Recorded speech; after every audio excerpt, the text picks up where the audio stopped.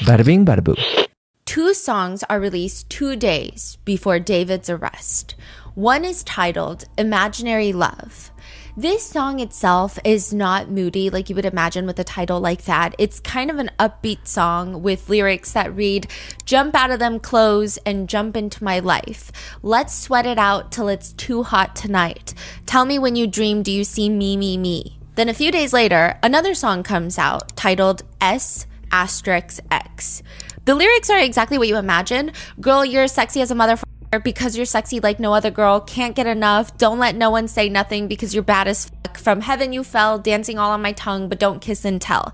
These songs have been heavily discussed on forums talking about singer David's arrest and all about this case of the 14-year-old girl that was found in the front trunk of his Tesla back last year.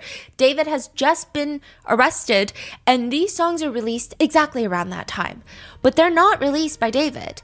They're released by another singer, Kara Kova. This is a stage name, and the real individual, the musician behind that stage name, is Caleb Burke, David Anthony Burke's 18-year-old little brother. The first song is released just 2 days before his brother David is arrested and charged with the murder of 14-year-old Celeste Rivas Hernandez.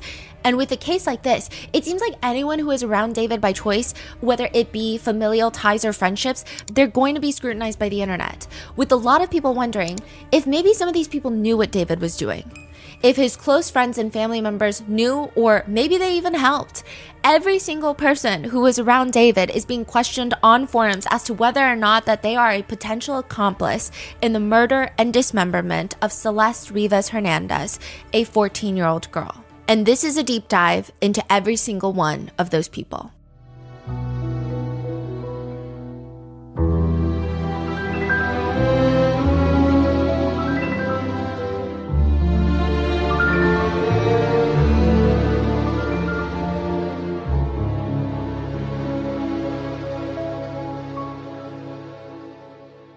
We would like to thank today's sponsors who have made it possible for Rotten Mango to support NCMEC, the National Center for Missing and Exploited Children. This episode's partnerships have also made it possible to support Rotten Mango's team of dedicated researchers. We'd also like to thank you guys for your continued support. As always, full show notes are available at rottenmangopodcast.com. Please be aware that there are mentions of grooming, CSA, CSAM, and dismemberment in relation to a minor, a 14-year-old child. We have 2 previous episodes from like 7 months ago on this case, back when Celeste Rivas Hernandez's body was first found in the trunk of David's car. However, for those that haven't seen those, I would encourage you to watch those first. If there's a moment in these videos where you're like, oh, why didn't you talk about the song that David allegedly made in Celeste's name? Why don't you talk about this that's been circulating online? Most likely we covered that 7 months ago, and I didn't want this to be a complete repeat. I've tried to provide enough context and foundation to the case so that you're not lost as we go through most of the recent updates. I've also just done another update episode right before this one airs. There's another episode that I highly recommend watching first before you begin this one. We talk about all of the things that happened up until David's arrest, the grand jury investigations, Neil Langston being arrested, and then finally David being arrested. And we still have a lot of ground to cover. We went over some of the prosecutor's preliminary brief of what they believe, what the DA, what the police believe happened in this case, when they think Celeste Rivas was killed, when they think she was dismembered, when they think David purchased certain items. We also went over all of the autopsy details that were made public.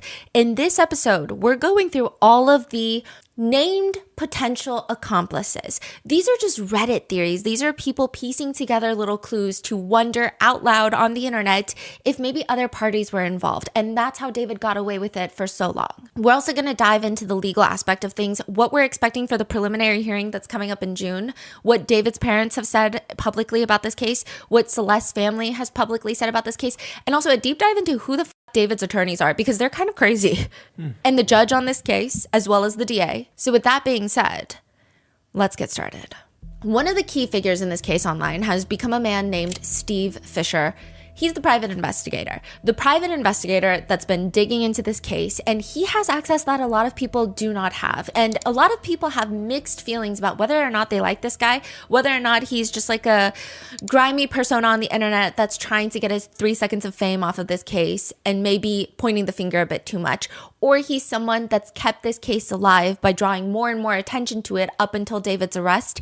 Everybody has a mixed opinion, but he does have access to this case that we don't have. David allegedly commits this murder inside the garage of a house in the Hollywood Hills.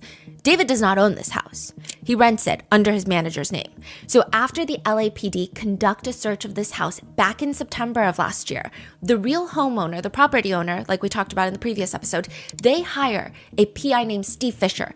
They're like, we need to investigate everything. We want answers. We want to know exactly what happened in our house.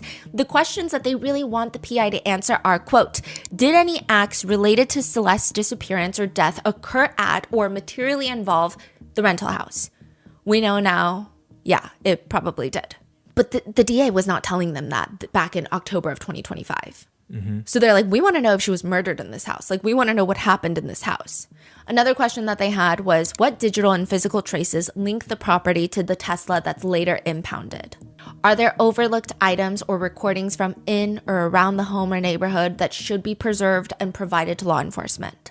He says, how I work with the landlord and LAPD, I was hired by the landlord to protect a legitimate property interest and to ensure potentially relevant house-tied evidence is preserved and transmitted. The goal is to reduce uncertainty about whether the residents played any role to relay my findings to the LAPD. He says, LAPD served a search warrant to the house. His management contacted the owner and basically said that they're breaking the lease. They're going to have the movers come the next day, which they did. And they came in and they grabbed certain things, but they left a lot behind. And they basically then said, anything that's left behind, just do what you want with it. We're out. David's never seen again. Now we find out he was just in another rental house just a few miles away. Steve Fisher, the PI, says months ago, he found the burn cage. He found the chainsaw in the garage. He says, and we couldn't get past the chainsaw or the burn cage. Just there was no reasonable use to have it there. And now we find out that it does appear like, they played a role. We're really confused about this.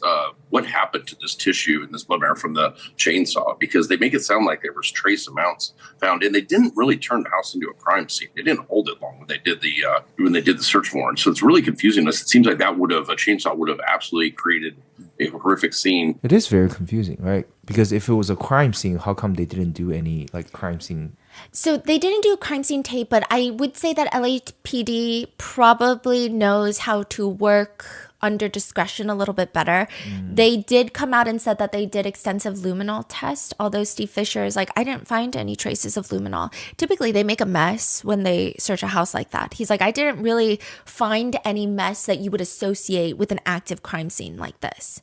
Okay. So Steve Fisher is saying, and there's a third kind of netizen theory that's been floating around of Steve Fisher himself has stated that he's been hired by the homeowner to more or less protect property interest as well. So it would be in his best interest, or at least the homeowner's best interest, if this murder did not happen inside the house.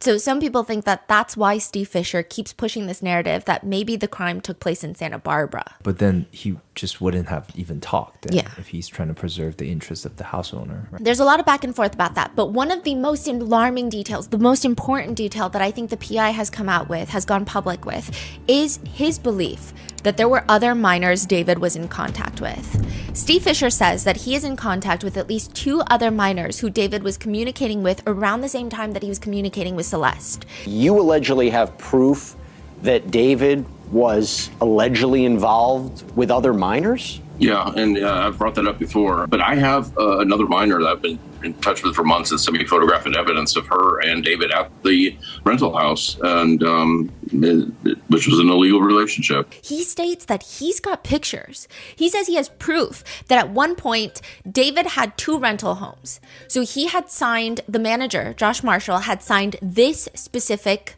let's call this the house. He signed the contract to the house, but the contract to David's previous place on Doheny had not expired yet. So he had 2 active leases, more or less.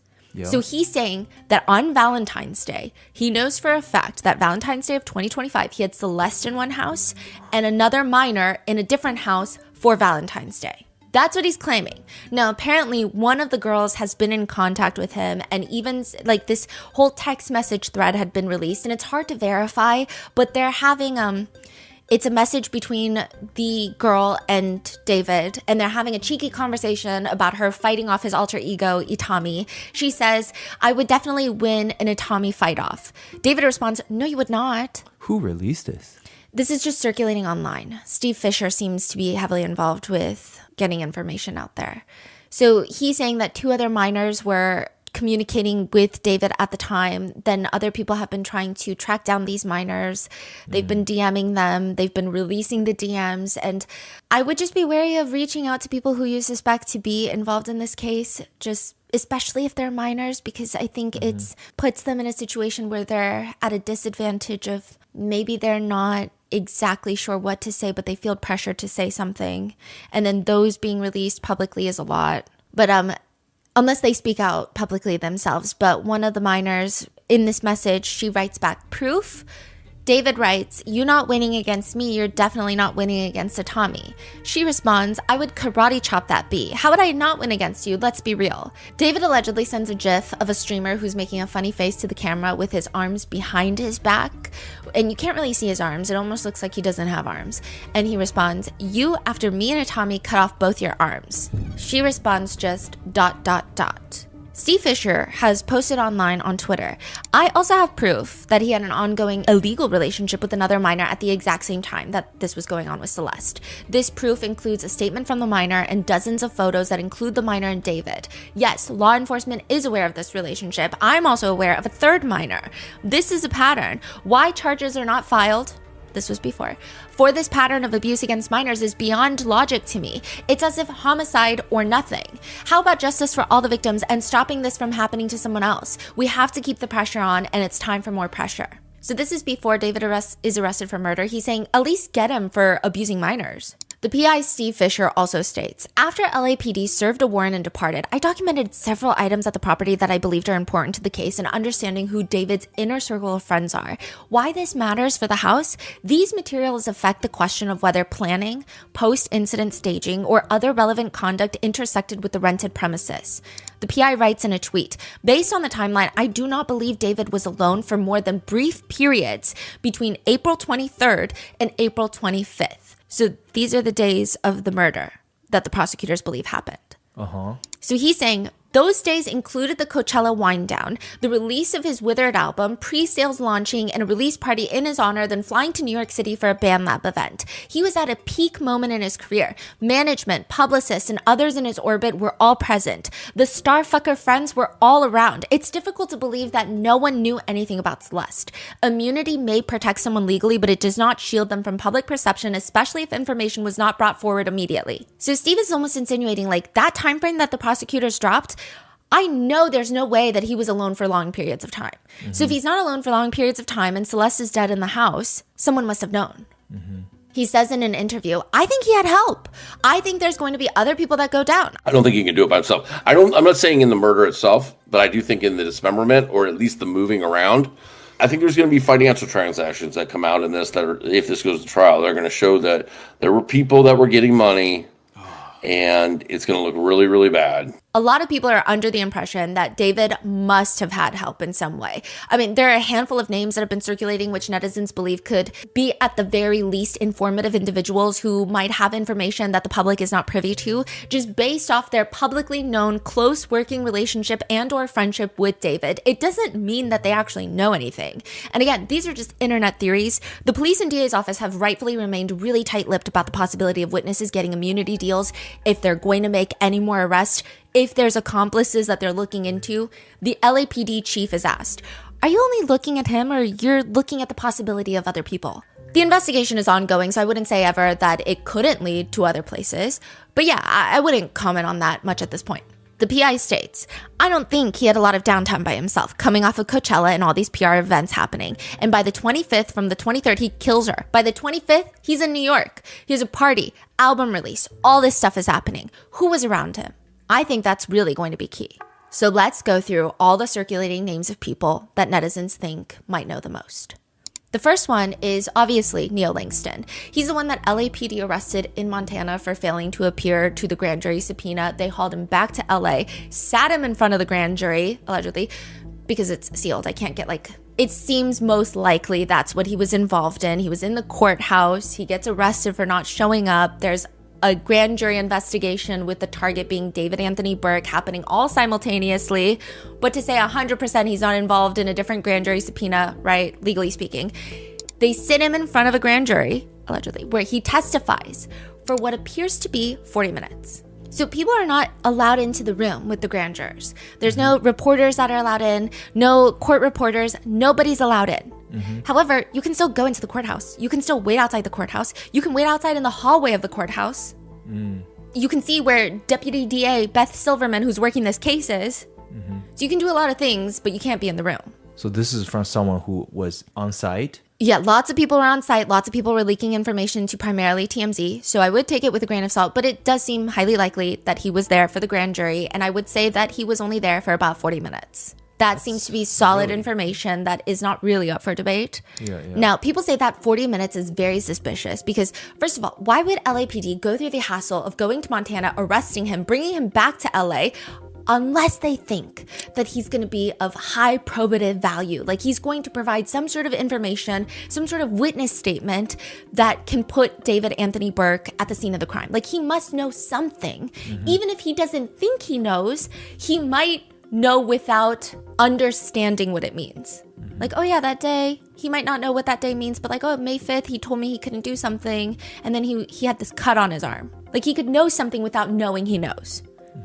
But he finally gets to LA. He's in there for 40 minutes, and he says, what? We don't know. 40 minutes? Is he talking in 5 times speed? Or is he not saying anything at all?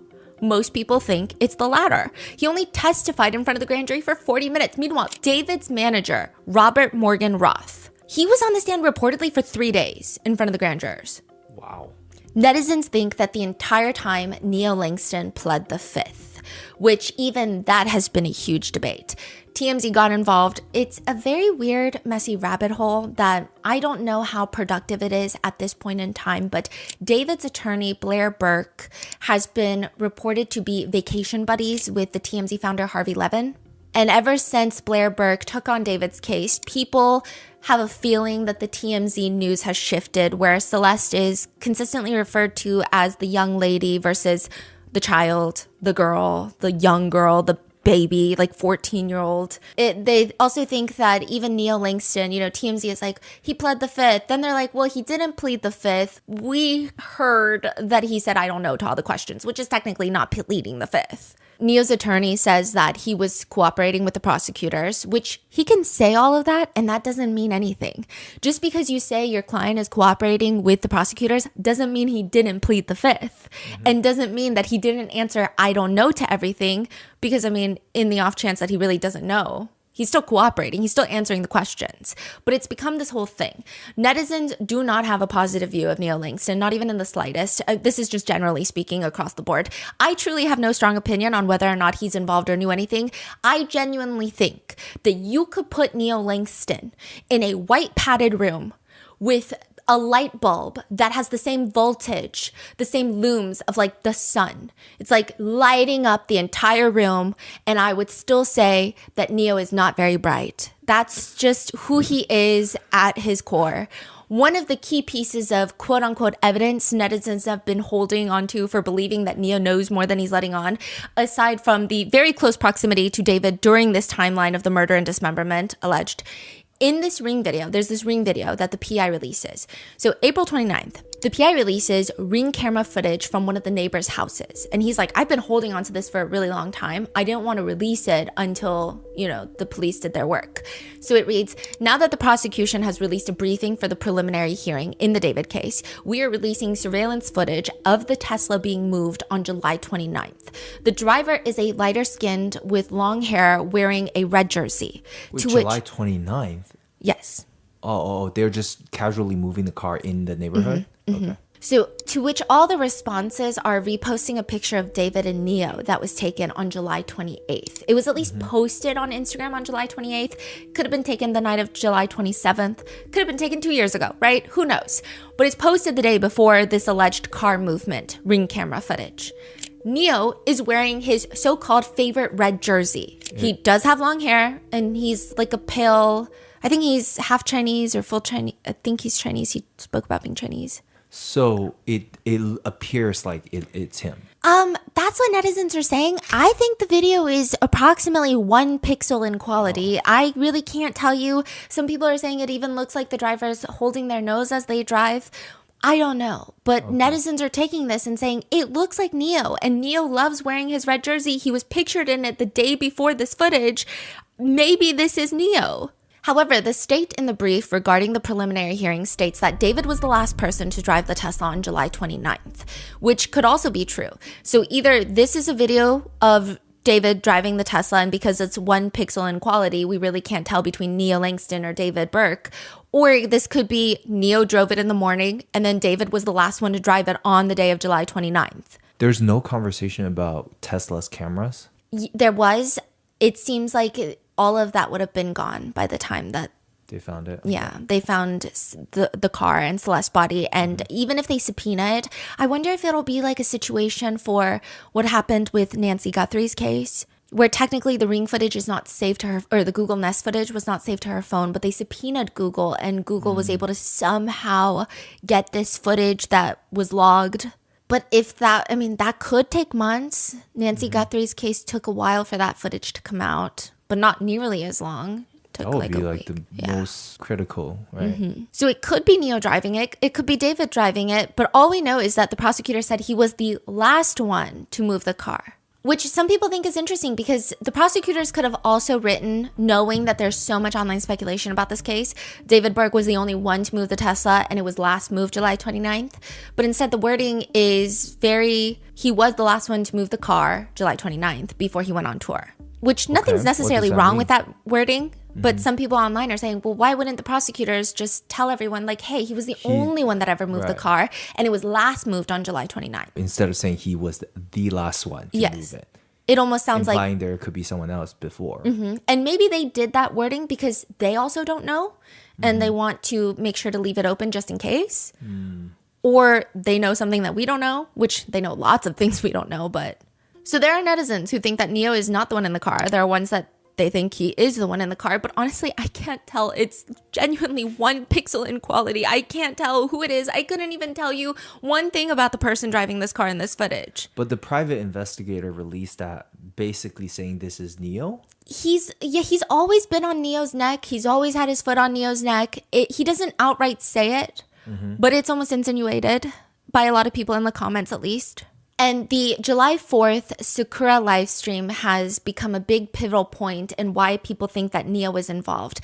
If you haven't watched the last episode, go watch that, but we do a full breakdown on it. David, this is July 4th, so this is months after Celeste has already been allegedly killed. He's in the bathroom of his house. Twitch streamer Sakura is live streaming. Neo is sitting next to her.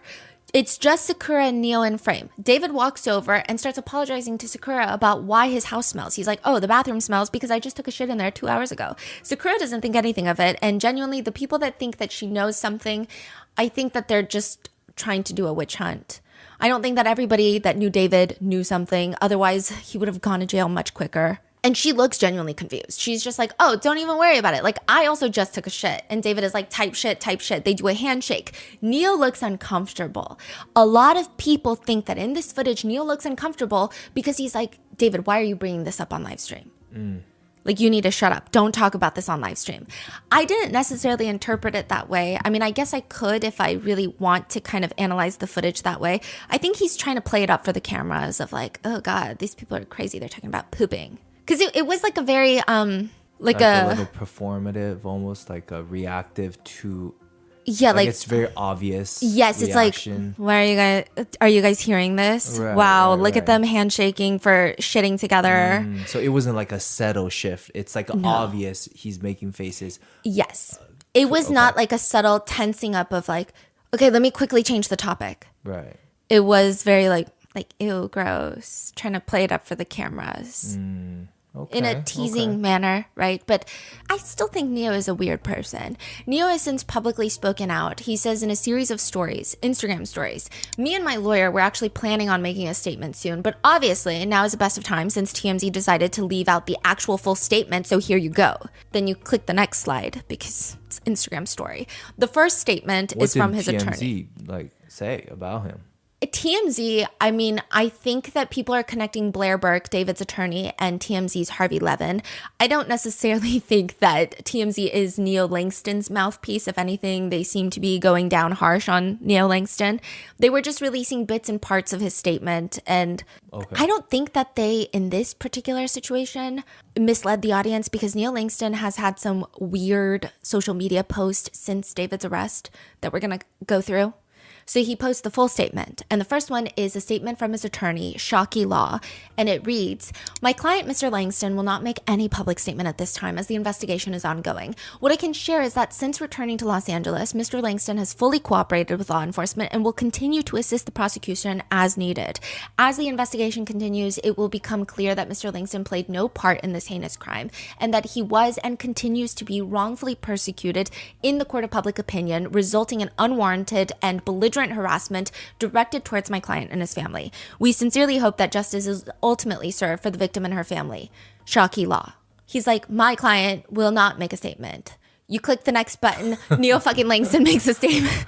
Okay, now I do think that this was probably heavily vetted by his attorney, but just like the irony of like, we will not be making any statements. Here's a statement from my client on his Instagram story. Neo says, "I understand due to my silence and the silence in general, it leaves a void of information that everyone wants to fill. But at the end of the day, this case isn't about me. It isn't about you. It's about getting justice for the victim and her family." And the fact that like they won't say her name. Everyone knows her name. Just say her name, Celeste Rivas Hernandez. Why do you keep saying the victim and her family? It's about getting justice for the victim and her family, and I care a lot more about that than trying to fill that void because of public opinion. Obviously wasn't doing my part at first, but now I am. So he's saying all I've ever done is try to get justice for her family. I mean, I wasn't in the beginning, but now I am. So he's like, okay. What is going on? I've stayed loyal to my mindset, and I will continue to. I'm not publicly going to give any opinion or emotion about this case because I find it disrespectful and not my place to weigh in on it, especially as it's still ongoing. I'm not going to spam posts to justify and perform my feelings and thoughts for the internet, trying to satisfy people who have already made up their minds about me. In time, the record will speak for itself, and I'm moving on with my life. To which one netizen responds on Reddit, quote, "Obviously wasn't doing my part at first, but now I am. This guy is not serious, LMFAO." To which people have this whole conversation. I literally died at that part too. Like, what the fuck? What made him do his part now? Getting arrested? Someone comments, yeah, getting arrested does wonders on helping people cooperate. If they had brought these people in for questioning on day one, this would have been solved last year. The private investigator takes to Twitter saying, "So here's the thing, Neo. If you have to tell, quote, my side of things, that means you were involved in the things. You just want everyone to believe that you did less of the things. People who weren't involved don't have my side of things. And how tone deaf are you exactly? Your Weep For Me post has 11 references to you and not a single mention of Celeste Rivas Hernandez, who is dead. She's dead because of the things you're trying to explain away. Nobody cares about your feelings, Neo. This is about Celeste and justice in her name." One person astutely points out, "What bothers me most about these kinds of posts are the lack of situational awareness in combination with the obvious narcissism. Any sane or rational person would fully understand why the public suspected a connection. Like, it's not like people just picked a random guy to throw suspicion at. He doesn't seem to understand why people are reacting the way they are. And although he says this isn't about me, he goes on to talk about the unjust way that he has been treated. There are consequences to hanging out with the wrong people, and when those people are as evil as David, you can't just escape the karma of that." But the more confusing part is that Neo has made statements previously on this. Like, if you just read this statement, you'd be like, oh, he's never made a statement before. He went on Instagram and posted on Close Stories, okay? He writes, this is like a day or two before, on Close Stories. He goes, "Thankfully, I'm legally fine in every way. And boy, do I got all my receipts for things. Ha ha ha ha ha." What does that mean? I'm legally fine. That's what people are pointing out. Legally fine is an interesting distinction between innocent. I have nothing to do with it. I'm innocent. I have no involvement. Yeah. Versus legally fine are very different things. Yeah, that's really... Then the next slide of that reads, "I think the worst part is that I've told so many people that I thought I trust and I thought knew me as a person, my side of things, for all that to be thrown out the effing window as soon as I get arrested and they slap that dickhead's name next to mine. And for the record, the thing I was arrested for, I wasn't even charged. They never filed it. And my warrant was retracted because there's more to the story." I mean, his warrant was retracted because he got extradited to LA and he did go in front of the grand jury, apparently. All of this is just very bizarre. Yeah. And he keeps saying, like, my side of things. I think that's the thing the PI is also pointing out, in the sense of, what do you mean your side of things? Either you have zero involvement and you had no idea what was going on, or what's your side of things? These very specific statements had led a lot of netizens to speculate that Neo maybe moved the car or was somewhat involved, but maybe he didn't know what he was doing. He's just been told, hey, move the car for me periodically. Here's the key. And he's moving the car. And that's why he's saying, I told people that I trust my side of the story. And then once I get arrested, everyone's slapping that dickhead's name next to mine. It almost sounds like this is speculating, netizens speculating, that you told your friends, I didn't know there was a dead body in the car. He just told me to move the car. And now they don't believe me. And these are people that I thought I trusted. Versus, I told people I know nothing. I did nothing. Yeah. That could also be why he says that he has the receipts. Or it could mean that he's not involved at all. But again, the legally fine distinction is a bit odd. Some think that he could be saying that he's legally fine because he got some sort of immunity deal. However, if that is the case, I think that the DA's office would be probably incensed that he's posting stuff like this. People have also taken to posting him walking out of court, and they're commenting that he looks like someone who just is walking out with a deal. One netizen theorizes, y'all remember the neighbor who found the Tesla key in the drain? So that was like a thing 7 months ago. Remember, one of the neighbors came out and was like, I found a Tesla key in the little drainage. No. Yeah, it was like a I don't thing. remember this. But then people couldn't tie it to David's Tesla because everybody loses their fucking Tesla key. And everybody's got a Tesla in LA, So there was like a Tesla key that was found in the drain near that area. People are saying, I think maybe Neo was supposed to move the body in the car and he lost the key. And so that's why he couldn't move it, because David was on tour. He would need the key. But other people are saying that doesn't make sense because Teslas have an app where you can just unlock the car from anywhere in the world. Like, you don't even have to be within the vicinity. So that wouldn't make sense. Even if he lost the key, I'm sure David or Neo would have just unlocked the car from the app. So that's what other people are speculating.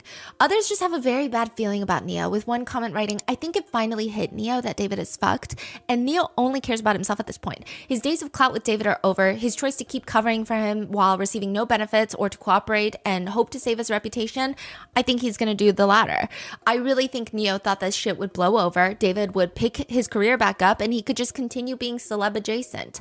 After he's arrested, he realized this shit is over. The PI speculates that Neo is arrested in Montana, brought back to LA. He goes in front of the grand jurors. He says, I don't know, or pleads the fifth to everything.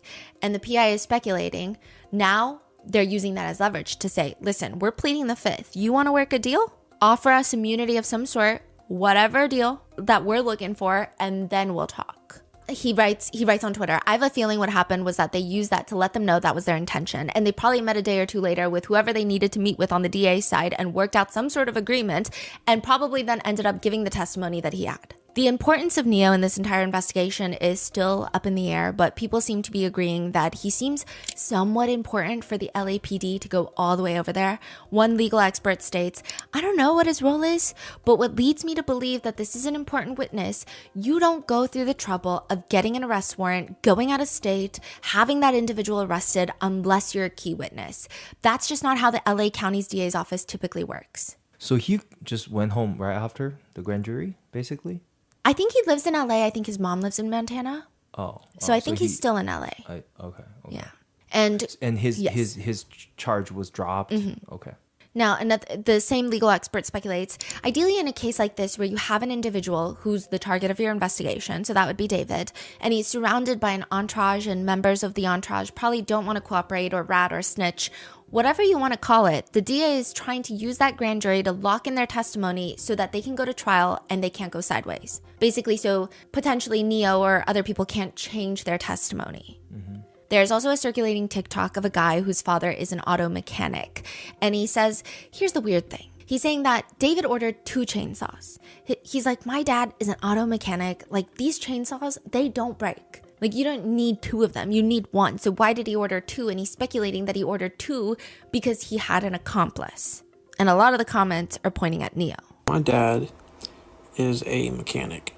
And so as I'm talking with him about all the things he bought, I'm like, yeah, he bought 2 chainsaws, this and that and the third. And he stops me.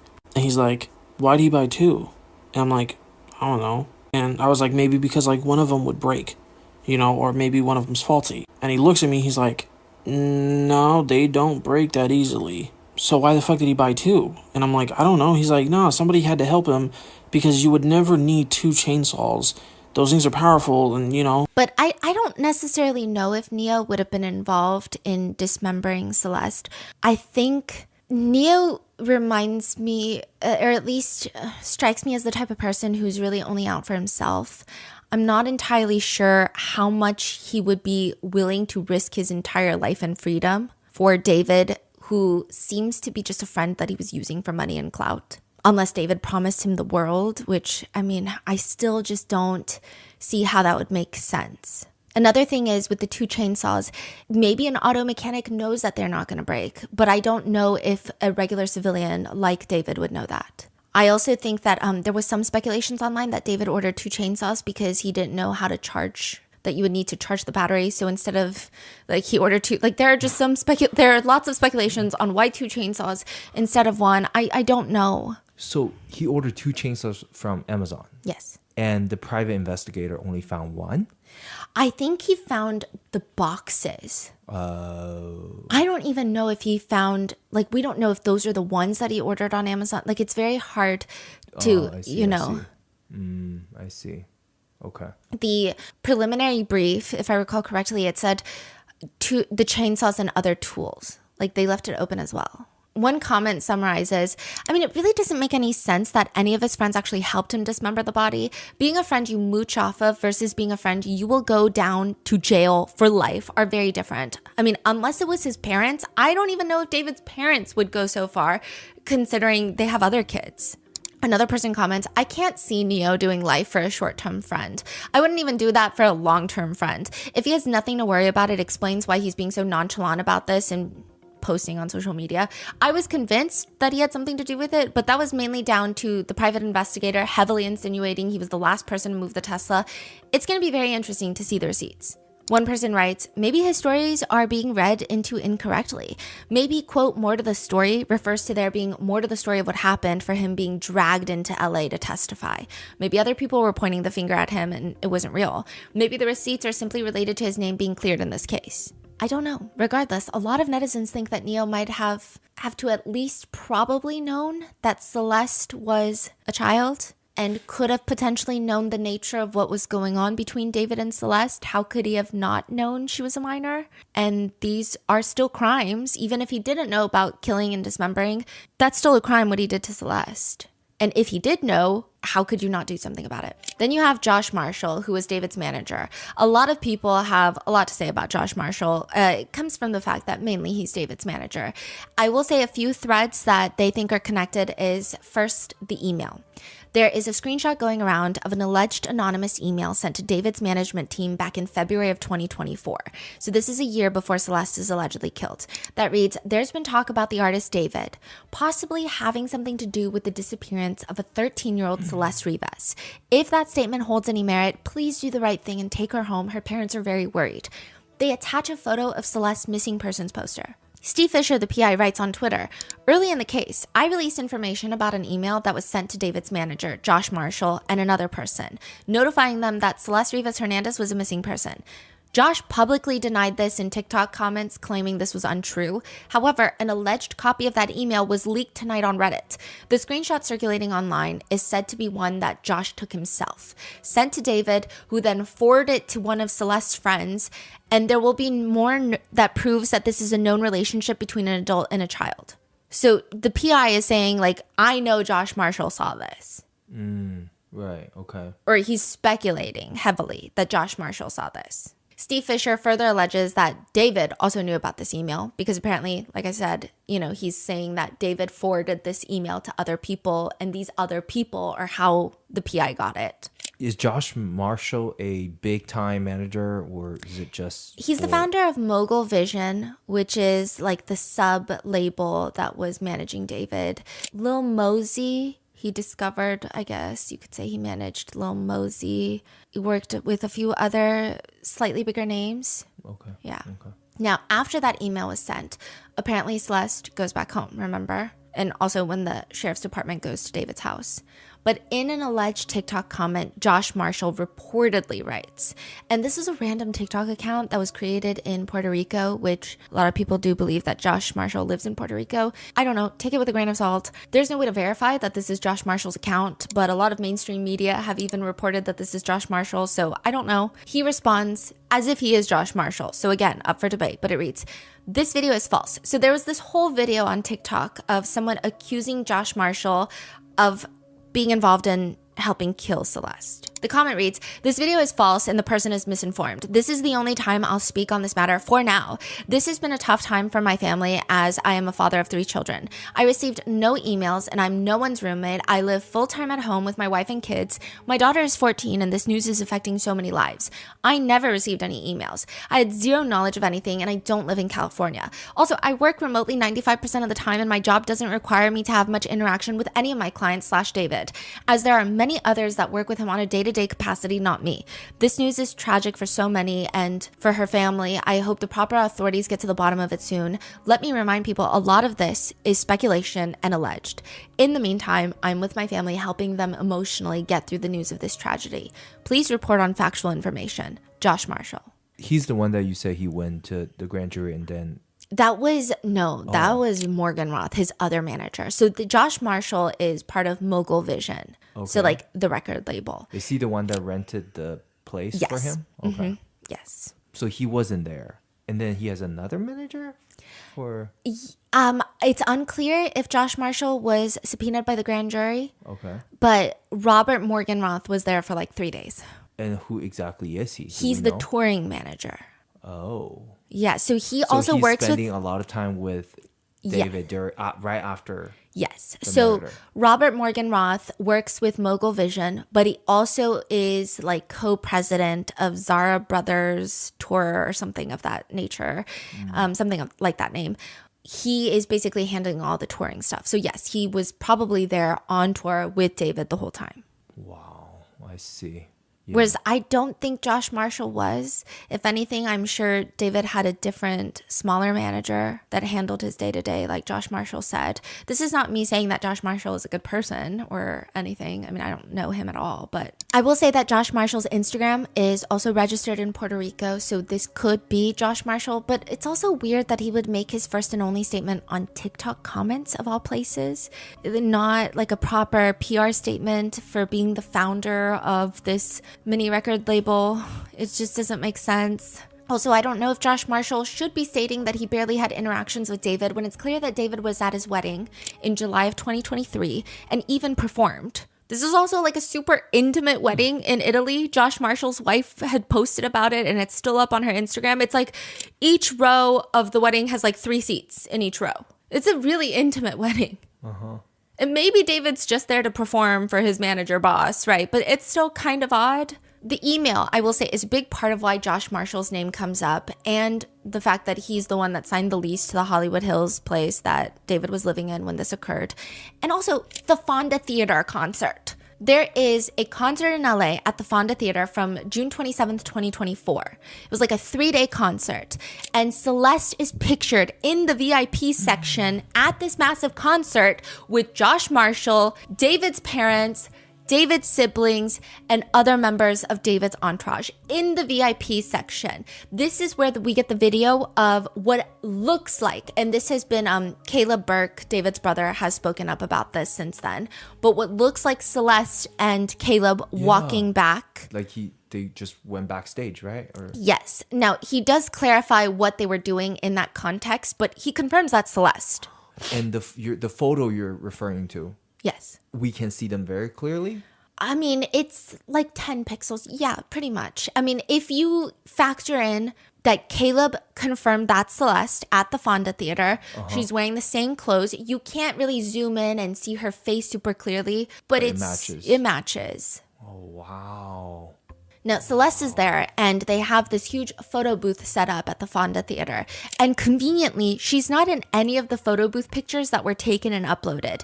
There are members of David's friend group, his family, his management team, people from Mogul Vision that are in these photo booth pictures that she is not in. She's there in the VIP section, but she's not with them in any of the photos. So maybe Celeste told them that she doesn't want to be in any photos, or David told them that she can't be in any photos, or David specifically told them that she shouldn't be because she's a minor, or maybe everybody already knew she was a minor and that's why they didn't want her to be in the photos. Why was she not in the photos? Why was she there? Why didn't anybody realize that she's clearly a minor? And the most damning in terms of legally speaking, I mean, I'm pretty sure it's illegal for Josh Marshall to rent the Hollywood Hills home under his name and not mention to the homeowner that David is the one living there. That's like the biggest tie. If I'm not mistaken, the homeowner didn't even know David, the singer. And they're like, okay, so now we find out that a singer is living in our house and they found a body in his car. So it's highly, highly doubtful, I will say, that someone like Josh Marshall, who founded Mogul Vision, is going to be involved in helping David with something like this. I think, if anything, netizens are questioning whether or not he knew Celeste was a minor and whether he did anything about it. And it seems like he didn't do anything about it if he knew. Then there's Robert Morgenroth. He's the president of David's touring company, like I said. He was heavily present during David's tour. This is taking place right after David allegedly murders Celeste. Robert Morgenroth testifies in front of the grand jurors for what has been reported as 3 days. But one thing that's very interesting is apparently he came out into the hallway to talk to his attorney, because defense attorneys are not allowed in there. Not that he's a defendant, but attorneys are not allowed in. That's crazy. Yeah, because it's an investigative grand jury. So the attorneys, they wait in the hallway, and he apparently comes out into the hallway, and this was loud enough so that other people in the hallway could hear.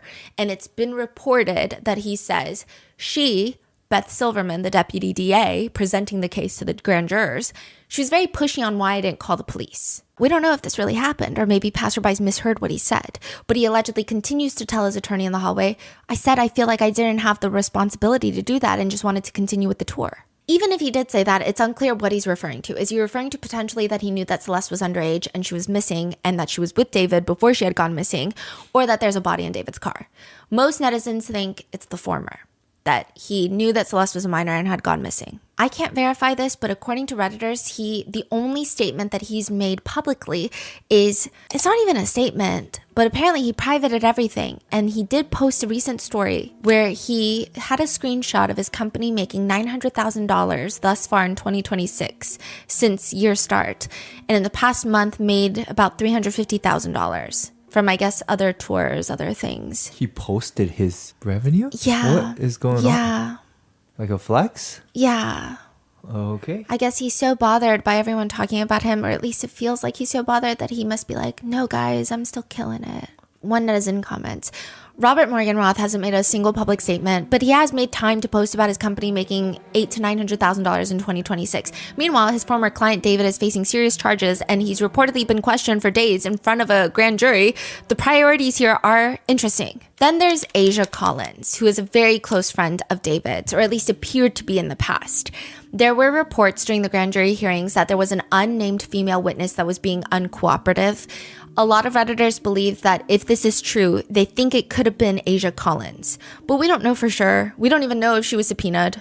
Who is she exactly? Is she a streamer too? I would say she's like Neo Langston in the sense of, I don't even know if I could identify them as streamers because they're not known as streamers. They're not that well known. Right. They're mostly known as David's friends. Yeah. Maybe. Okay. That would stream. But it seems like a lot of their streams revolved around David and having a famous friend. There's a few viral clips because she is the one in the 4th of July stream with Sakura, who's an actual streamer, and she's getting ready next to Sakura. This is where, again, David apologizes for the smell in the house, attributes it to him pooping 2 hours ago. She's also in a separate live stream. This is from David's live stream. So it's David and Asia Collins, and they're sitting and they're reacting to these videos. And I guess these very young fans had set in a video for David to see. I think they're singing one of his songs. They look really young. They look 11, 12. There's a clip of David. They're up on the screen and it's paused. So the two young girls are just sitting there. And then David's talking to Asia and he's screaming, I'm a gooner, I'm a gooner, I'm a gooner. I'm a gooner. I'm a gooner. I'm a gooner. Gooner is like someone who self-pleasures a lot, is what gooner means. What? So people have taken this. We don't know the context? We do know the context. So people have taken this clip and they're saying, look, Asia Collins knew. There's 2 young girls on the screen and David is screaming, I'm a gooner, I'm a gooner, I'm a gooner, right? So Asia obviously knew something. People are like, look at her. She's like the Ghislaine Maxwell of David. That's a crazy thing to say considering the scale of which Ghislaine Maxwell and Jeffrey Epstein had victimized people. But people are just equating her to being a wannabe Ghislaine Maxwell, saying she knew, she didn't care, she just wanted the fame and money. I think some context is in that live stream. They paused the video and I guess they got sidetracked about a different conversation. And Asia was like, no, I need to see your phone. Like she wanted to look through David's phone. And that's when David is like, no, you can't because I'm a gooner. Like you can't look through my phone because probably there's like X-rated videos on there. We now know that there's CSAM on there, but he's saying things like, I'm a gooner, I'm a gooner. Can you go through your TikTok life? No, you can't go through my life. My life's too... What if I don't show him? What if I don't show him? Nah. So some people are saying, well, it's not fair to take it out of context. Other people are saying it's still incredibly weird as a public figure to have 2 clearly underage girls on the screen. You're live streaming and you're screaming things like I'm a gooner. Now, what is interesting is that Asia Collins is under a lot more scrutiny than quote unquote decoy Celeste. Because if you remember 7 months ago, most of the conversation was actually about who is decoy Celeste? Yeah. Who is the older Celeste? Did older Celeste know about younger Celeste? Did they ever meet? Now, the PI Steve Fisher says, so there is another Celeste that was not super close with David. Really? That other Celeste is actually really close friends with Asia. And Asia is the one that's close with David. Wait, decoy Celeste is not like a... It seems like she's not. Wow. And I will say, even watching the 2-hour live stream that Sakura posted on 4th of July that is relevant to this case, Asia and David seem a lot closer. The way they interact, the way they talk to each other, whereas the older Celeste just seems very quiet and on the side. Oh! Sorry. Excuse me. She doesn't seem that familiar or comfortable around David. Interesting. So her and David were not like dating or anything? No, it doesn't appear to be. Huh, that's weird. Yeah. Okay. She is really close with Asia. And the PI says, who's one of the people that was always around. So that was just a coincidence. There was another Celeste. It wasn't a decoy or anything like that. That's what the PI is saying. Asia, I do think, is getting a lot more scrutiny because of the way that she's been handling a lot of the questions that netizens have. Asia had put out a statement reading, since people are being super disrespectful, I will clarify some things. I did not know the girl nor her age. May she rest in peace. I have never posted any videos with Celeste Rivas, only my friends Vanessa and Celeste Herrera, who are commonly being mistaken as Celeste Rivas. Everyone wants to act like TikTok detectives, yet they can't tell the difference between people of color. Let's pack it up, y'all. She's stating that she did not know Celeste, the victim. I don't know why she says the girl. I think that language made netizens dislike her quite a bit. Yeah. But she also says that she didn't know Celeste's real age and that she never knew Celeste. So there's an Instagram DM where Asia is referencing a missing poster of Celeste Rivas Hernandez. And she writes in this DM to somebody else, bro, this is my friend's girlfriend, question mark, question mark, question mark, question mark. It almost feels like this is the time that she discovers that Celeste Rivas Hernandez is a minor and missing. To which the person writes back, is there a way you can confirm? She's 13. Asia allegedly responds, what the fuck, you're lying.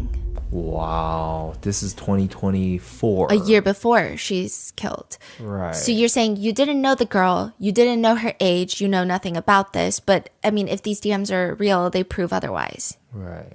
Asia Collins puts out a statement that reads, this investigation is ongoing. I will speak on things when I can and feel ready. Please respect my privacy and allow for the police to do their job. Then she posts another one. For legal and safety reasons, I do not feel comfortable talking about the case. I will speak about it in due time.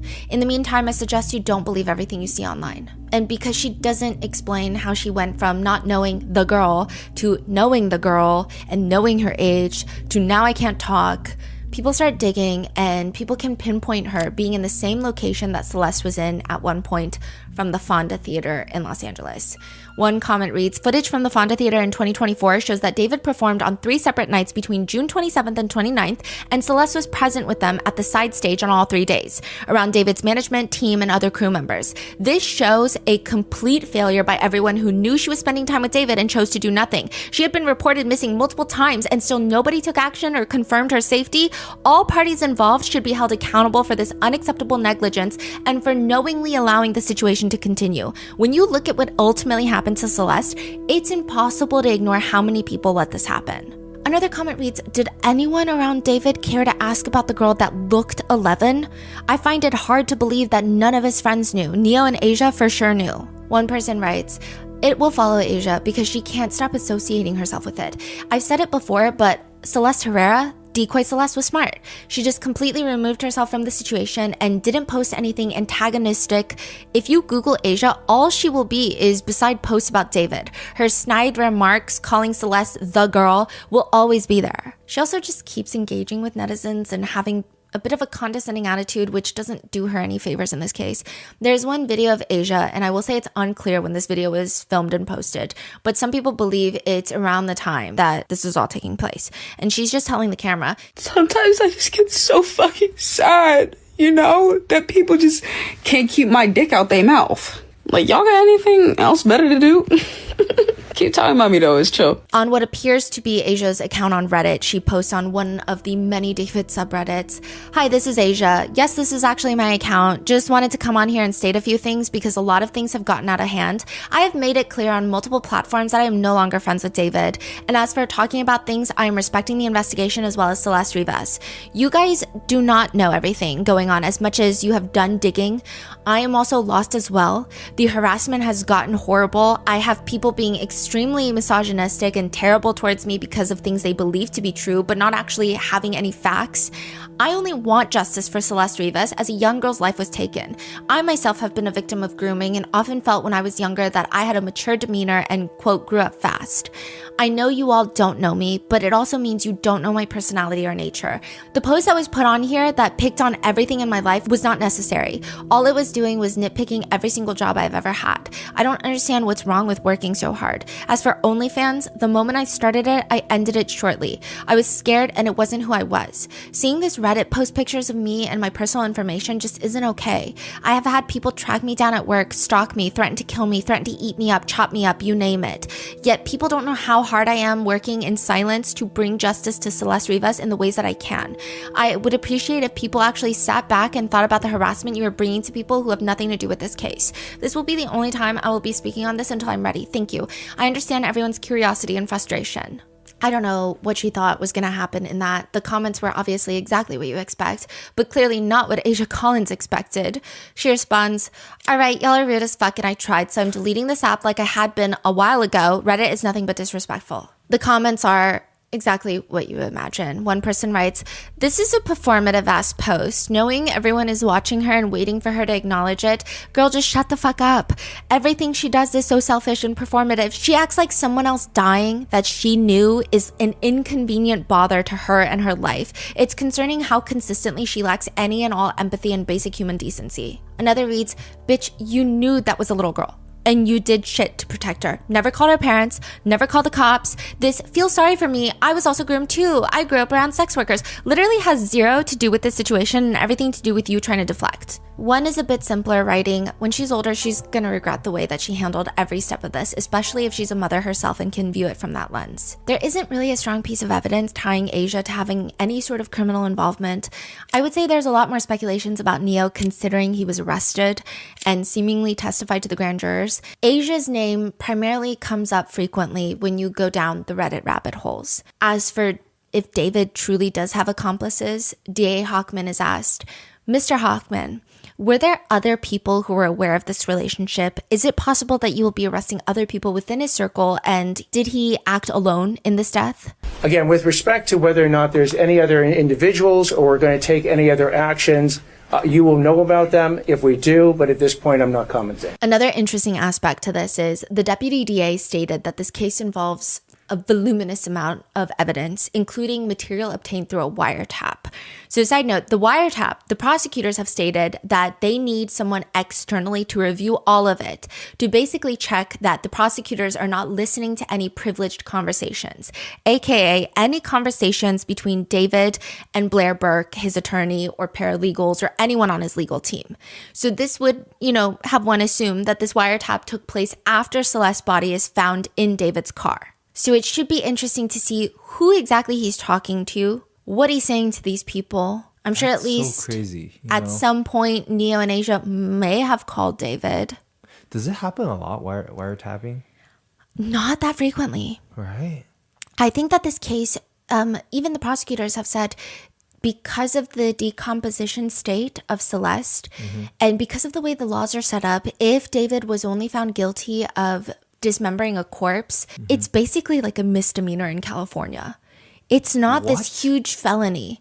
So I think they were really trying to nail him for the murder, which seems like it took a lot of time. But I tend to agree with this one netizen statement online, which is, it doesn't make sense that David had accomplices.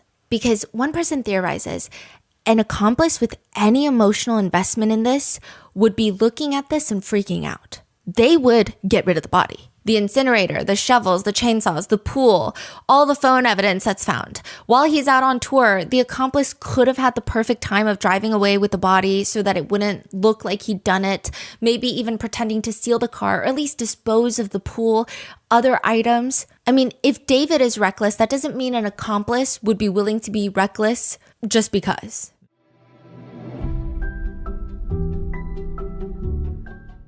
You know that feeling when you come home late from work and those puppy dog eyes just pierce right through your soul? Or when you're packing for a trip and your cat refuses to leave your suitcase? Yet we've all been there. Pet parent guilt is real, and you know what? It's completely normal. That's exactly why Hill's Pet Nutrition exists. They understand that being a pet parent means being human. With all of our imperfections and daily juggling acts, Hill's science-led nutrition helps you give more love than humanly possible. Whether it's those long work days or trying to balance attention between multiple pets, Hill's Pet Nutrition gets it. They've created science-based nutrition that supports your pet's lifelong health so you can feel confident even when life gets hectic. Because you're only human. There's Hills. Science does more. Ready to let go of the guilt? Find the right food at hillspet.com/podcast. That's hillspet.com/podcast.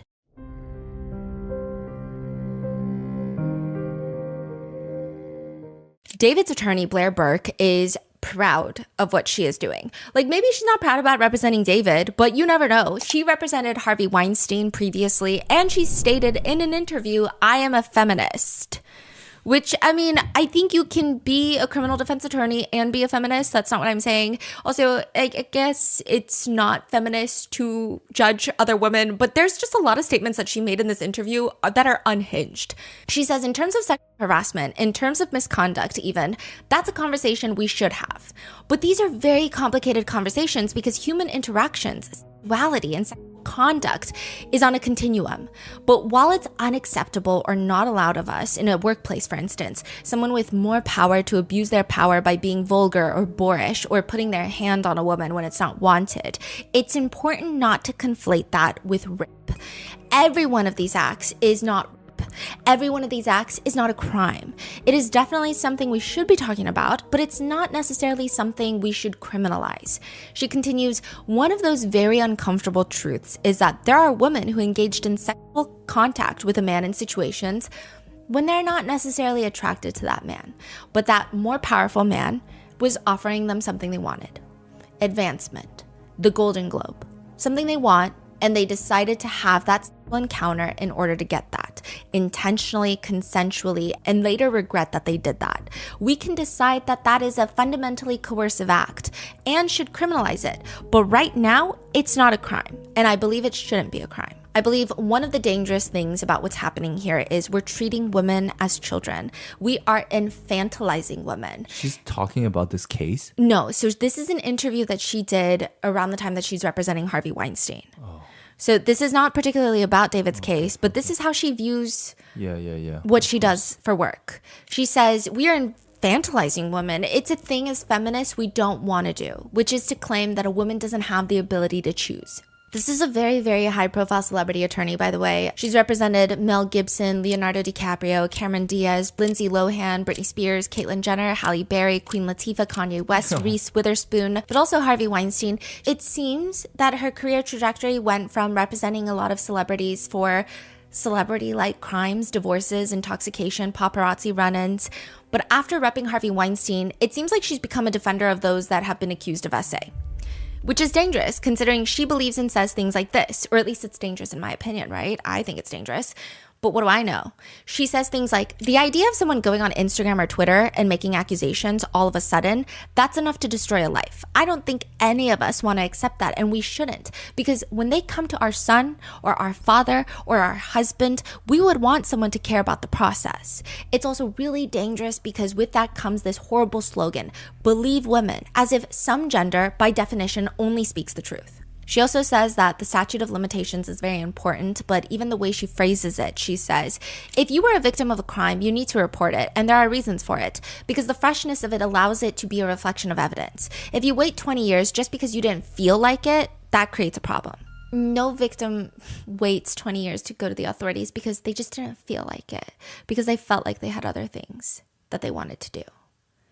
And in the interview, she does the thing that makes one instantly question her. She says, my colleague, Alan Dershowitz.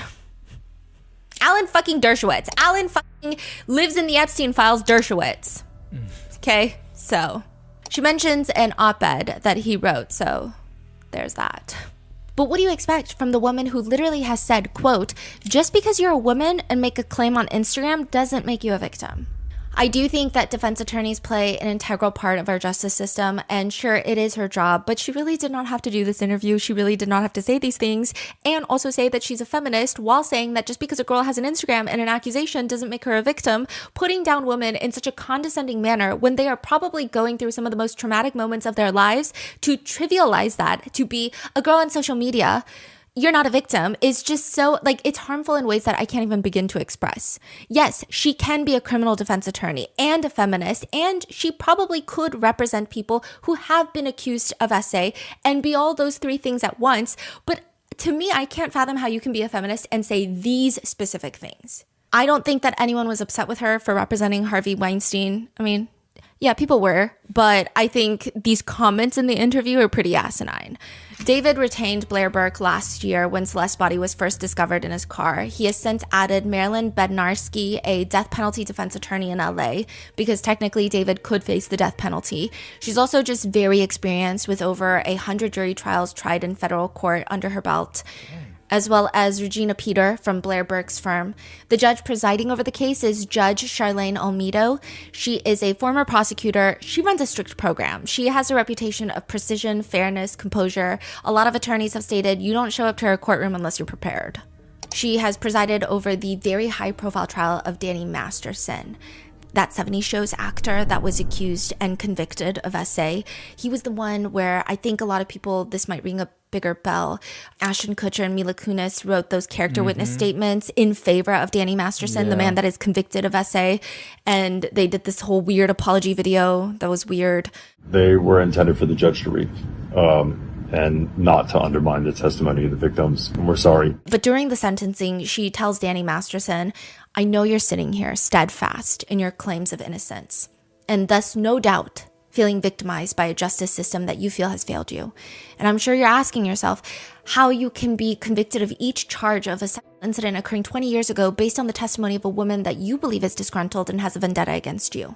But you are not convicted on the testimony of one person, although the testimony of one person is sufficient evidence. You are not convicted based on rumors, innuendo, gossip, or speculation. You are convicted based on the testimony and evidence that 12 people from the community found to be credible. In addition, shortly after you paid Jane Doe 1 approximately $400,000 to keep quiet about the charged incident, and while some may argue whether you believed her story was true or not, you just didn't want the bad publicity.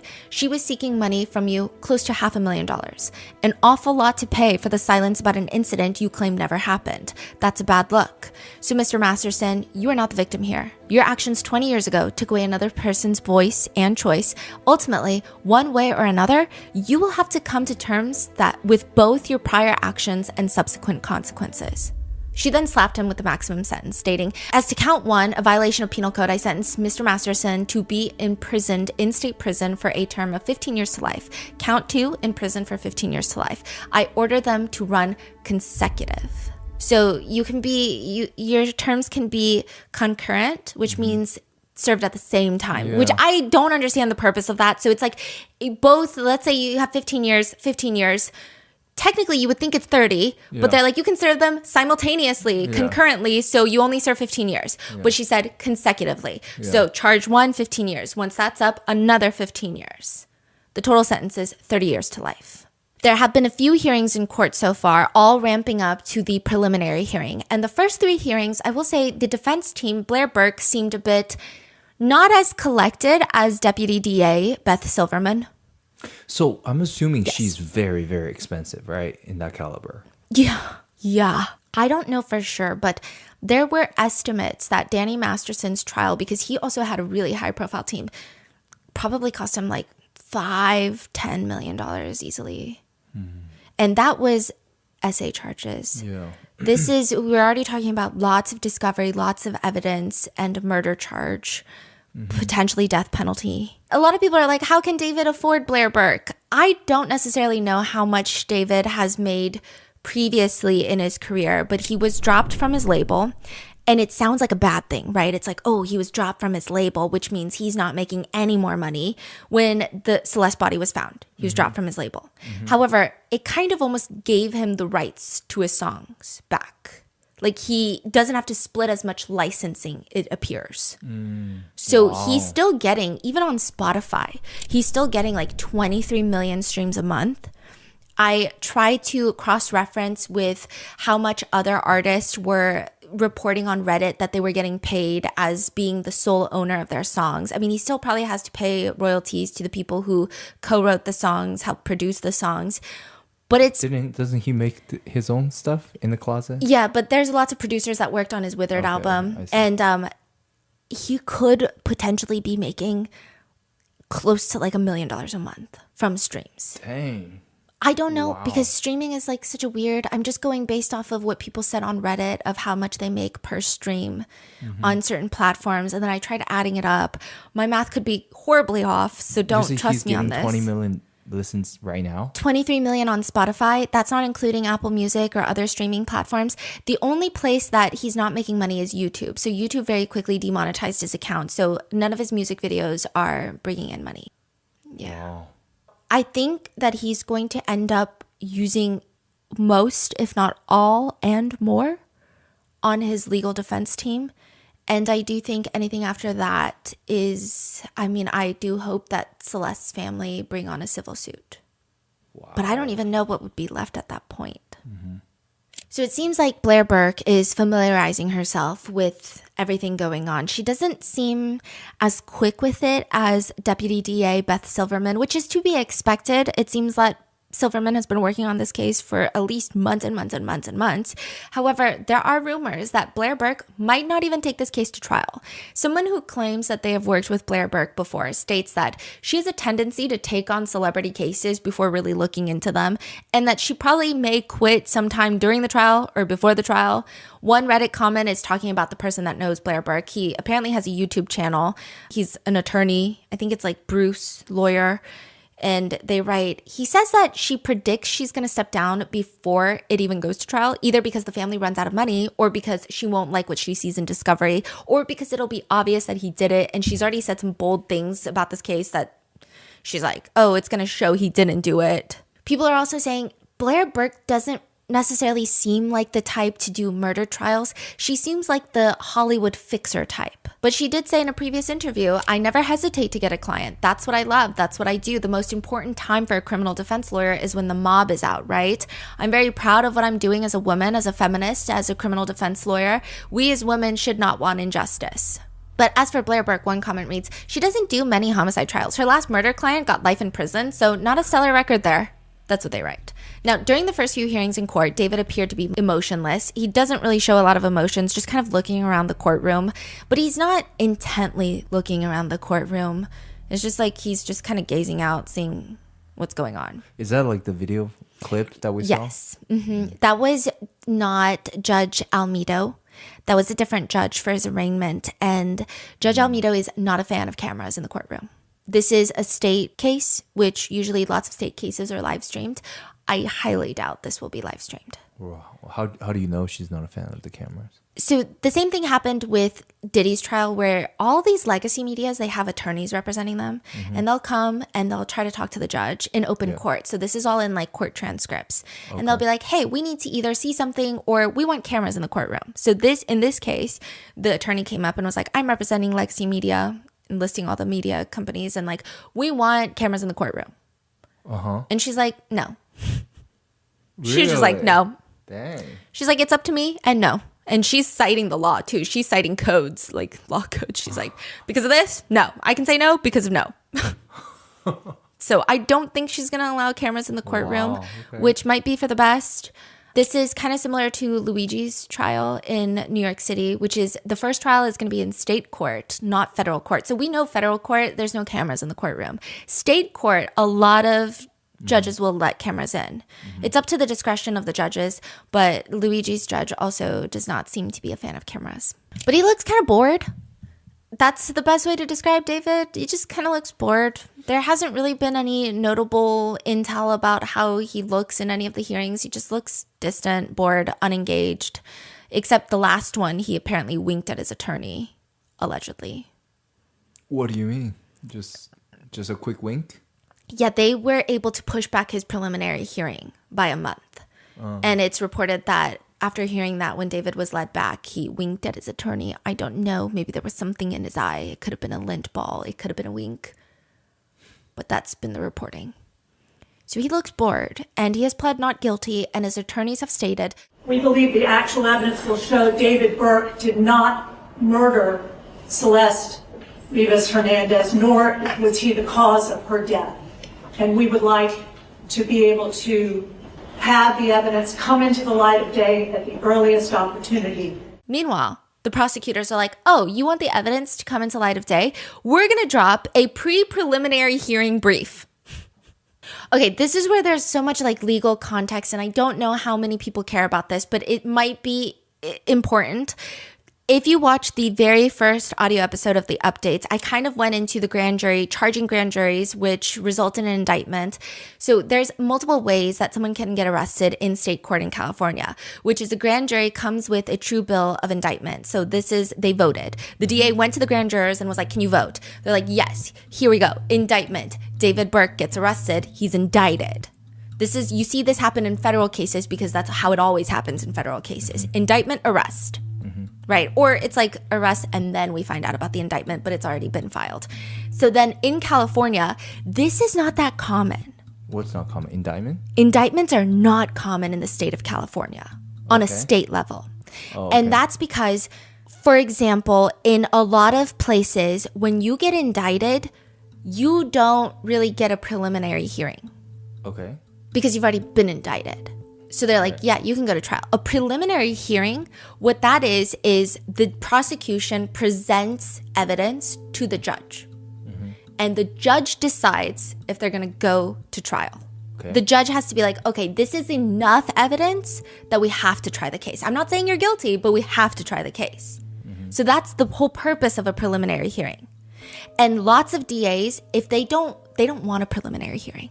Because they don't want to give away their and also the defense in the preliminary hearing can actually prepare and ask questions to the witnesses that the prosecutors are bringing up. They can basically cross-examine witnesses, like a mini cross. Yeah. They don't like that. The DAs are like, we don't like that. That's annoying. We don't like it. Yeah. Now, in the state of California, even if you are indicted, you can legally request a preliminary hearing. So it's kind of pointless. It's pointless because you're indicted. So in most cases, like a federal case, you're going straight to trial. I mean, you're going to have tons of status conferences and all these things and hearings, but you're going to trial. Yeah. Why are we doing another? Yeah. But in the state of California, you can request it anyway. So people will usually just file a criminal complaint, which is the DA files a criminal complaint and then the suspect is arrested or the target is arrested, whatever. At any point, there needs to be a decision made where there is enough evidence to go to trial. Yeah. Right? Indictment, the grand jurors decide there is enough evidence to go to trial. Right. So on a federal level, they just go to trial. Yeah. If they plead not guilty, right? They go to trial. But in California state, even if the grand jurors say there's enough to go to trial, the defendant can say, no, I want the judge to reconfirm this, basically. I want a preliminary hearing, okay? But there was no indictment in this, just a criminal complaint. David is arrested, then there's a criminal complaint. So now someone needs to decide if there's enough to go to trial, which is they have to have a preliminary hearing. Right. Now, here's the interesting thing. Preliminary hearings, legally, the defendant is allowed those in a timely manner. I think it's like 10 court days. So if within 10 court days, the prosecutors can't pull it off, or the prosecutors are unprepared, they do the preliminary hearing, the judge is like, you guys have nothing. Yeah. Then the defendant is free to go. Like, you can't just keep them until you're ready to do a preliminary hearing. Right. So the defendant is usually like, okay, maybe we'll go with the preliminary hearing if they feel like there's not enough evidence. Right. So Blair Burke, she's coming into these court hearings and she's like, yes, my client would like a timely preliminary hearing. Let's schedule it. So the first schedule was like May 1st. Okay. Then they're like, we need some of the information that the prosecutors have so we can prepare for the preliminary hearing. And this is where it gets very tricky because just like the law, it's the defense is entitled to discovery for the trial. Like there is different, but you're not entitled to all the discovery for the preliminary hearing. Yeah. There's like certain benchmarks I think they have to meet, like certain discovery they have to turn over. So it's been like a whole headache. And then it got pushed to May 26th. And then the defense is like, maybe we need a little bit longer. Yeah. So now it's June 29th. And this is the thing. I mean, the fact that they were even wanting it so soon is unheard of. Usually, the defendants don't want a quick preliminary hearing. They want the defense to prepare as long as possible.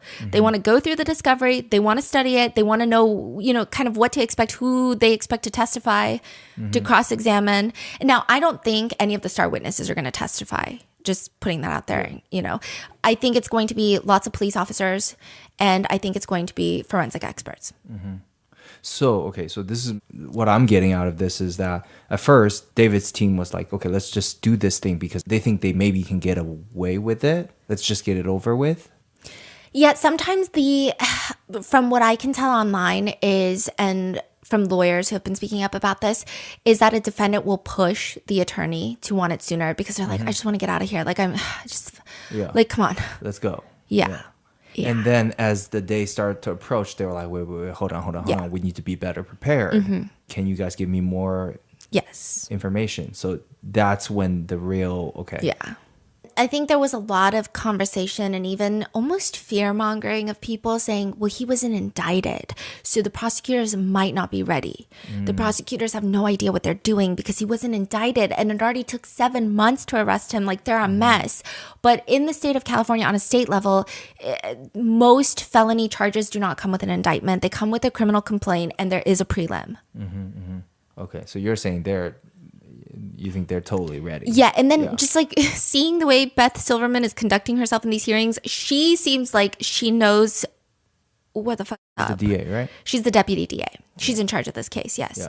But there was also questions of, David was arrested before the criminal complaint. So maybe the LAPD arrested them and the DA's office is scrambling, right? But it doesn't seem like that. Beth Silverman is coming here locked and loaded. She seems like she's been ready. She's the one that said there's 40 terabytes of evidence. Right. Yes, Okay. yes. And the defense was saying things like, we hope all the evidence will come to light and see the light of day. And that is when the prosecutors drop the preliminary hearing brief, which is a bit unusual. People don't really drop it at this stage. But it seems like they had the opening. The defense was already like, we want the evidence to come to light. Prosecutors are like, okay, bet. Like, we're going to drop this brief. And also, it's a way to control the narrative for them. And it's, I guess, in a good way, it's to educate the judge on what has been happening behind the scenes. So that the judge is also very aware. Wow. Now, Blair Burke and her team did not like that. They were like, we got to seal this shit. Seal it. This cannot be public. Blair Burke said, Your Honor, late this morning, we received a digital copy of what appeared to be a preliminary hearing brief filed by the prosecution. I come to the court with a very serious concern given I think what can be characterized as the extreme media attention so far in this case.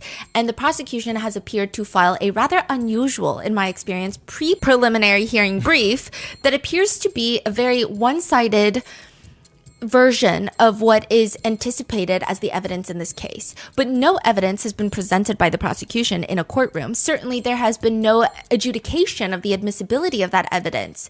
There's no ruling, basically, of if that evidence is, enough to go to trial. And we have a very real concern about the reasonable possibility of the jury pool at a future trial being tainted. She goes on to say that the brief even includes hearsay. Your Honor, we would ask the court to seal the people's brief. Obviously, we've come at the earliest possible opportunity to do so. Beth Silverman hits back.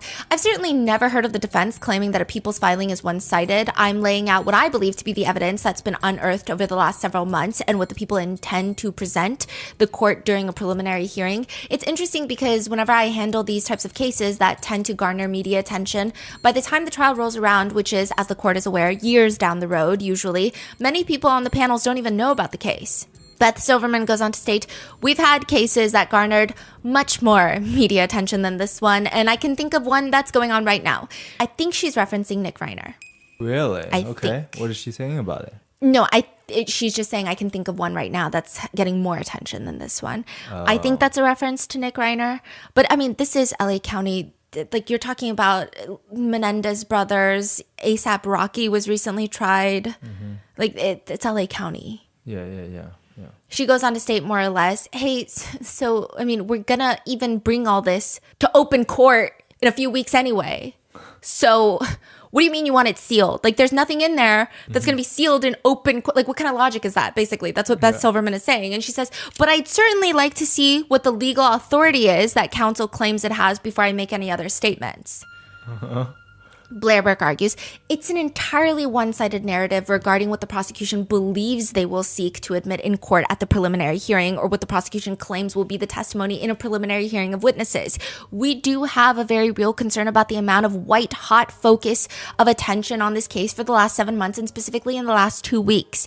And we are very much concerned with guaranteeing David the right, as he is presumed innocent in this courtroom as we sit here today, the right to a fair trial. And we believe that this brief, if not sealed, will harm and compromise that right. The judge sides with Beth Silverman, the people, that she will not be sealing the brief, hitting on the fact that LA County is the most populous county in the entire nation. LA County routinely has high-profile cases, including celebrities, and, quote, this case is not unique in that aspect. And I know, Ms. Burke, and this is not to undermine your own characterization of extreme media attention, in this court's experience, this media attention is no different than the court has seen in other high-profile cases. Wow. As for her saying that the people's brief is one-sided, she's like, well, yeah, it's the people's brief, not the defense's brief. She says it's their brief, just like any filing by the defense would be one-sided in the sense that it would be a proponent of the defense position.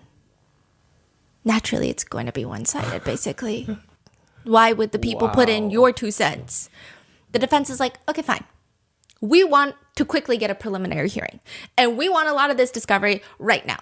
Blair Burke was saying, this is like before she kept pushing it back. She's like, from the media reports, apparently there have been 4 months of secret grand jury proceedings.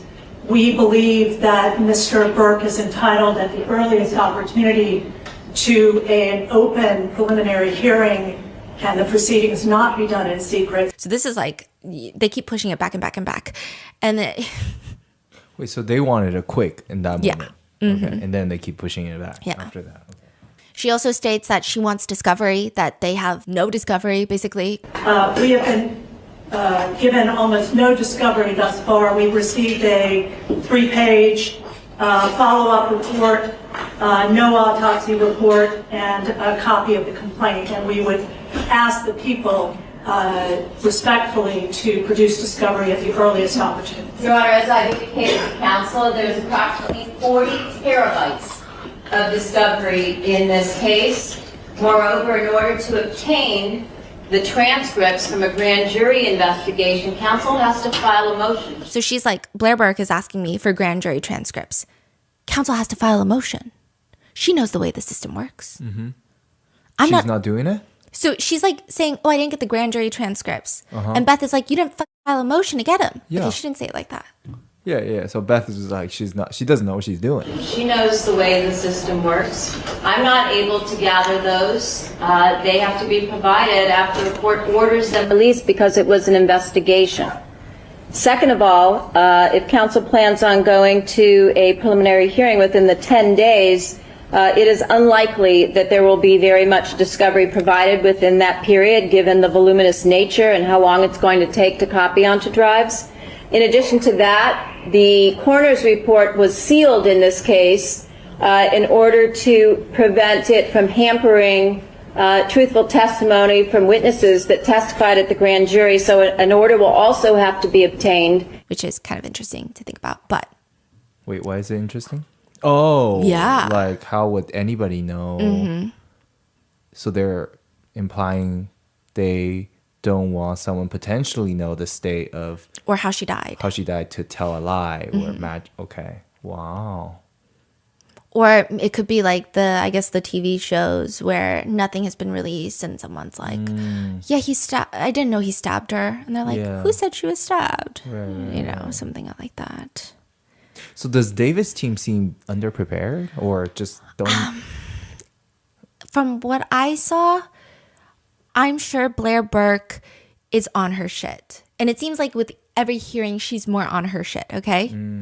But if he's paying that much, I mean, at that point, like, get Brian Steele in there as well. Like, it's just, she doesn't seem to be as quick with all these little things. Yeah. Yeah. Because usually when you are paying that much money, the defense, I mean, you're expecting them to be sharper than the prosecutors, no offense. Right? Because, like, these are the top level.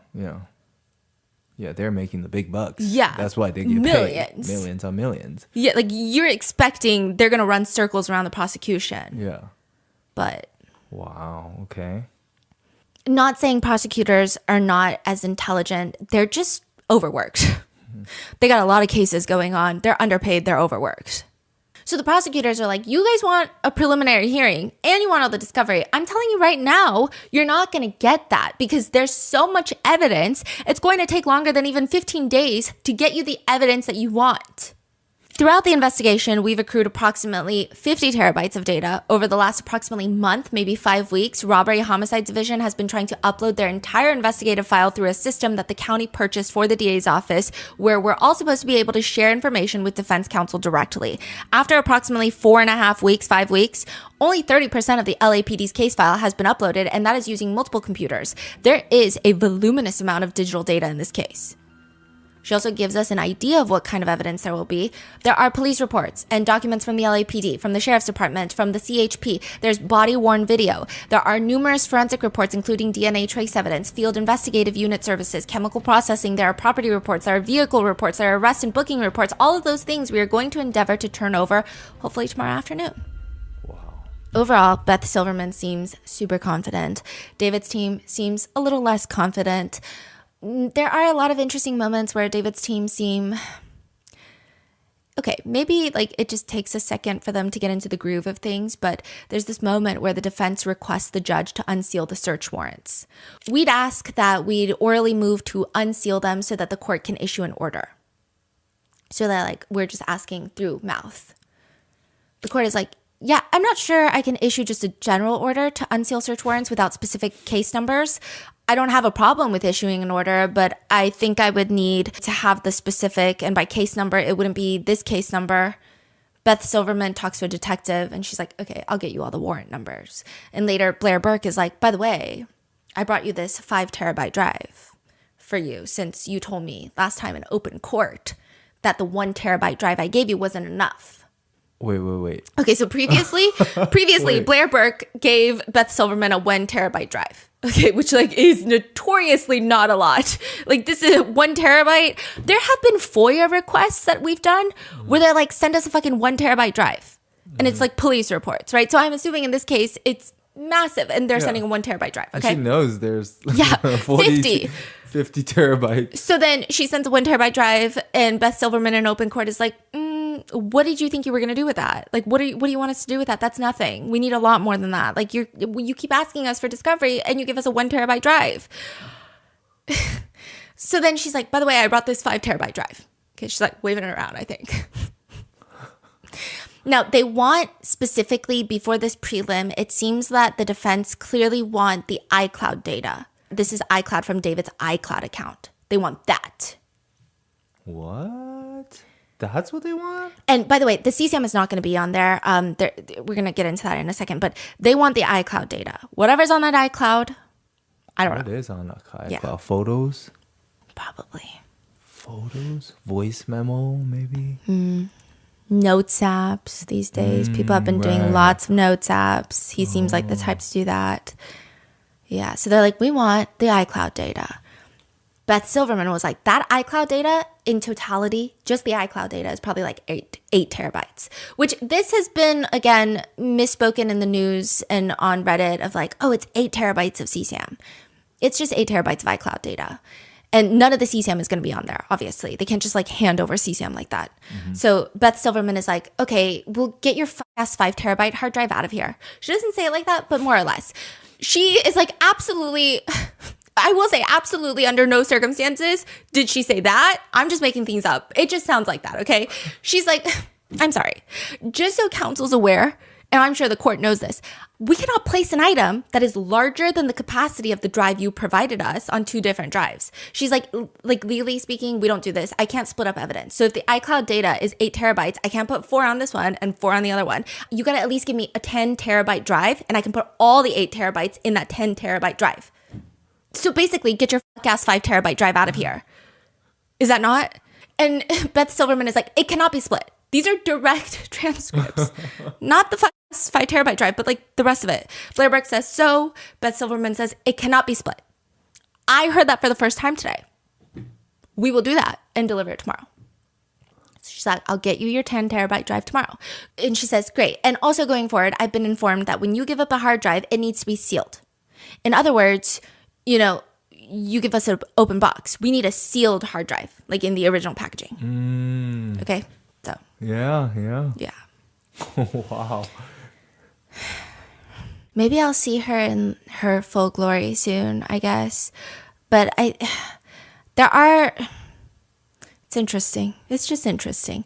Oh, and speaking of the CSAM, so the CSAM evidence, the way that they do it is, at least in this county, is they're going to put it on a law enforcement computer.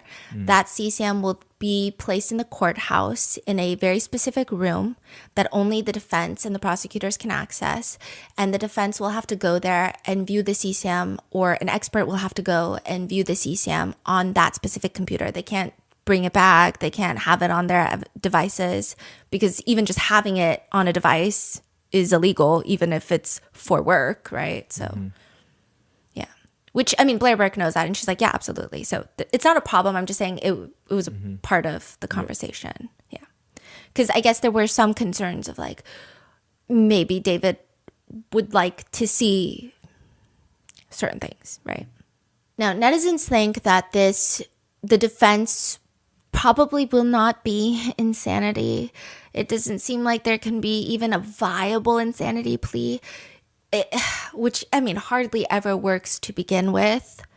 But there's just so many times you can see he's in the right state of mind, protecting his tour, protecting his music, performing. A lot of people think that the defense will be that Celeste OD'd and that he is just responsible for freaking out and getting rid of her body, or trying to get rid of her body. In the autopsy report, it looked like she tested positive for drugs being in her system. Those were presumptive positives. So this is the initial basic toxicology, which is just like a basic thing that they do for all the autopsies. But how a lot of things could come back positive because of other compounds that are found in the body through the decomposition process, such as meth, MDMA. But when they did further testing, those came back not detected. Other things that were found in her system were low amounts of ethanol, basically alcohol in her system, which we all know is naturally formed during the decomposition process. So really, there doesn't seem to be drugs in her system that the defense could point to and say, see, she OD'd. I think the only thing the defense really has is everything the autopsy doesn't say. So the autopsy says the manner of death is homicide, and by 2 penetrating wounds. But it doesn't say who's holding the knife, right? So it doesn't say it is a knife. It doesn't say it's David holding the knife. So I think that's going to be the main focus. I don't necessarily think they could even point the finger at anybody else, but I really don't know what the defense is going to be. These are just speculations. I just can't imagine what the defense is. As for did David's family know, that's been a huge topic of conversation because the court document states this is the pre-preliminary hearing brief that Blair Burke wanted sealed. Throughout 2024, the victim spent a significant amount of time with the defendant, including summer weekends at his home in the Hollywood Hills and traveling with him to Las Vegas, London, and Texas to meet his family. People cannot grasp the concept that David's parents believed that she was of age. She clearly doesn't look of age in any photos and videos that I've ever seen of Celeste. She clearly looks like a minor. Online sentiment agrees with that. The family have reportedly been very, very close with David. It seems like, there's footage of his sister going up on stage. There's alleged videos and photos from the concert at the Fonda Theater where Celeste is sitting with his parents in the VIP section. One comment writes, apparently David was telling people she was 19 and a college student at USC. And maybe that flies with his friends. Like maybe that is okay if he's brought to a huge house party where the lights are dim and everybody's drunk and you're just like, oh yeah, this is my girlfriend, she's 19. I don't know if people would question in that context, especially if it's like a very passing greeting of like, hi. Mm-hmm. I think if you hung out with Celeste multiple times, you would know she's a minor. Like that, I just can't wrap my head around the fact that someone could argue that they don't know, but I don't know.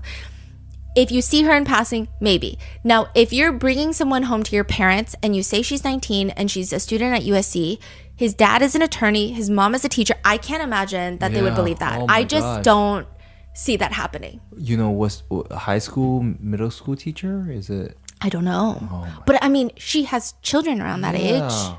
Yeah. Oh. That's crazy. It doesn't make any sense to me.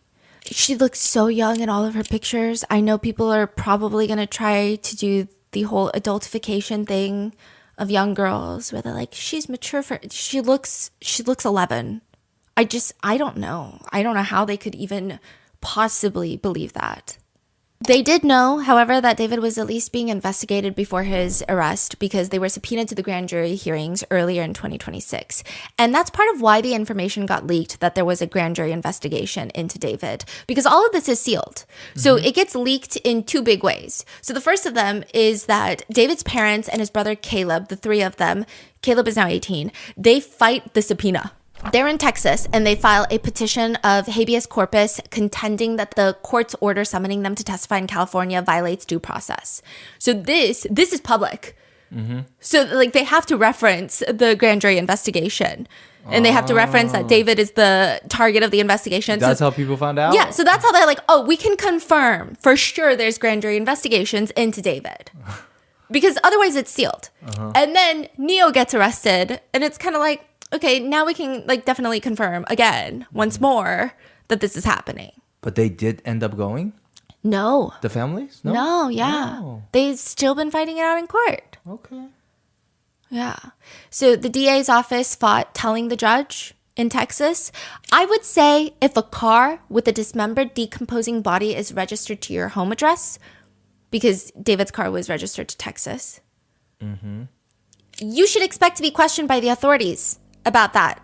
And that's what this is, Judge. I'm asking you to find that the family witnesses are necessary and material, and I'm asking you to find that it will not cause them undue hardship.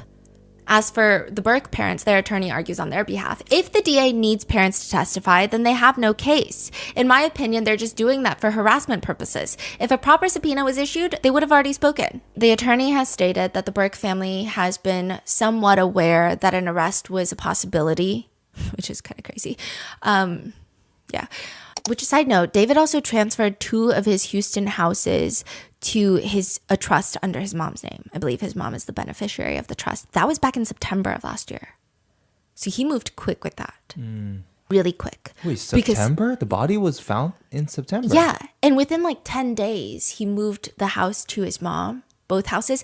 And that must be in the work already then. Yes, maybe. If I'm not mistaken, that's a very lengthy process to move a house, title deed, whatever, to a trust, to move ownership. I'm sure you have to get, I don't know if he has a mortgage. Lots of people are involved. Yeah. He for sure started that before. Or got it done very quickly. Right. But it seems like that was a huge priority then at that time, is all I can say. Wow. But through the attorney, the family has made a statement stating the parents are sad and disappointed that David was arrested. However, they fully stand behind him and believe he is innocent. They fully support him. Caleb, this is David's 18-year-old brother. He was seen in that video with Celeste and his little sister at the Fonda Theater. He has unfollowed David on Instagram since David's arrest. He takes to his story to write, all pedophiles and rapists should die, period. So that was kind of the very first statement that he ever made. During the grand jury investigations, because he also filed a habeas corpus to not testify in front of the grand jury, people thought that he was probably on the same sentiment that David's parents were on, which is they're going to stand by David. But then he posted that. And so people were wondering, okay, well, clearly this is, in the context of everything happening, it seems like he could really only be talking about David, right? Is what people were thinking. Mm-hmm. Then he was also seen liking comments like Justice for Celeste. After David's arrest, though, around the time of David's arrest, Caleb starts releasing more music. I will say that he didn't just kickstart his career after David's arrest. This is not like a new thing, which I do think would be very problematic. He has been releasing music for a long time, for like the past 3 or 4 years. He actually went under a different stage name. So he went from being Caleb with a V, so CVLEB. That was his stage name, similar to like David. But then he changed it to Karakova to further distance himself from his brother. So he released 2 songs. One was titled Sex, which kind of sent the internet off on a witch hunt of people accusing Caleb at best being insensitive, at worst being involved. There were a lot of accusations being thrown about.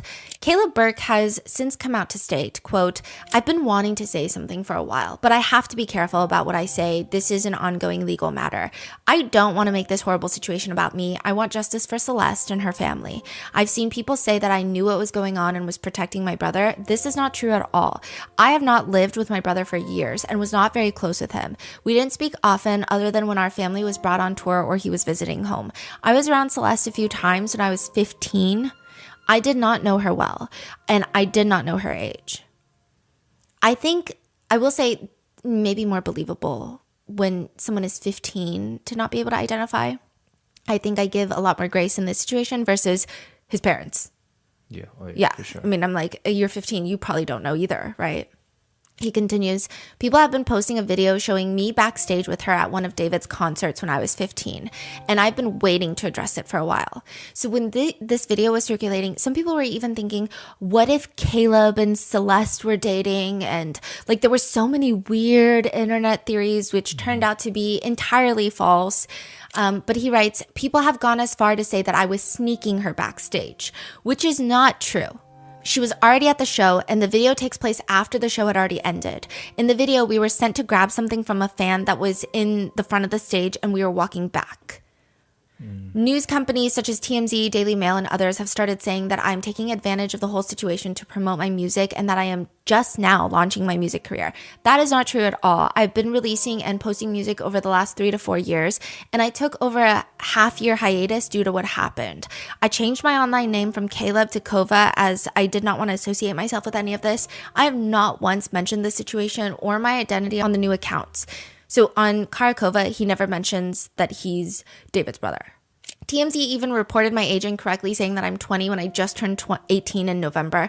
I had scheduled my first release under the new name before any of this became a headline again, and the song came out 2 days before the arrest. This project, the music videos and songs, were already in motion long before any news coverage around my brother resurfaced. My intent has never been to use this to bring attention to myself or my music. This is the whole reason why I started over from scratch. My decision to continue releasing music is not about using any of this for attention. Music is my life, and after stepping away for months because of everything that's happened, I want to build my own path. Netizen reactions have been mixed. There are 2 groups of people. They're very divided. One group who believe that Caleb, David's brother, is being incredibly insensitive and tone deaf, with one person writing, "Even if Caleb had no malice in releasing music, at best it's still incredibly disrespectful and demonstrates a complete lack of empathy towards Celeste and her loved ones." I keep seeing comments following his statement along the lines of, he shouldn't have to pause his life, or there's never going to be a perfect time to do it, and find the lack of empathy towards Celeste and her loved ones absolutely abhorrent. No matter how you spin it, even if he had nothing to do with this case, he is someone who is way too close to this case for this to be anything but in bad taste. Anyone who says, quote, there will never be a perfect time is being willfully ignorant. Are you telling me there is truly no better time than right fucking now? One comment responds, justice for Celeste. I disagree though. If my brother killed somebody, what does that have to do with me? I didn't do it. Y'all need to remember that David Anthony Burke is the murderer, not David's family, not Celeste's family, not David's friends, not Victoria Mendez, which is the fake name he ordered supplies in. It was David. Be mad at him.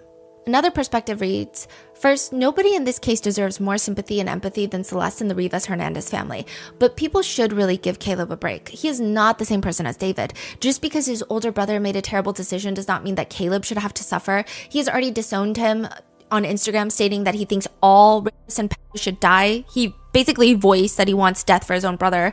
Consider how Caleb is feeling, what he's going through right now, and he's human too. Imagine how difficult it would be to find out that your older brother, who you idolized and drew inspiration from, is not at all who you thought he was. Then, while trying to process that, you're constantly being criticized and hated on just for being related to him. Can we please try to have some more empathy here? He's 18. The dude is barely even an adult. One person comments, agreed. He denounced his brother's actions, and it's obviously not his fault. It's gotta suck to have that shame and stain on the family. And of course, you'd give your family member the benefit of the doubt until you saw evidence to the contrary. We didn't even find out anything till just a few weeks ago. I doubt he knew any more than we did. Predators are professionals at lying and hiding their behavior. Their families want to believe the best of them, so it's even harder for them to accept. If he was defending him in spite of the evidence, it'd be a different thing, but he isn't. His life and character shouldn't be ruined due to his brother's shitty choices. My heart goes out to him, because having a family member turn out to be a pedo and a murderer is a different kind of loss. One that you can't even really grieve without being looked at funny by the general public. It's gotta be overwhelming AF, and I hope he has support beyond the parents who might be in denial for all we know. At least he came out and spoke on where he stands with it, which took a lot of spine in my opinion. Another comment disagrees though, writing, but just saying if he wanted to, he could release all this shit later. It wouldn't have been the end of the world. One person writes, I think the problem with the whole discussion of Caleb is that people are blurring the lines of, this is tone deaf and poorly timed, and this proves malicious intent. That's why some of this starts feeling like a bias-driven witch hunt. The standard becomes impossible to satisfy. If he releases music now, he's capitalizing on the tragedy. If he waits 2 years, people would probably say he only waited for the backlash to cool down. If he speaks publicly, he's manipulating sympathy. If he stays silent, he doesn't care. Once literally every action is interpreted in the worst possible light, it stops being about fairness and starts being about emotional projection. And to be clear, I completely understand why people are disturbed by the timing and the lyrics, given the context of this case. The optics are awful, but this feels gross and insensitive is still very different from this guy is intentionally exploiting a murdered child for his career, his musical career. One is a reaction to optics and emotion. The other is a serious assumption about someone's motives with no direct evidence behind it. I will say, I think the part that stuck out to me is that out of everyone on David's, I don't want to say side, but people that were closer to David than Celeste, that have publicly spoken out, his brother seems to be the most transparent and straightforward with condemning David. Yeah. His own brother. And I think that you can tell from the videos. And again, this is not me saying, oh, David's brother deserves all of our sympathy. You can tell from a lot of the videos, he definitely looked up to his brother. Is he well established at all? Does he have? No. Oh, so no. he's, okay, barely having, okay. Barely. I mean, he doesn't outright condemn his brother, but he basically does, you know? And so it seems like this is the most transparent response that someone from close to David has put out. Like far better than even Neo and Asia, who are older than Caleb and also were not related to David. As for Celeste's family, they told Rolling Stone that they are in unfathomable pain. There were rumors circulating that Celeste's parents were accepting money from David to hide the relationship. There were numbers thrown about anywhere between $9,000 a month to $15,000 a month that they were receiving this payout, that they were being financially supported by David. They have flat out rejected that rumor, stating, I mean, Celeste's dad says, I have never had any contact with this guy, and we haven't received any money from him or anyone in this family. The Hernandez family attorney states, I had the heartbreaking responsibility of informing the Rivas Hernandez family of the horrifying allegations in court that David Anthony Burke stabbed Celeste, stood by while she bled to death, used a chainsaw to cut off her limbs, and bought a burn cage with the plan to incinerate evidence. Delivering the news was the most difficult thing I've had to do in 37 years as a lawyer. He states for the family, the Rivas Hernandez family is absolutely devastated by the findings contained in the medical examiner's report involving the horrible and gruesome death of their beloved daughter. Those findings have caused profound emotional pain for the family. They respectfully ask for your privacy, understanding, and patience as they process this information. There are no words to express the indescribable pain the family is experiencing right now. They still have bills to pay and jobs to go to every day. All they want is time to grieve and heal. In another statement that's been released by the family, they say, we would like to thank the LAPD and DA's office for their hard work. We'd also like to thank the people of Lake Elsinore for all their support. Celeste was a beautiful, strong girl who loved to sing and dance. Every Friday night was movie night, and we spent wonderful times together. We love her very much, and she always told us that she loved us. We miss her deeply, and all we want is justice for Celeste. Some people don't like Celeste's family. Some people don't like the statements that they put out. Some people didn't like that specific statement, writing, why do you feel the need to mention that she always told you she loved you? Is this so no one thinks she hated you guys? Some people are saying it's almost like an admittance of guilt. She told us she loved us, so we were attentive and loving parents. I do want to note that Celeste was reported missing the second time. The police did open an investigation into the family. Deputies interviewed everyone at Celeste's family home, and they found no evidence of child neglect. So they concluded their investigation, writing, since they were unable to locate Celeste, they were unable to determine if a crime had happened. And wow. I think there could be a lot of factors. There's no evidence. There's TikTok repost. Random statements from people who claim they were friends with Celeste.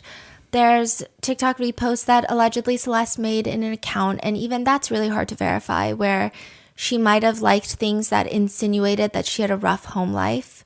But I think having a rough home life is leagues away from having neglectful parents that played some sort of role in not protecting you enough.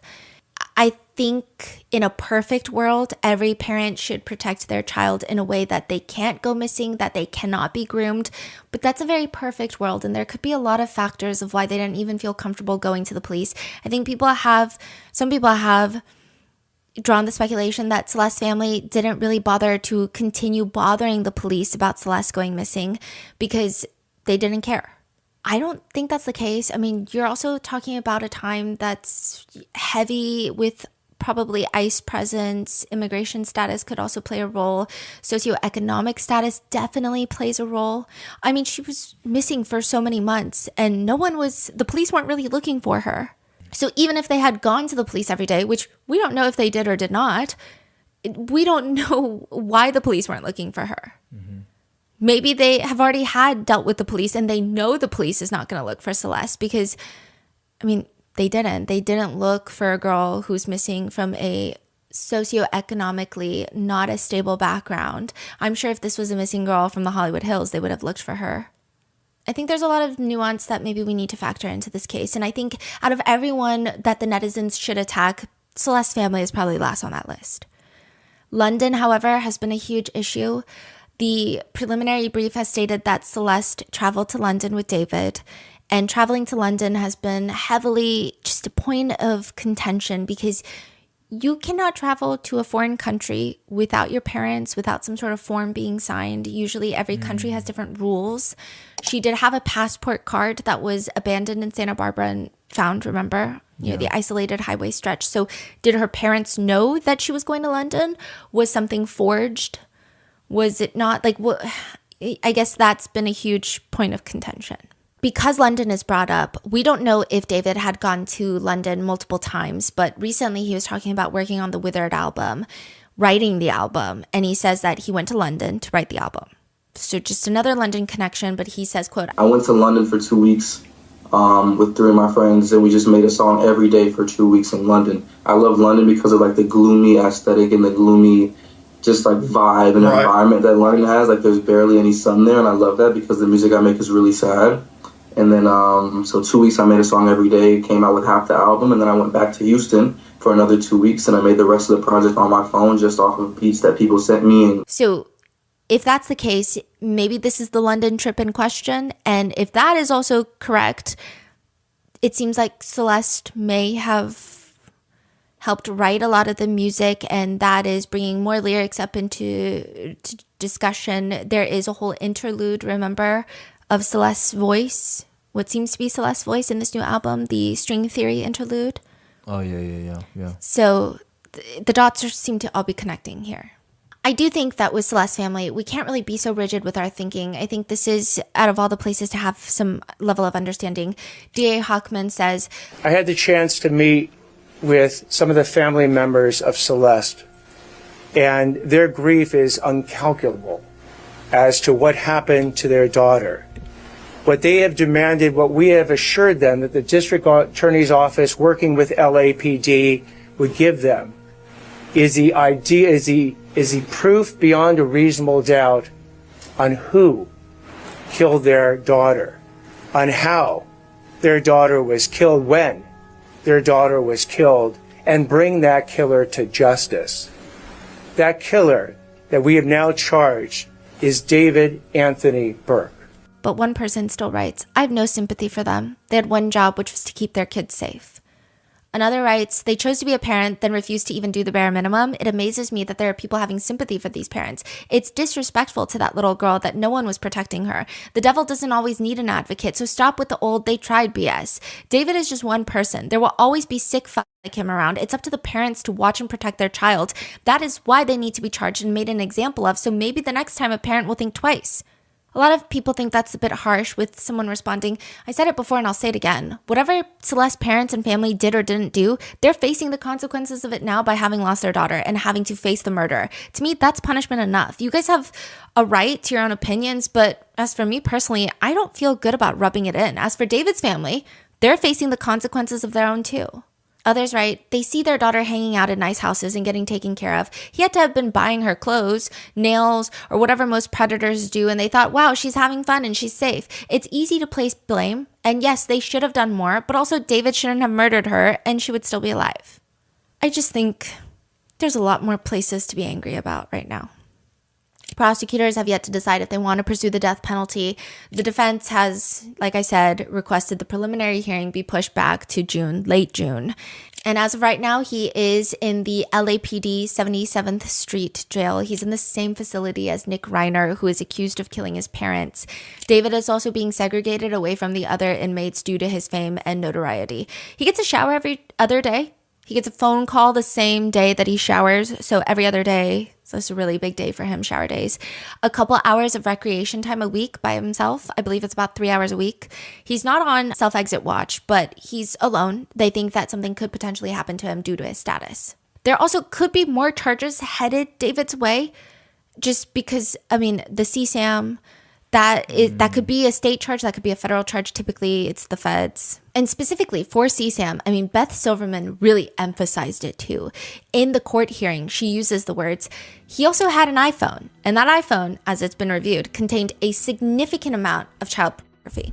And under the law, child pornography cannot be retained without there being certain orders in place. I've consulted with our high-tech division, which also handles cases involving child pornography. The protocol, unless the court chooses to structure something different, and she goes on to state that they're going to put it on a law enforcement device in the courthouse, but she's like really honing in on the CSAM. So that's why people think, yes, it's to emphasize how deplorable the evidence is that they found, but also maybe there are extra charges coming his way. But if those charges will follow, I guess, is another question. And I guess the big question is what's going to happen at the preliminary hearing. I don't think it's going to be explosive in the sense of, I don't think they're going to bring in star witnesses and all these other people. I mean, I might be proven wrong. I think a lot of it is going to be law enforcement. So in preliminary hearings, things are a little bit different. So you can actually bring in law enforcement and they can testify on what would normally be considered hearsay in a trial. So in a trial, you can't sit there on the stand and say, this person told me this. Interesting. But in the preliminary hearing, because it's a preliminary hearing, a police officer can say, his friend Neo told me this. That's an example. Mm-hmm. You know, when I was talking, I interviewed this person and they told me this. So hearsay is allowed in preliminary hearings when it comes from law enforcement officers. Interesting. Yeah. Wow. So you really, that's why a lot of preliminary hearings you have in smaller cases, you'll have like one law enforcement officer who's like, okay, so I investigated this case. This is what I was told by this person. Then I went here. They told me this. And then pretty much that's like the whole witness. Yeah. But it's going to last a minute, right? Like multiple days. I mean, judging by the way things are moving, so Beth Silverman says she can get it done in like 4 to 5 days. 4 to 5 days? Yes, but that's not factoring in the defense also examining, but also we don't know because there was lots of scheduling happening. She was like, I already told my witnesses, cancel your vacations. Wow. And Blair Burke keeps changing the timeline. So we're going to hear some firsthand. Yeah. I think we're going to get a lot of information. I think that preliminary brief, I think we're going to get a lot more information. And I think a lot of the questions in these few episodes are going to get answered in the preliminary hearing. It's like just to hear that there's 40 terabytes of evidence. I cannot imagine how much they've gathered. Oh, and another thing, just to clarify some talk on Reddit and online, Deputy DA Beth Silverman stated that she plans to set a trial date within the next 60 days. I have seen some people confusing that with saying that we're going to go to trial in the next 60 days.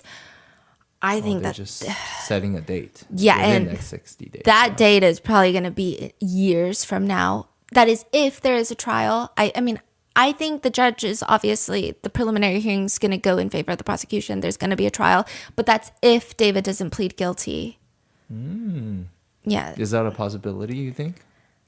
I don't think so. I don't think the DA is going to give him any sort of plea deal that he would like. Another thing, there's like politics involved. So DA Hockman was recently elected.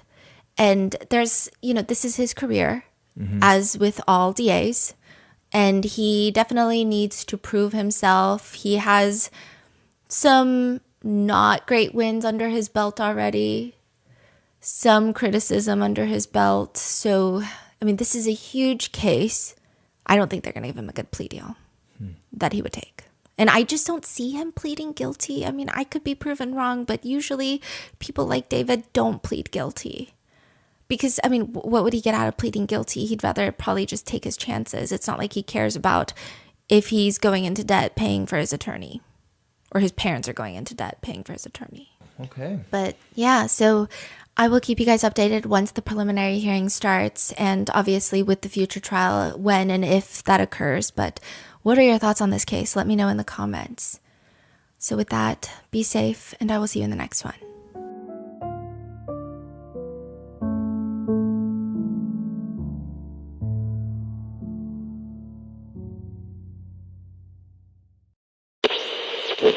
Bada bing, bada boo.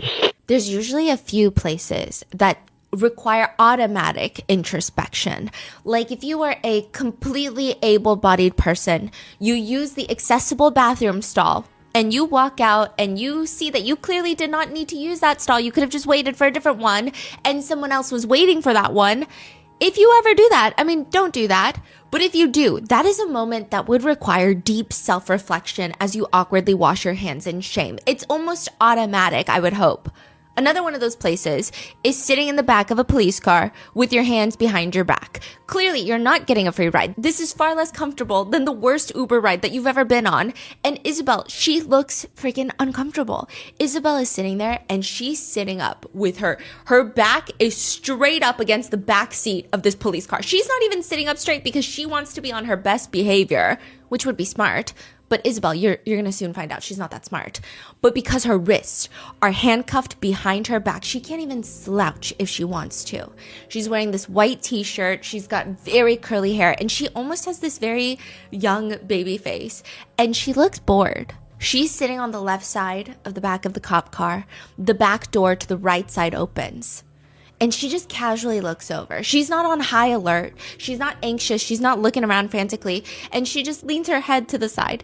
Excuse me? Are we going to the same one? Excuse me? Are you going to be in the same one? We don't really see him, but you can assume it's a police officer.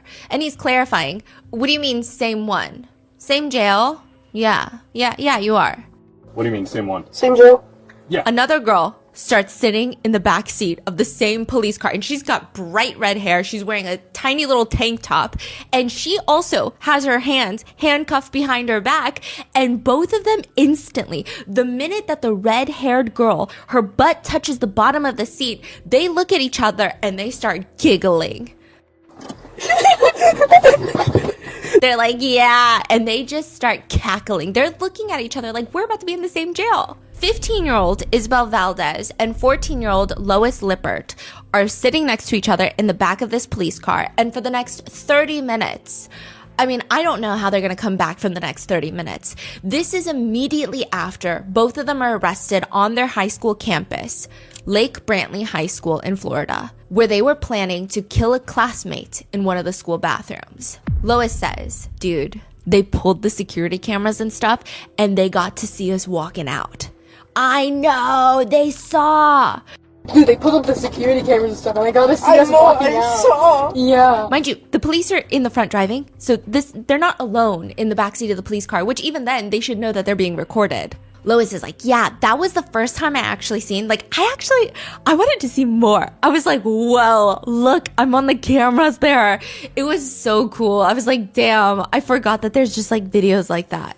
That was the first time I've ever seen this. I wanted to see so much more. I was like, whoa, look, I'm on the cameras there. It was so cool. I was like, damn, I forget that there's just videos. Yeah. Later, Lois, the red-haired girl, looks at Isabel, and she has this moment and this look in her eyes, and she goes, this is such a bonding experience. I love it. This is such a bonding experience. I love it. This is, it's back to back, all 30 minutes. We're going to go through all 30 minutes, but it gets really intense. At one point, Lois is trying to get a glimpse of her reflection, and she's trying to see what she looks like right now. Isabel glances over. Were you trying to look good for your mugshot? Oh shit, am I going to get a mugshot? What, we're going to jail? What do you think? Yeah, that's crazy. Dude, I was going to do my makeup this morning for the mugshot, but I couldn't find anything. I'm glad I don't actually look too bad today. Isabel rests her head on the back of the little headrest in the back seat, and she's complaining. I look horrible. It's over.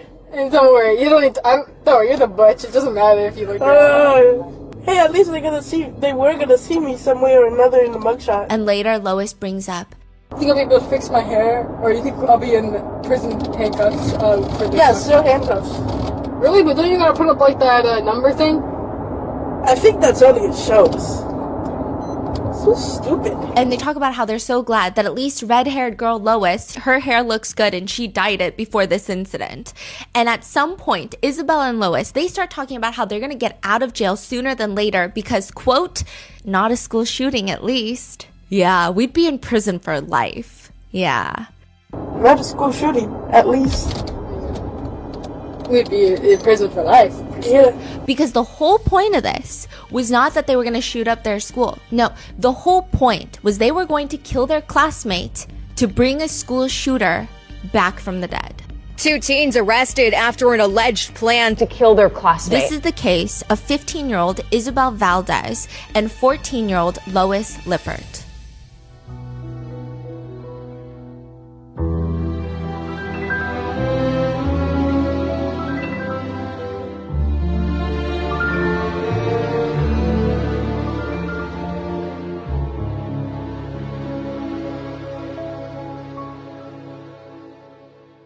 We would like to thank today's sponsors who have made it possible for Rotten Mango to support Sandy Hook Promise, a national nonprofit founded by loved ones of victims who were killed at Sandy Hook Elementary. Their mission is to take action in schools, homes, communities, all in an effort to help prevent gun violence and further losses of life. This episode's partnerships have also made it possible to support Rotten Mango's team of dedicated researchers, and we'd also like to thank you guys for your continued support.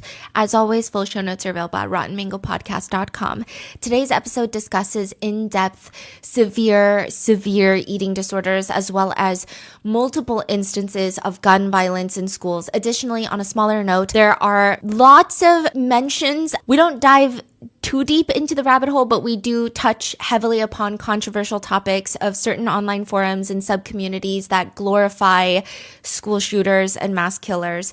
And all of the opinions expressed represent netizen comments that are publicly available online, and we're only sharing them in an effort to provide context to this case. In no way does this represent any of our own beliefs. In addition to the mention of severe eating disorders, there's also discussion of other mental health conditions. The people involved in today's case do not represent these communities, and this episode is not a generalization of any of these conditions. Today's case is also still ongoing with many updates, and if there are any major ones, especially with the trial upcoming, we're going to pin them in the comment below. Lastly, quotes may be condensed or combined for brevity, and with that being said, let's get into it. You can't just resurrect someone.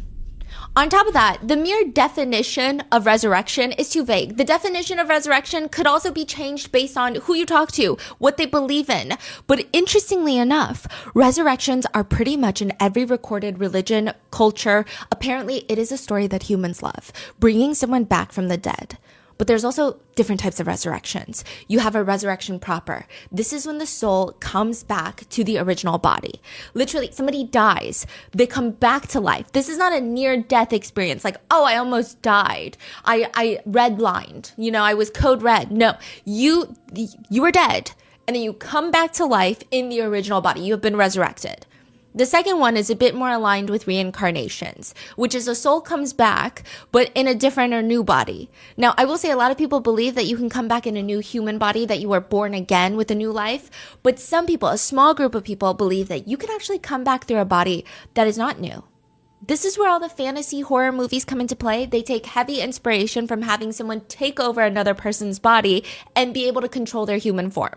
Then there's resurrection to deification. Obviously, that's not applicable to today's case, but you pass as a human, you die as a human, but you are now raised to divine status.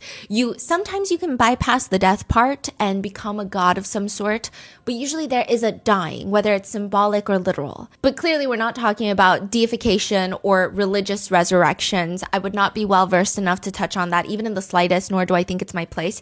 However, the point being, humans love a good story of resurrections. It's like embedded into so many of our stories. So much so that even if you're not religious, probably the idea of digging someone up from their final resting place feels uneasy. Because most people have a belief that there is a soul, and that soul is going to be at unrest if you dig them up. And if there's a soul out there, then aren't you just one step away from trying to bring that soul back into a human form? Which is not me saying that resurrections are real and that they're feasible. I tend to think the opposite. Even if I were a billionaire, I wouldn't be a cryo chamber buddy with Walt Disney, because just like everyone else that is prone to common sense, I feel that I am skeptical of modern day resurrections and immortality messaging. 15-year-old Isabel Valdez, 14-year-old Lois Lippert, they're not. They want to resurrect someone from the dead by offering up one of their classmates in return by performing what they called a blood oath. I do want to preface this all by saying I strongly believe that Isabel and Lois are both plagued by the incurable disease that is stupidity. Nothing they do or think makes any sense at all. They are the type of individuals that make you want to actively fight overpopulation. Not only are they stupid and reckless, they are very aggressive with it. It's an aggressive IQ problem. I think they wanted to resurrect someone with a blood oath, not because they know what either of those two things mean. Not that that would even change anything, but they strike me as the type of people that feel like it sounds edgy, so they're going to do it. Isabel and Lois, their combined lack of thought as they move through life could be almost a tad bit silly had their actions not been so destructive. But their whole idea, according to the police reports, is this. It's all going to happen after a second period. That's when they're going to kill their classmate. Now, the identity of the 15-year-old boy has been thankfully concealed. I'm just going to use the name John for John Doe. No relation to this case, just John to make it simple instead of saying redacted every 2 seconds. According to the court documents, the plan is this. Isabel is going to the upstairs bathroom after second period. That's where she's going to wait for John to pass. And she knows that John is going to pass because she's been stalking John for the past 3 months of her life. Every day at school, she knows what route he takes, what hallways he takes, which classes he has. She's going to wait for John. And when he walks by, which he always does, she's going to pull him inside to the bathroom, drag him into the largest stall, and quote, Isabel stated she would then stab him in the stomach or cut his throat. She even brought a knife with her, a kitchen knife. The police ask her, describe the knife to me. It's just a regular kitchen knife. This is Isabel responding. It's just a regular kitchen knife. How big is the knife? About 12 inches long. She had already tried sharpening the knife earlier that morning in school. So before second period, she's already trying to start sharpen the knife. That's one of the first things that she does when she gets to school Friday morning, January 23rd, 2026. So this is like very recent. She tries sharpening the knife. The police are asking her, how were you trying to sharpen the knife? I tried to saw it back and forth on the toilet seat to sharpen it. So she's in one of the bathroom stalls, just playing the violin with a knife and a toilet seat. Her friend Lois is helping her, trying to sharpen this knife. It's not working on the toilet seat. So they try, you know, those metal railings that make it easier for you to get up that you hold on to in bathrooms? They're trying to use the metal railing to really sharpen the knife. Bright, huh? No. Lois even brought additional supplies. Isabel brought Clorox wipes, a trash bag, a knife, a yellow microfiber towel. They're like, why'd you need the microfiber towel? Well, in case I needed to muffle him to cover his mouth. Lois, red-haired girl Lois, what'd you bring? She brought a chocolate bar, Dr. Pepper, gloves, cigarettes, a lighter, and some flowers. The police are like, what are the... Cooking flowers? No, like floral. Oh. What were the flowers for? Isabel tells the officers that she wanted to leave the flowers for John's funeral. Okay, what about the cigarettes? Why did you ask Lois to bring you cigarettes? Isabel says that she wanted to smoke the 2 cigarettes after killing John because she knew that she would be arrested, so she wanted to smoke before going to jail. Now, side note, she's not even a smoker. She just wants to smoke because she's never smoked before and she knew that she was going to get arrested, so what better time than now to smoke a cigarette? But why John? Like, we know that Isabel has this plan to resurrect a school attacker via a blood oath, aka first-degree murder. She just has a plan to kill an innocent classmate. That's all she has. But why John? John and Isabel have 0 interactions. They have 0 conflicts, conversations. John doesn't even know that Isabel exists, really. But Isabel says it's because John looks just like Adam Lanza, the Sandy Hook shooter, the one that she's trying to resurrect. Her, quote, soulmate. Very early in the morning of January 23rd, 2026, so that's the Friday morning, there's this website called Fortify Florida, where students can submit tips of anything dangerous that's being planned or happening in schools. It's completely anonymous, so you don't feel like a snitch. It's supposed to get forwarded to the appropriate administrators, to the police, and this anonymous tip comes in Friday morning before class starts. A 15-year-old friend of mine, who is trans, with a preferred name of Jimmy, told me that he's going to kill somebody we know from school by the name of Redacted, John. Which, side note, we always use preferred names and pronouns on this channel, and while it does appear that Isabel would go by the name of Jimmy with some of her classmates, she seems to only mention going by Jimmy and being a trans boy to the police when it feels a little bit convenient. It almost feels like an effort to distance herself from the crime, coupled with the fact that the judge, prosecutors, mainstream media outlets, police, they've all been referring to Isabel with she, her pronouns and her name, Isabel, without any further clarification from Isabel. So Isabel even writes letters to the judge using Isabel Valdez. And also, side note, Isabel pretended to be an advocate against gun violence and supported Sandy Hook support groups on Facebook. So she just strikes me as a rage baiter and a troll. So for that reason, we're just going to be referring to her as Isabel for the time being. But this tip comes in. A 15-year-old friend of mine who is trans with the preferred name of Jimmy told me that he's going to kill somebody we know from school by the name of John. He stated that he would do it tomorrow. Okay, this is like middle of the night. It's basically Friday, but I would assume that Thursday this kid didn't go to sleep, right? This conversation happened just a couple of hours ago. I have a great suspicion that he's going to do this. He's already been recently involved with police officers at school about threats that we've been getting towards our school. He knows the people who have made the threats, and the cops are also aware of this. He also told me earlier today that the cops had confiscated his phone as they got another threat, which apparently was one of the reasons why he wants to do something like this. I'm not sure about Jimmy's legal name since I never call him by his legal name, but by memory, it might be Isabel. A few hours later, Isabel and Lois are in the back of the police car giggling about going to the same jail, and Isabel starts getting giddy at this idea because she had last night told one of her guy friends about this whole ordeal that she was planning, and she's so excited at the idea that the police are also going to search his phone and he's going to get in trouble because he never reported any of this. I know they asked me for his phone passcode. Wait, they went through his phone? No, they're going to go through his phone. Oh my god. Yeah. Yes, I told him he knew. He didn't report report me. I told him already. Okay, so she doesn't know someone ratted her out. No, she's telling Lois, red-haired girl Lois, oh my God. Lois is just giggling. I don't know what's so funny. I told him. He knew. He didn't report me. I told him already. Lois is like, I thought he did a tip. He did a tip? Yeah, there was a tip shown. Did you not see? Someone tipped. He fucking snitched. He did a tip? There was a tip shown. Did you not see it? Someone tipped. He fucking snitched. Lois clarifies it was an anonymous tip, but I was just assuming based off the writing. Oh my fucking God. God, I knew I shouldn't have told him. Because he was like, oh, can you please tell me I can't sleep tonight? Fuck you! God! This is when she finds out that someone tipped off the police. And Lois is clarifying.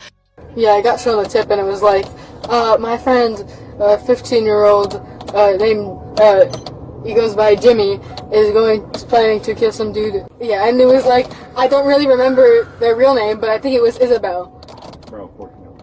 Yeah, it was spelled wrong too. And Isabel is just having this whole conniption. God, what a fucking snitch! And she's looking out the window as the police are driving past trees, and she's just muttering to herself, so stupid. God, she's such a fucking snitch. So stupid. And in the time that they should be contemplating their own existence and their attempted murder charges, Lois mentions her masterful genius plan. She turns to Isabel. Dude, if I have to be in a room where they have to, record me or some shit, I'm going to pull out my tits so that I'd CP.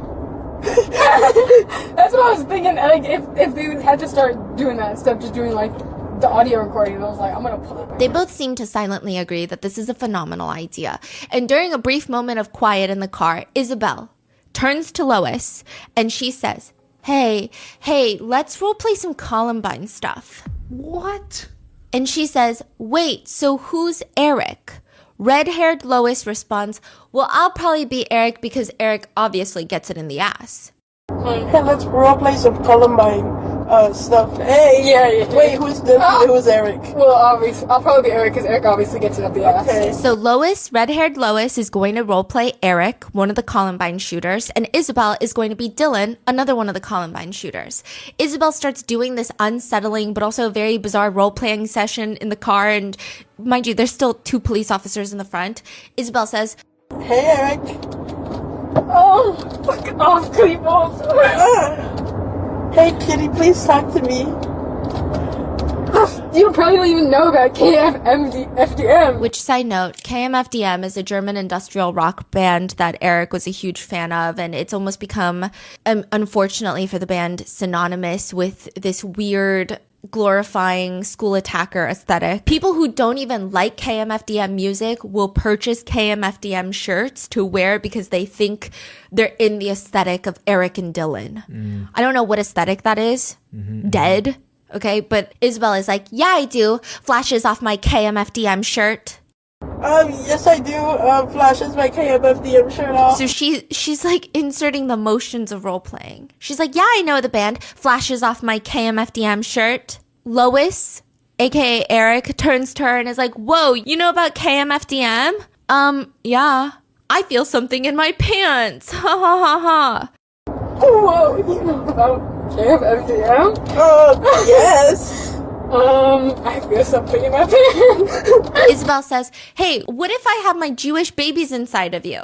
I hate insert derogatory term for Jewish people. No. What's wrong with you, Eric? Please, please, please. Okay, fine. And Isabel hits her with a, sticks it up your butt. Hey, what if you have my Jewish babies inside you? I hate Jews, no! What's wrong with you, Eric? Please, please. Okay, fine. I feel that Jewish nose with me. Sticks it up their butt. And then at some point, Isabel gets distracted, mid-role play, gets distracted looking out the window and goes, hey, my sister goes to therapy over there. Hey, my sister goes to therapy over here. I'm so lost right now. Let me give you some context. There is a small but very scary group of people on the internet that idolize the Columbine shooters, Eric and Dylan. Basically, they call themselves Columbiners, and they will make fan edits of Dylan and Eric with sad songs and captions like, "Good night, R.I.P. my babies." And they're not saying R.I.P. to all the victims whose lives were lost during the Columbine attack. They're saying R.I.P. my babies to Dylan and Eric. They're called Columbiners, and they obsess over making edits of the dead killers with either Europop songs or pumped up kicks, and they tell others that Eric is the cuter one. It's very reminiscent of the Wade Wilson case, where people felt like they could save Wade Wilson just because, what, he's tall, he has cartoonish face tattoos, and has the same name as a Marvel character. It's so idiotic to the point where I don't even think that I can describe in a way that would do it justice how dumb this whole thing is. He also killed 2 people, Wade Wilson, so stop the nonsense. Columbiners are consistently one of the groups that get booted from practically every social media platform because they're Columbiners. And the Columbine tragedy has sadly become this entry point for people to start romanticizing and resonating with mass killers. One netizen points out, Columbine is constantly portrayed as the ultimate archetype of outcast, getting revenge against society. Therefore, disenfranchised edgelords start viewing the shooters as inspiration. In reality, Eric and Dylan were just assholes with very, very hateful mentalities. It's created this very alarming subculture of people who most likely post gore in their discords. Like, that's kind of the general subgroup that we're talking about, subculture. Now, side note, even the idea that the 2 killers were bullied, I mean, first of all, that's hardly any sort of justification or sympathy point. So many people have been bullied. They don't go on to kill innocent people, but even that has been highly debated. Many say that they were bullied, but also they went on to bully others. Others say that they were barely bullied. They just used it as a reason to hate humankind. And then most people agree that if they were bullied, they were not bullied any worse than how they bullied others even before the killings. So I understand that there might be a want to understand what was happening in the minds of these 2 killers, but it's very alarming to relate more to the killers than to the victims just because the killers were rejected by society. No, felt they were rejected by society. Dylan and Eric, and the only reason that I'm talking even slightly in depth about either of them is because it's pretty pertinent to this case. But Dylan and Eric, they left behind what is now referred to as the basement tapes. They documented their process on planning the entire attack on their school. They have thankfully, these basement tapes in its entirety, thankfully have not been released to the public. There has been a lot of pushback over the years. A lot of people want these basement tapes to be released so that they can armchair psychoanalyze the actions of the 2 killers, stating that it would give the general public a better understanding of why the killers did what they did. And I personally don't think that they should ever be released. I think it would just give Columbiners more materials for their weird edits and spawn even more copycats and further traumatized victims and their families. And that is if they even still have the basement tapes. From what I understand, Jefferson County Sheriff's Department has destroyed the basement tapes years ago. I do think that perhaps federal agencies could hold copies, but I'm not entirely sure. But all of this leads to the Columbiner fandom. There is an overlap with another fandom. And the fact that I'm calling it a fandom makes me want to pull my hair out. The dumbass Columbiners, there's a bit of an overlap to a fandom that is obsessed with this indie film called 0 Day. It's a found footage style film, and it opens with 2 guys. They're vlogging. So the whole time it's like a vlog, an extended vlog. The last few minutes, there's CCTV footage, but most of it is a vlog. And they're vlogging in front of a school saying, "This is our high school located in our town. It's our worst enemy. It's our nemesis. There will be a series of missions followed by a big ass mission called 0 Day." The movie is about 2 high school students, Calvin or Cal and Andre, and they're going to be school shooters.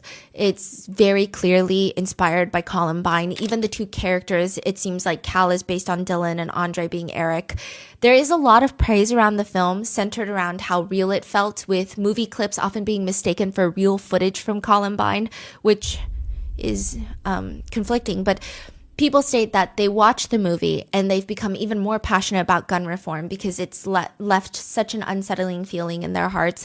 I imagine that's the ultimate mission of the filmmakers. However, A lot of Columbiners have created a miserable subculture around Zero Day, the indie film as well. They would make fan art, fan edits. I mean, granted, it's a fictional movie, but it's so closely resembling the Columbine tragedy that I find it hard to understand how you can make fan edits of these two fictional characters and how you can become obsessed with them, especially when they're still school shooters at the end of the day, even in the fictional plot. Like, nobody watches Criminal Minds and starts making fan edits of one of the pedophiles depicted in this fictional show just because it's fictional. It's still unsettling. Mm-hmm. And again, this is not the group of people who felt like this movie was deeply touching in a sense of it was so startling, it was so poignant, and they fell in love with the actors, the individuals who depicted the characters. It's not that. These are fans who fixate on Cal and Andre as the school attackers. They don't care about the actors. They don't care about how the film made them feel. They just want to make fan edits of them. And it's primarily just offensive wannabe edgelord slop. So you say the two girls wanted to bring back Adam Lanza, who's the Sandy Hook shooter. So they just love every school shooters. Is that right? Yeah. And that whole role playing, is that just like a thing they do, to like a game they commonly play?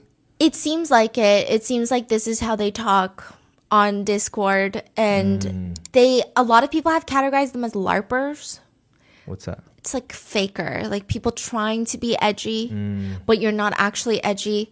But I would imagine that most people who idolize these killers are all LARPers, or primarily, because why are you idolizing them? It's just bizarre.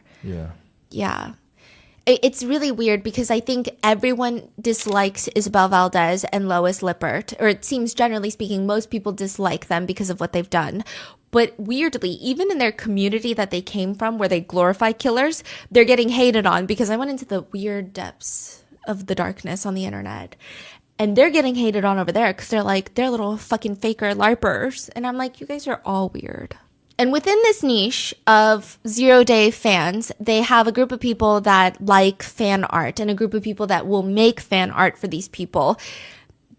Artists who would draw fan art of Cal and Andre. And there was one that was somewhat well known on Tumblr by the name of Fox Fever. Fox Fever is Lois Lippert. She actually has an extensive portfolio of drawing Zero Day fan art. So the indie film fan art of Cal and Andre, loosely based off of Eric and Dylan. So what exactly does she draw? Like she just draws she's okay. I'm just going to try to describe some of her art. I'm going to try to put some up in the video podcast, but it's pretty graphic. Some of them, she will draw them making out. I mean, she's objectively not a bad artist, but her depictions are quite dark. With one with Andre, he has blood dripping out of his mouth. He's stabbing his own stomach. Another shows Andre wearing a shirt that reads Natural Selection, which is what one of the Columbine attackers wore. Another shows Cal going down on Andre. Another one of them is of them hugging, kissing, where both of their mouths are filled with blood. They're harming each other with knives and finding satisfaction from it. One, they're full on having intimate relations. And one where it appears that they are lovingly looking into each other's eyes while blood is spewing in the back, which you can kind of piece together that might be taken from a moment of inspiration, perhaps, of how they were looking at each other while innocent lives are being taken by them. Another one that depicts Cal and Andre dead on the ground, but that drawing is very reminiscent of the Columbine killer's death photo that has been circulating. Yeah. Fox Fever, Lois Lippert, would even animate her drawings. One shows Andre sitting there looking conflicted while Cal is screaming at him, "Why does it hurt to love you?" Andre responds, "I don't know."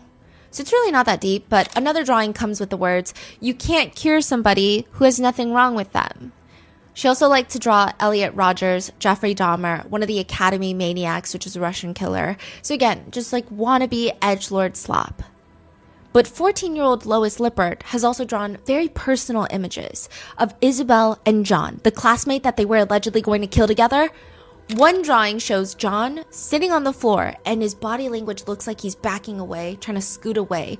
And Isabel is holding on to him, caressing his face and telling him he looks like a porcelain doll. How do we know who exactly she's drawing though? Oh, because they tell the police. Oh, yeah. They explain their art? Yeah. Huh. Yeah. And you can kind of tell the facial features. So Cal and Andre are drawn in a very specific way all the time. With John, there's slight discrepancies where it's sometimes hard to tell whether she's drawing Adam Lanza or John, but most of the time it's John, the actual student that they're trying to kill. Another drawing shows Isabel being hugged, and on one side it's Adam Lanza, and on the other side it's John, and they're both kissing her on the cheek and the head. Then there's another one of John with a rope. Another one shows Isabel holding John, and the caption reads, "Take your hands off my neck and hold on to the ghost of my body."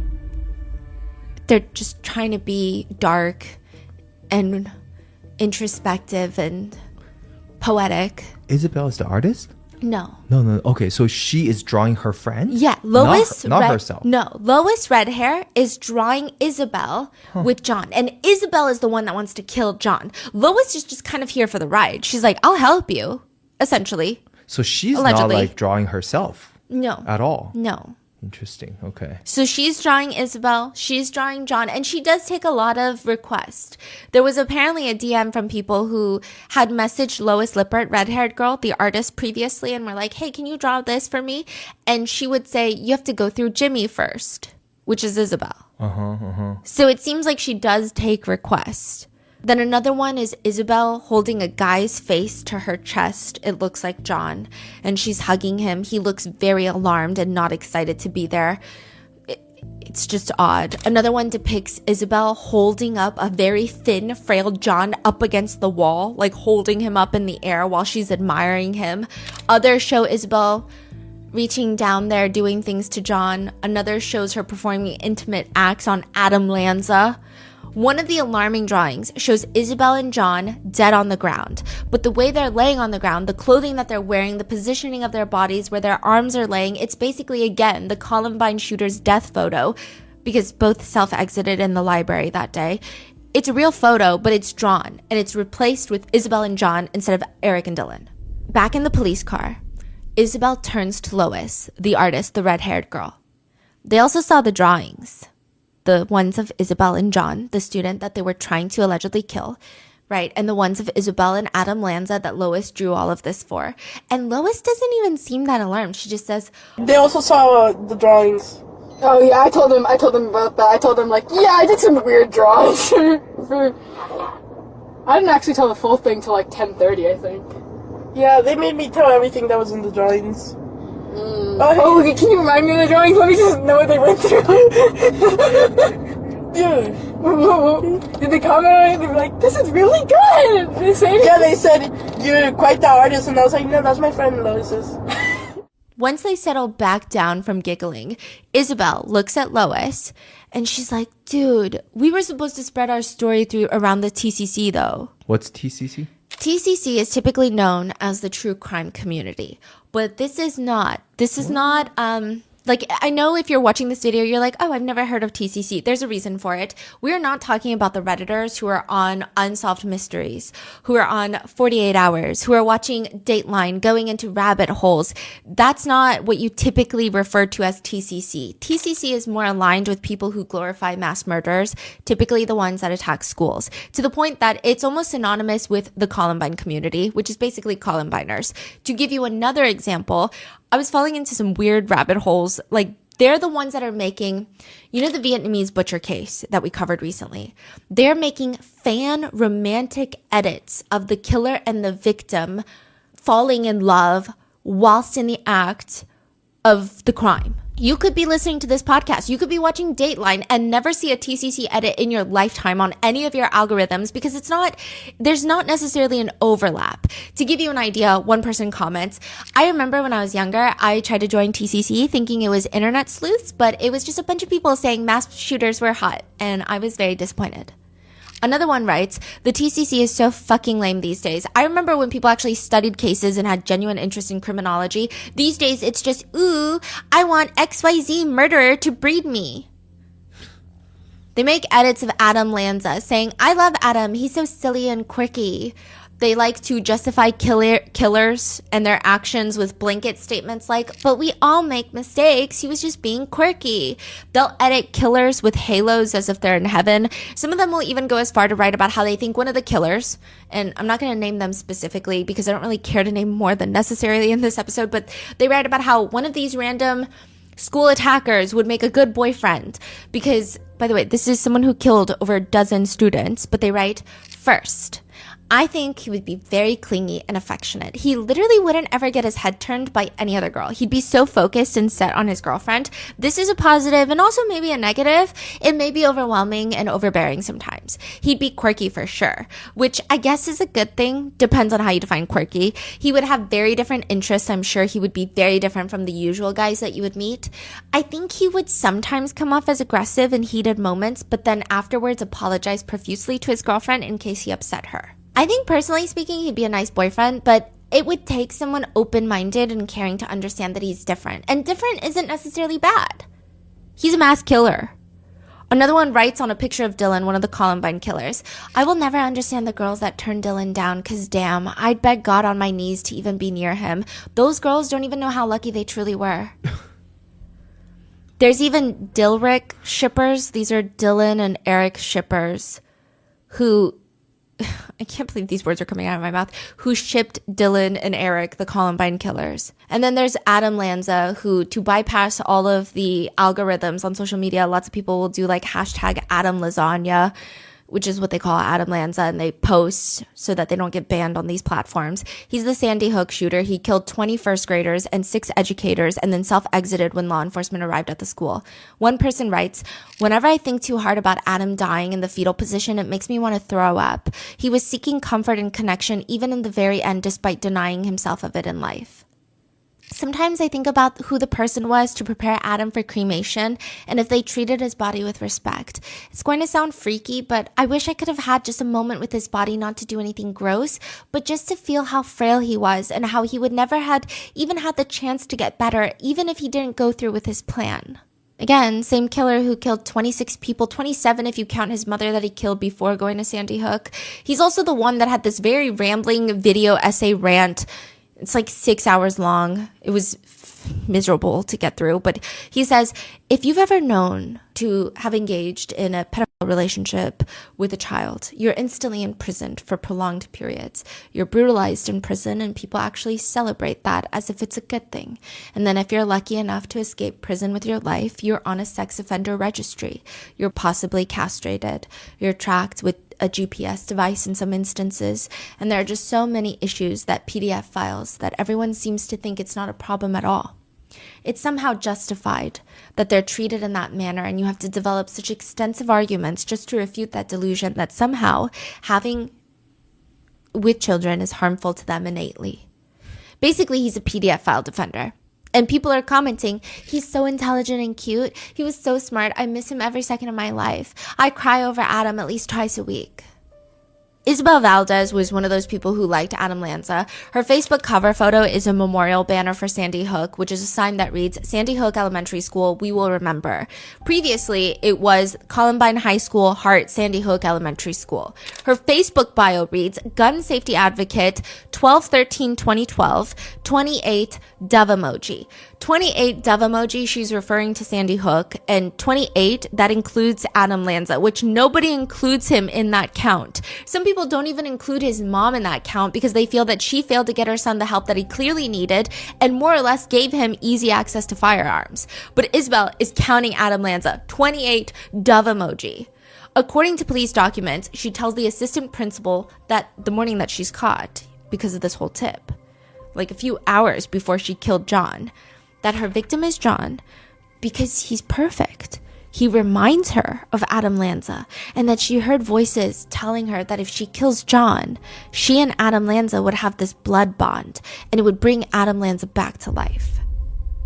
The police report reads, Isabel went on to say that after she killed John, she was going to make a blood ritual for Adam Lanza. I asked Isabel what was her intent when she said she was going to make a blood ritual. Isabel stated she was going to take the photos she brought of John, place them against his body. Isabel stated that she was going to try and wipe John's blood, even though he's bleeding. And then she stated that she asked Lois for an extra shirt so she could put it on John's body. No one knows what any of this means. Like, this feels like the weirdest, bizarrely strung together crime. Isabel believes this blood ritual would show her devotion to Lanza. Isabel stated that she heard voices saying if she carried out killing John, Lanza's voice would come back to her. Isabel stated that she used to hear Adam Lanza's voice, but no longer does, and she misses Lanza's voice quite a bit, and it's disappointing that she never got that connection again. And she believes that if she kills John, Lanza would come back to her and she wouldn't be alone. Isabel advised that while she was sitting in class, one of her online friends pleaded with her not to follow through with her plan, but she was intent on killing John. So do we know what happened? Someone tipped the police and the police just showed up at the school and they... Yes. So someone tips the police and the administrators also get the same tip later. Isabel and Lois have already showed up at the school. They're going through their classes as normal. The whole plan is to take place after second period. But before then, they're like, we got to sharpen the knife. So they've already gone to the bathroom, scoped it out, tried sharpening the knife, and then they went back to class. Administrators get the tip and they're like, we got to pull Isabel out of class. How do they know it's Isabel? Because at the very end, it said her government name, I think, is like Isabel, right? So they pull Isabel out of class. They bring her into the administrator's office, and the assistant principal is asking her a shit ton of questions before the police even get there. The police are on their way. They make it there, and they arrest her and Lois. So they put Isabel out, and Isabel just straight up start telling them everything. Yeah. And she's like, all the stuff is in my backpack. And I am going to kill him. Yeah. And she was like, because I wanted to bring back Adam Lanza. They immediately get placed in the back of the police car where for the next 30 minutes, they do damage that I don't think a defense attorney could ever undo. Do you believe they were going to go through with it? Yeah. Isabel even clarifies in her written statement to the police later that the whole blood oath, because, I mean, not that making sense would make it better or understandable or justifiable, obviously not, but it's so poorly executed and thought out, it doesn't even make sense to people. So she's trying to clarify, well, the blood oath was going to happen because she was going to drink John's blood and then smear his blood on her body. That would be the blood oath. Even in her written statement, she writes like this: I was planning to possibly smear his blood on myself and or drink it. I wanted to take photos afterwards, then leave his body in the bathroom and give the camera SD card to Lois Lippert. I was going to do it because I heard voices telling me that if I did it to show my devotion, Adam would come back and speak to me like before. Heart. She's writing hearts in this police written statement. John also didn't do anything. He had no interactions with Isabel. He never spoke with her. There was no conflict. They never fought. Like, he is just picked as a victim purely because Isabel felt like he looked like Adam and that Adam is Isabel's soulmate. The police report states that from September of 2025 to January of 2026, so the span of a few months, Isabel has been diligently stalking John. She's been taking pictures of him. Prosecutors eventually find over 200 photographs of John in Isabel's possession.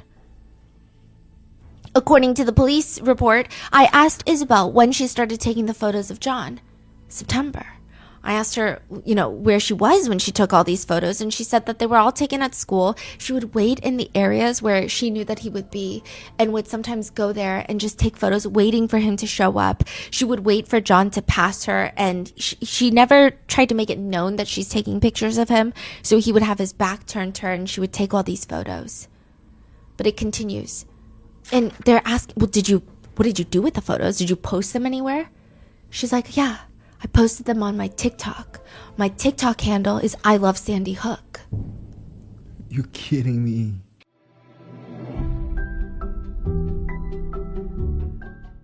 You're up late online shopping. You finally spot exactly what you want, and then you see it, that purple Shop Pay button.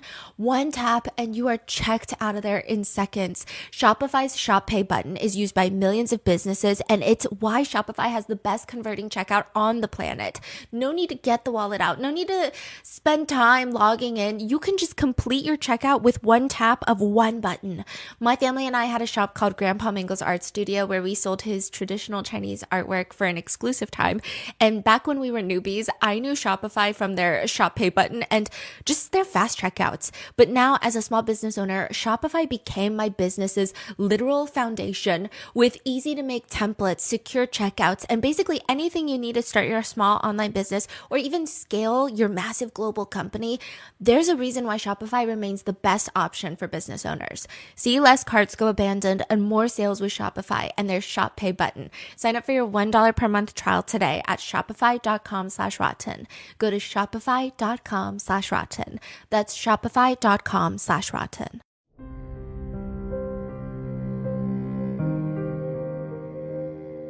Off-duty healthcare workers who rush to help a stranger when they are choking or unresponsive, that's a power move. Anyone who immediately acts like a best friend if they see a girl alone in an unwanted situation with a man, power move. Just like how hiring Morgan & Morgan is a power move. Morgan & Morgan is America's largest injury law firm. They have over 100 offices nationwide and more than 1,000 lawyers. With over $30 billion recovered for over 500,000 clients, Morgan & Morgan has a proven track record of fighting to get you full and fair compensation. In Florida, Morgan & Morgan secured a $644 million verdict for a client after the defense argued that the victim and his wife should receive nothing. And in California, another client was recently awarded $15 million in a mid-trial settlement. If you are injured by the negligence of another, you deserve to be paid. If you're ever injured, you can check out Morgan & Morgan. Their fee is free unless they win. For more information, go to forthepeople.com/rotten or dial #law, #529 from your cell phone. That's forthepeople.com/rotten or #law, #529. This is a paid advertisement.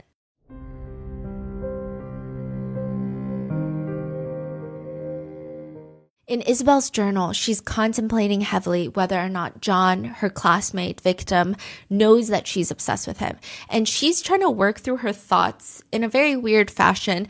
It appears that she's passing notes with, I want to say Lois, most likely Lois, or it could be really any one of her other classmates. But Isabel writes, do you think he actually switched out of this class? Like, I feel like she wouldn't have even put the ticket, like maybe he's just skipping because I creeped him out. So she's like, is he skipping class because I creeped him out, or did he switch out of this class because I creeped him out? And she's like, most likely he is. I doubt it. He doesn't even know my name. I mean, probably didn't even read it. Like, I just keep thinking, I need to stop thinking he'll probably just avoid me because it wasn't that weird. So we don't have any context, but it's pretty clear that she's like, oh, I'm kind of creeping this guy out. Mm-hmm. Someone writes back on the note, I honestly think he's just skipping, but maybe he's in the process of getting something against you. I hope he doesn't get a restraining order. Isabel writes, no, he would have already told his mom. I've been doing it for like 2 weeks. Most likely when he turns around sometimes. So this sounds like taking pictures. Like I do it when he's turned around. Isabel's friend writes back, but maybe he did notice all the other times you were following and filming him? Wait, he turned around, like staring at us? No, like when I get personal shots when I'm alone. It's just when he's turned around. On her Tumblr account, Isabel used to write things about John, like, he smiles like Dylan, looks like Adam, is absolute perfection. He's the perfect example of what can be made. He looks like a doll. I adore him. I'm in the worst parasocial relationship with him, and Fox has been drawing me art of us. I've been following him around and whatnot. But she tells the officers that she resisted killing him because, quote, I first came up with the plan approximately 3 months ago, but I resisted the urge to follow through with the plan, and I would just tell myself, I have to stop thinking like that.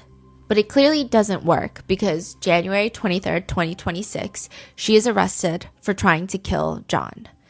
Inside Isabel Valdez's backpack, along with the knife, the rag, the trash bags, the gloves, the Clorox wipes, there's a little note left behind, and it reads, Dear Mama and Papa, I'm sorry for what I'm gonna do. Hopefully you will find this paper. I want you guys to know that none of it is your fault or anyone else's in that, in that matter. I chose to do this myself, for myself and Adam Lanza. They told me that Adam would come back to speak with me if I did this for him. Adam Lanza wanted it. I think it's a fair and beautiful sense of devotion on my behalf. I love Adam Lanza. We're soulmates, just waiting to be reunited once more. I want you guys to know that you are the most perfect parents ever. I'm sorry I could not be a better child. I've known there's been something wrong with me since I was a little kid. I just never showed it. And I'm sorry. I was never really shy. I just hated people. And I was aware of how disgusting everyone is. Being forced to talk was torture. These ramblings are very reminiscent of Adam Lanza, so I'm not entirely sure if this is genuinely how she felt or if this is how she fell into this like TCC community and tried to embody this aesthetic of outcast. I never liked humanity. Mankind is doomed and society has all these values that don't mean anything and we're just imposing values upon others and morality is not even objective. Morality just doesn't exist as a concept. I don't know if she just like listened to the fucking 5.5 hour ramblings of Adam Lanza that are incoherent most of the time and don't make good sense. But I don't know if this is how she truly felt or if this is furthering the aesthetic that she wants to be a part of. She says, I pretended to be a socialite. Just not the word to be used in that context, but to make you guys happy because I love seeing you guys happy. It was one of the only things that made me happy. Over the years, I've just lost control over myself and my emotions. Whenever I told someone I hated you guys, it was a pure lie. I'm sorry for ever hurting you and I deserve what's coming for me, as I am also disgusting, cruel, and useless. Again, these are very reminiscent of the Columbine killers and Adam Lanza. Well, actually, maybe the Columbine killers, they believe themselves to be above humankind. But perhaps in an attempt to get Isabel to have some remorse, the assistant principal, before she's arrested, initially asked her, did you consider how your parents or even how John's parents would feel if you went through with this? They would be sad, but I don't really care. Did you consider the consequences, like of what happens to you if you go through with this? Jail or psych ward, but it doesn't matter. I was still going to do it. I want to be with Adam Lanza. She later admits that last night before school, she did cry in the shower, but it was, quote, because she wasn't crying because of herself or her actions, but because of how it was going to affect others, you know? But also at the same time, she was thinking, whatever, what's done is done. That's what she says. Isabel states that she only feels bad for her parents because they've been great and they tried their best. So back in the back of the police car, Isabel and Lois are ranting about how the police were grilling them. Red-haired Lois Lippert, the 14-year-old, right? She's more so the accomplice. So after police came, before they were taken into the police car, they already went through a round of questioning in the school? Oh, yeah. And then as they're walking out, both handcuffed together, they're like, hey, best friend. From school to the police car? Yeah. Yeah. I think the only time they look a little serious is when Isabel Valdez is being read her charges, which is attempted murder. When was that? In the school hallway. And she looks a little serious. But not really. She just looks like a little somber. There's a whole tape from the school all the way to the police car? There's like 6-7 minutes from inside the school. There's a few minutes going to the police car. And then there's about 40, but 10 minutes of those are after the... So like 36 minutes of them in the... Because we did a FOIA request. There's about 36 minutes of them in the car talking, yapping. And they really don't like to sit in silence. So it's like a solid 30 minutes of yapping. And if you're watching the video podcast on YouTube, I'm actually going to dump the entire body cam footage clip at the end of the episode because I've kind of broken it up into parts. But if you want to see the whole thing in chronological order, it's going to be at the very end. So Isabel and Lois Lippert are sitting in the back, and Lois, red hair, 14-year-old girl, the accomplice, is saying, I told them the important stuff. And then they came back and they were like, I'm getting really pissed off. You're not telling me everything. And I was like, I swear that's all I remember. So I just had to sit there for a few minutes just trying to remember every fucking thing and every fucking little detail. And I was like, oh, so there are these images of Adam Lanza. Isabel cuts in. Dude, I forgot what to say halfway through my interview. Yeah, that was me for most of my interview. Well, actually, half the interview was just me being silent and not doing anything because I was hoping I could cling on to the like, you have the right to remain silent. But low-key, that didn't work. That didn't really work. Isabel's like, I know, because it's like they're just gonna use it against me in court. Like, hey, why do you have these drives with these little boy? Like hard drives of pictures of this little boy. And then she goes, hey, why do you have these drives of these little boy? Sorry. Oh, they're gonna use it against me in court. Hey, why you have these drives of this little boy? Sorry. What? Yeah. Lois is like, he's not a little boy. He's older than you. No, he's not. Well, oh yeah. Yeah, he's older than you. It's not some little boy. They can't say this little boy. This older boy. This older boy who's abusing me. So now they're giggling and coming up with this idea of trying to say that the victim was abusing them, which he in no world was.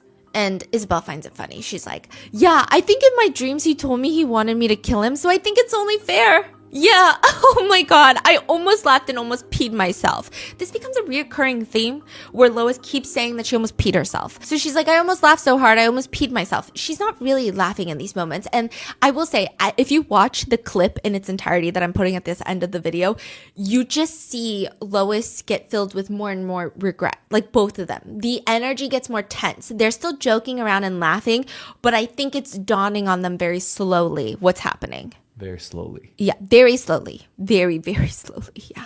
Because it should have dawned on them before they even got into the car. So you said there are 2 cops in the front. Yes. They can clearly hear it. Yeah, because they later talk to them. They interject in one of their conversations. Yeah, we're going to get there. Yeah, the cops are clearly hearing this. I personally think that the cops strategically put them in the back of the police car together so that they could have this conversation because, of course, they're... Yeah, the more, the better. Yeah. And then I think they took a longer route because I don't think that it would take 36 minutes for them to get from the school to the local police department. Wow. Yeah, that's true. So do you think they just didn't know there was a camera recording in the car? Yeah, I don't think so. Right? And that's why this is where it gets really weird. So there are lots of people in the TCC community. And again, this is not me saying like, oh, I'm part of the TCC community, so I know what they're saying. This is me saying like, I was diving into the TCC community to see what it's about. And people were saying, oh, they're not real TCCers because they don't know that there's cameras in the back of the police car. But also real TCCers, from what I can tell, they still like to post edits of Adam Lasagna with eccentric Europunk music in the background with rainbow edits because it's so quirky. And their whole thing is like, why does me posting rainbow edits of school shooters, does that make me dangerous? Yeah, Becky, it fucking makes you dangerous. I don't know what else to say. Now, Lois says with a bit of regret in her voice, dude, I should have gotten my diagnosis before this. I've been talking about that being like, yeah, I should go to a psychiatrist or something and actually fucking get diagnosed and shit. I should have gotten it before all this shit happened. And then I would have some sort of thing to clean it up. Isabella's like, dude, I thought I was going to get sent to the psych ward. That's why I was so excited about everything. Isabella explains to Lois that she just regrets telling the officers everything. But I shouldn't have told them all this shit. Okay, so I was there and then they were asking me about the swatting incident that happened. So yeah, she was trying to get people swatted. We're going to get there in a second. And what happened, and I started crying because I thought that, they were going to feel bad for me and send me to the psych ward. Because I was like, I thought about hurting somebody. Yeah, I thought about hurting the boy. And then they saw right through my shit. And then they pulled out, the bag from my backpack. I had to tell them everything that was inside. Later, she mentions, dude, I should have told them that. I was going to tell them yesterday. I was going to say, oh yeah, I'm doing all this stuff because I want to be a police officer. Please, I wanted to be a police officer. Please. And then she pretends to be the fake imaginary police officer she's saying this to. And she's like, no, sorry. So she's like, I should have told them that I want to be a police officer. Nope, I'm sorry. Okay. Like, this is how they talk. That's the tone in which they talk. Now, there's a lot to complain about in the back of this police car as well. Lois rants about how cold it was in the room when they were talking to her. It was so cold in that room. I know, dude. They had me sitting there and I was dude, they took away my chocolate. Isabel, because remember, Isabel is the one that primarily wants to kill John. Mm-hmm. Isabel had asked Lois, the little artist, to bring chocolate and Dr. Pepper. Mm-hmm. Okay, Lois brings it, gives it to her. And now Isabel is like, the chocolate you gave me? They took away my chocolate. And Lois goes, no. I was able to eat a part of it. It was a part of the big bar, but then that was it. Dude, they took away my chocolate. No! I was able to eat a part of it, a part of the big bar. Lois is so upset. And she's like, bro, I wanted to come back to second period so I could have nibbled on some of it with you. That was my main goal. Some netizens have found it ironic that the two are friends because Isabel Valdez is kind of a bigger girl, I guess is how you would describe her. And then Lois Lippert she had a Twitter account that heavily promotes, is pro-Anna, pro-ED, engages in quote unquote fatspo. Fatspo is basically described as quote, fatspo is when people with EDs use a picture of a person bigger than themselves as inspiration to continue with their eating disorder or not becoming fat like the person in the picture. So some netizens found it ironic and they made it a big joke of whether or not Lois Lippert used her own friend Isabel Valdez as fatspo. Essentially everything about this case like makes you want to spiral into a depressive state. Just every little rabbit hole leads somewhere worse. But on Lois Lippert's Twitter account, she would post a lot of pro-Anna things, as well as she would document throwing up in the toilet, and then she would stick her hand in the toilet bowl and play with her throw up like it was slime and post videos of it. There's also an unverified Tumblr account, and I cannot tell you if this is real, okay, but apparently this is Isabel's unverified Tumblr account where she posts, I love being fat. Everyone is significantly smaller than me, and I love small people. I love small boys. I love the thought of beating them up and breaking their bones and then just watching their bodies bruise. I want to touch them all over. I want to see them resist. Probably the first time I felt these, dare I say, erotic pleasures was in or around 5th or 6th grade. I remember in 6th grade, I would go up to people and hug them tightly. I loved feeling them push me away and struggle. I loved the way they yelled at me after. We can't be certain that this is Isabel's account, but it's in tune with the picture of her holding up John, almost like she's about to slam him up against the wall. I don't think that there's any debate that both of these girls are struggling with various mental health issues, but I do think a lot of young girls at that age are. They don't go and try to resurrect a school shooter. These girls, they even gaggle about what it must have been like for John. Lois is giggling, imagine being pulled out of class. And yeah, some girl was planning on killing you. He's probably gonna be like he's got to be told. Like they can't. And Isabel's like, yeah, I wrote him a note. And I was like, yeah, I'm not guilty for my actions, but no, I was like, I don't feel guilty for my actions, but I feel guilty on how you were gonna feel. Because honestly, I don't fucking care. She gave him a letter? She wrote him a note, but I don't think it was never given to him. Isabel giggles and says, so are we gonna become one of those lesbian couples now in jail? Lois looks at her. Yeah, and you could be the butch. And they're giggling. And Isabel's like, yeah, hey, this is my bitch. Stay away. Yeah. They're doing that much in 30 minutes? Yeah. And they then don't even catch a break and think about what's about to happen? No. And then there's silence. Which the lesbian couple love does not last very long because when talking with the officers, Isabel already ratted Lois out. The police officer is even writing in his report because usually when you have teenagers and they're best friends and they're trying to commit a crime, I would say that there's maybe, 3 hours in which they might resist ratting each other out. But the police officer writes, Isabel abruptly stated that Lois helped her sharpen the knife. Isabel is explaining to the officers and the assistant principal that they were in the bathroom trying to sharpen the knife. And according to Isabel, they ran the knife back and forth along the metal pipe in the bathroom. And then they were trying to use the knife to cut Isabel's shirt to determine if it was sharp enough to do the crime. Lois then attempted to cut her stomach in an effort to see if the knife could cut her skin. Isabel stated that Lois told her that she didn't think the knife was going to be able to cut through because it couldn't cut her stomach.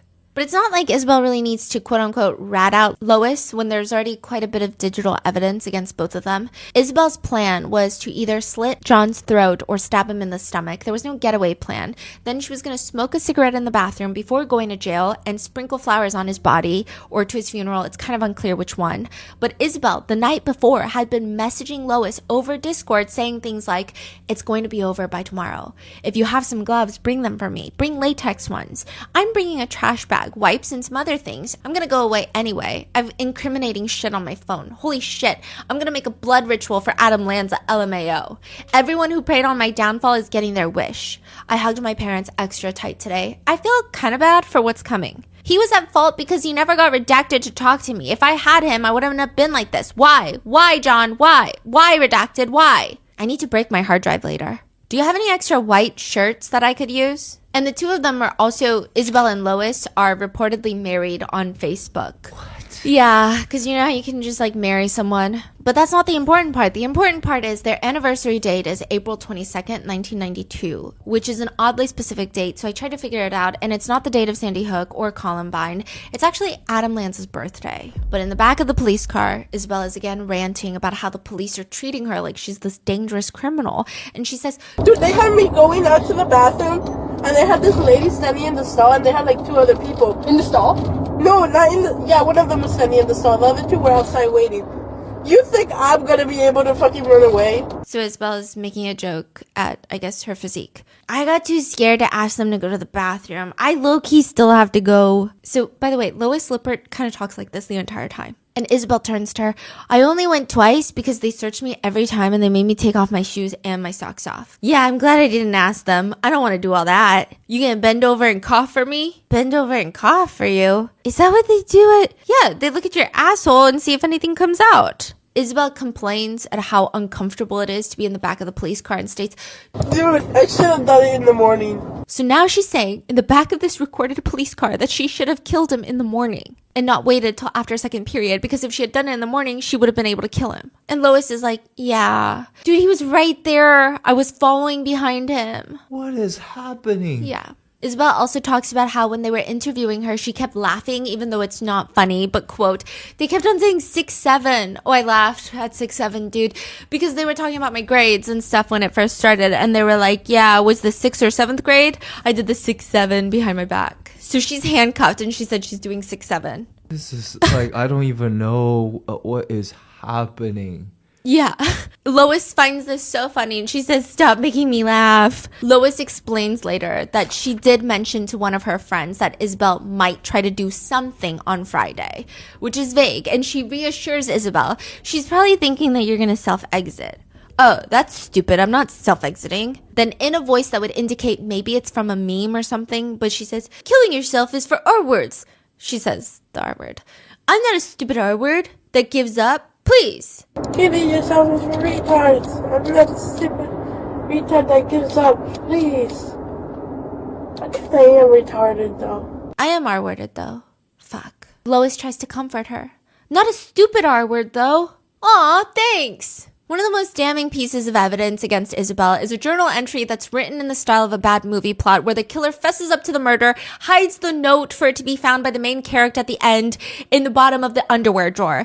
And it reads, it was just like any other normal day. I swear nothing seemed off until I remembered him. Oh, John, how much I loved you.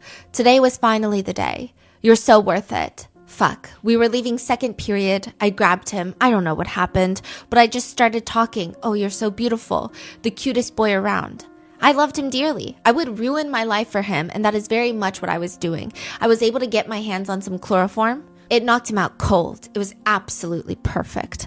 I was already in the bathroom with him. He hadn't woken up yet, so I was just waiting.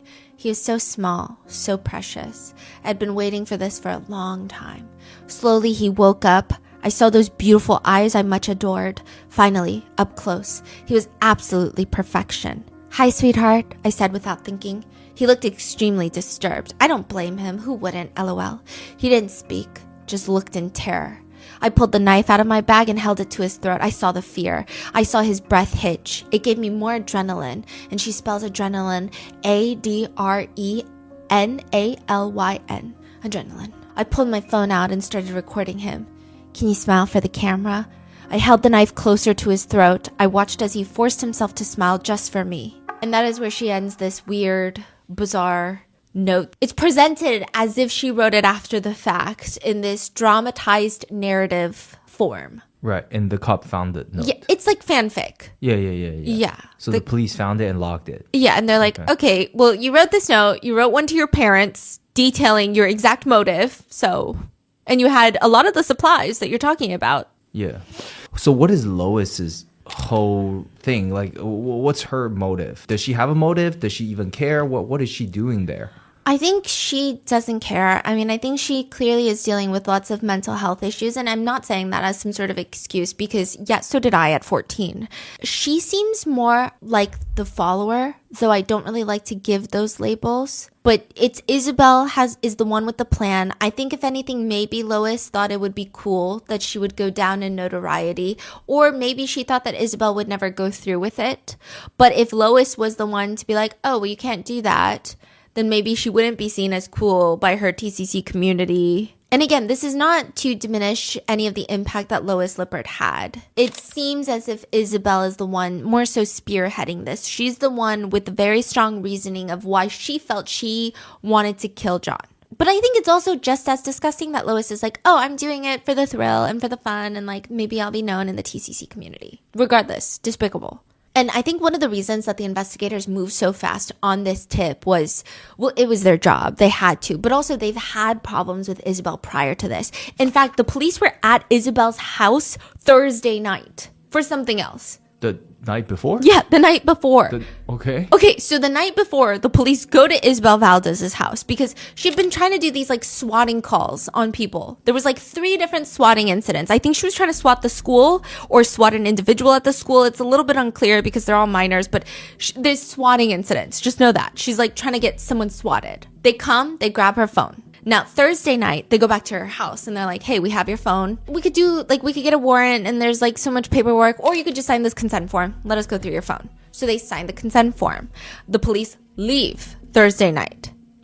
They get a tip in early hours of Friday morning. And then it's like the last few sentences are, oh, I think their name is Isabel. So after the police took her phone, yes. She's on Discord messaging on her computer. Yes, on her computer, yes. Messaging her friend, saying, I'm gonna do this now. I'm gonna do it. I'm gonna do it. Yeah, she felt like she was already gonna go away for the swatting incident, so she might as well do it now. Now is the only time that she can do this. Lois even mentioned to her that she's anxious planning and maybe she shouldn't go through with it, but Isabel was like, no, I'm gonna go through with it. And she even tells another friend about it Thursday night.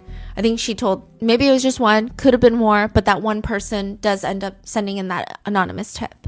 I mean, that tip really saved John's life. Yeah. No, John's mom has done an interview where she said the person, I mean, she knows who made the tip and she's spoken to that child and she says the child is her hero. The hero of this story is the tipster. That person is the hero of my life story. And I've told them that. Now, Isabel tells Lois in the car, in the back of the police car, I did write a note to my parents. Did you write one to your parents? Lois is like, no, you should have. They said I'm going to be able to contact my parents when I get there. Me too. I haven't talked to my parents yet. I don't know if my parents even know what's going on. They don't. They haven't contacted mine either. My mom's going to be yelling at me through the phone like, what are you going to do? Why are you trying to kill this fucking kid? Lois is like, I think my mom's gonna be okay. I low-key think she's probably gonna fuck with it. When they asked me, like, do you really want to lie? Would your parents really want you to lie for Jimmy? Yeah, they would. Yeah. When they asked me, like, do you really want to lie? Would your parents really want you lying for Jimmy? Like, yeah, they would. It's like, yeah.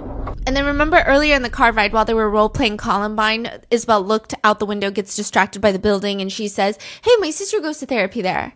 Then she starts going on this like very bizarre trauma dump where she says, my mom's going to see the police car and she's going to be like, damn. And then when I call her, I'm going to be like, hey, mama, that was me in the police car. You see me? And she says, you know, my mom was telling me about this morning because she was talking about somebody. And then she was like, oh yeah, this girl I know, she got criminal charges because she hit somebody and drove away with her car. And she was like, don't get any criminal charges because that messes with your record.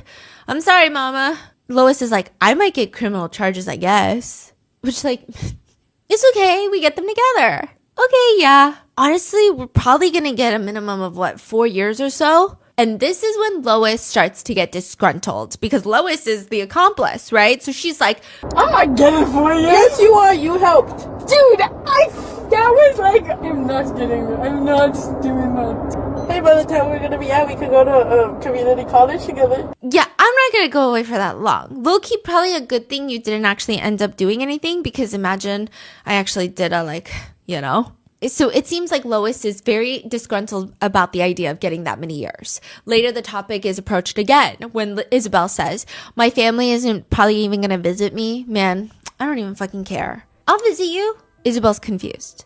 Huh? I'll visit you. Huh? I'll visit you when I'm out. Before you. Shut up, you're not getting out before me. How would I get a longer sentence than you?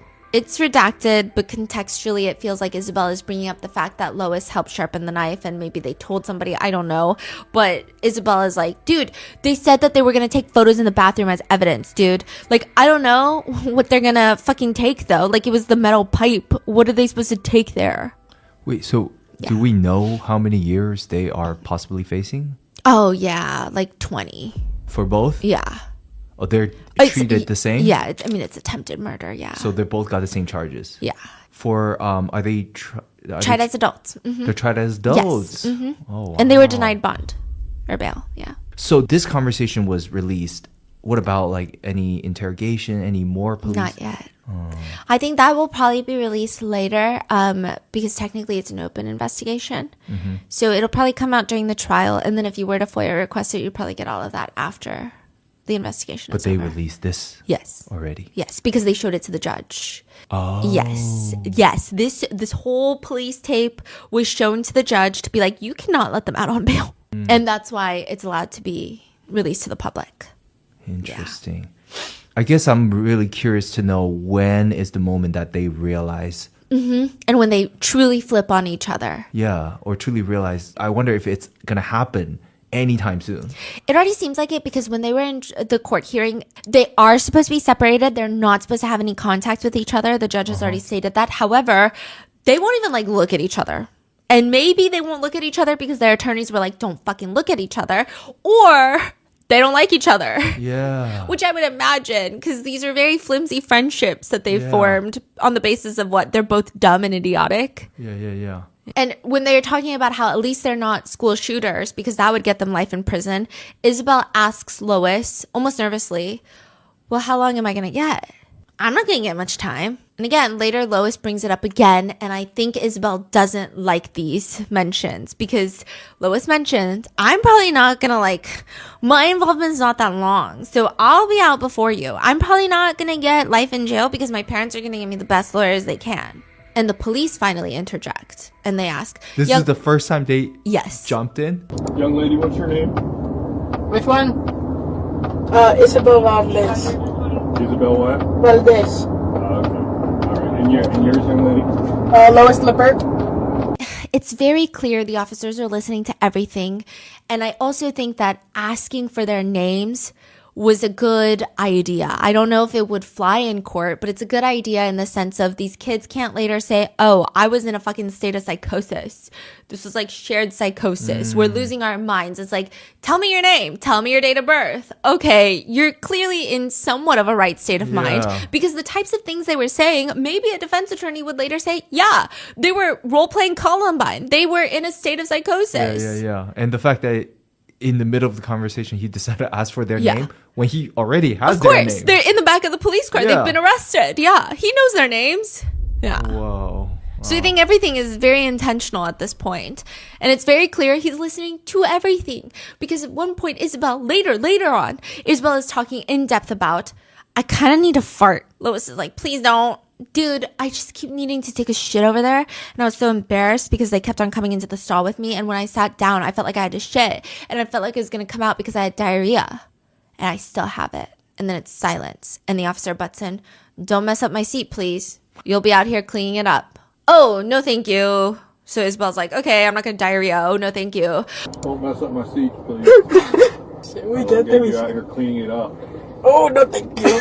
Dude, I used to have to clean... This is Isabel. I used to have to clean up my siblings' shit because my mom would be sleeping and my sister would literally take off her diaper and she would put it all over her bed. Ooh! Dude, I think there was like a year or two that she was like... My mom was cooking or while she was doing something, she would take her diaper off and she would pee on her bed. She would literally spread her legs open on her bed and pee. Ooh! Your siblings are wildin'. I know. My brother keeps on humping everything now. My mom tells him to stop and he just keeps on doing it. And then he goes into my closet because I sleep with my sister. I think I told you, right? He goes into my closet and he puts on my sister's bathing suit. So I don't know. I think this seems like the point where some people feel there might be a lot more going on in Isabel's life, clearly, because both the girls seem to be struggling a lot mentally. Again, not that it's justification for anything, but these are very specific stories she's sharing. Then later, Lois mentions that she has to pee so bad, to which Isabel tells her that the police officers aren't going to let her use the restroom when they get to the police station, to which Lois is like, dude, I have to the bathroom, I pissed myself, they gotta clean that up. And Isabel says, my mouth is right here. There's a lot of overtly sexual comments being made. Lois later again mentions, I did not expect them to let us go into the same car and shit. Can't complain. Yeah, I'm not complaining at all. So much better than having to stare off into the distance and think of all your regrets. And then Lois says, I'm actually gonna piss myself. I can't laugh anymore. Yuck. It's bad. I've been holding it in for like an hour. You've been horny for an hour? No, oh, is it because I'm here? Later, Lois is complaining about how her strap keeps hanging off her shoulder, and Isabel offers, I'll pull it up with my teeth. I'll pull it up with my teeth. Just their entire demeanor in the car is, I mean, it's going to be a defense attorney's nightmare. At one point, the both of them are talking about how the comfort level of this car ride compares to the last time they were in a police car. It's like they're giving it Uber car ride ratings. Isabel says, dude, last time, they didn't even put me in handcuffs. They just stuck me. They let me take my stuff, too. I was able to take some of my little ponies, my plush, and my phone, but then they took my phone away. They took all my stuff away because they were like, you can't have this in here. So I was like, okay, whatever. They are both charged with attempted murder and possessing a weapon on school property, and they will both be tried as adults. During their court hearing, they don't nearly look as giggly or as quirky as they did in the back of the police car. They were both present but separated during the hearing. Their parents were there. Lois's parents pleaded with the judge that if Lois is released out on bail, she would not be able to have any access to her electronics. She will be closely monitored. The prosecutors argue. So did the parents get Lois the best attorney that she claim that they're going to get her? Does not seem like it. I think probably the best that they could, but I don't think Lois's parents are pulling in Brian Steele, you know, like I don't think they're which but they are odd. in the same jail. Yes. Interesting. So they can talk to each other freely then? No, they cannot. Oh, they cannot. Yeah, they're not allowed to be near each other. They're not allowed to communicate with one another. I see. Now, the prosecutors argued that the young ladies exhibit callous nature, sociopathic attitudes. They say that the concept of murdering another person to resurrect a school shooter is unfathomable. And they show the judge the police car footage to argue that they cannot be released out on bail.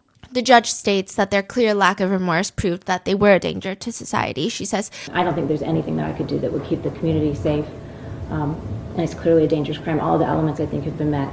The video that I watched, they thought this was cute. I don't want her on the internet talking to other young folks about this. It's too dangerous. And so for that reason, I think that there's a real risk to the community that I just can't fix. And both of them were denied bail. Yeah, yeah, they would probably go back on Tumblr and Twitter and say a bunch of shit. Yeah. The 15-year-old boy's mother has done an interview, and she's asked, to know that the allegations of two girls plotting, the allegations of them wanting to hurt and kill your baby, your son, as a mom? Yeah, I was destroyed. I still am. It's never going to be the same. I've broken down a lot. I still break down at work. By the way, she works at the school. So yeah, I mean, she says, I still haven't been sleeping well. I haven't been eating, and I've been waking up on high alert, like 2-3 times a night. As for her son, she says, he's so brave. He's so brave and smart and talented. And the hero of the story is the tipster. And that person is the hero of my life. And I've told them that. If the tipster hadn't made that notification, do you think your son would still be alive?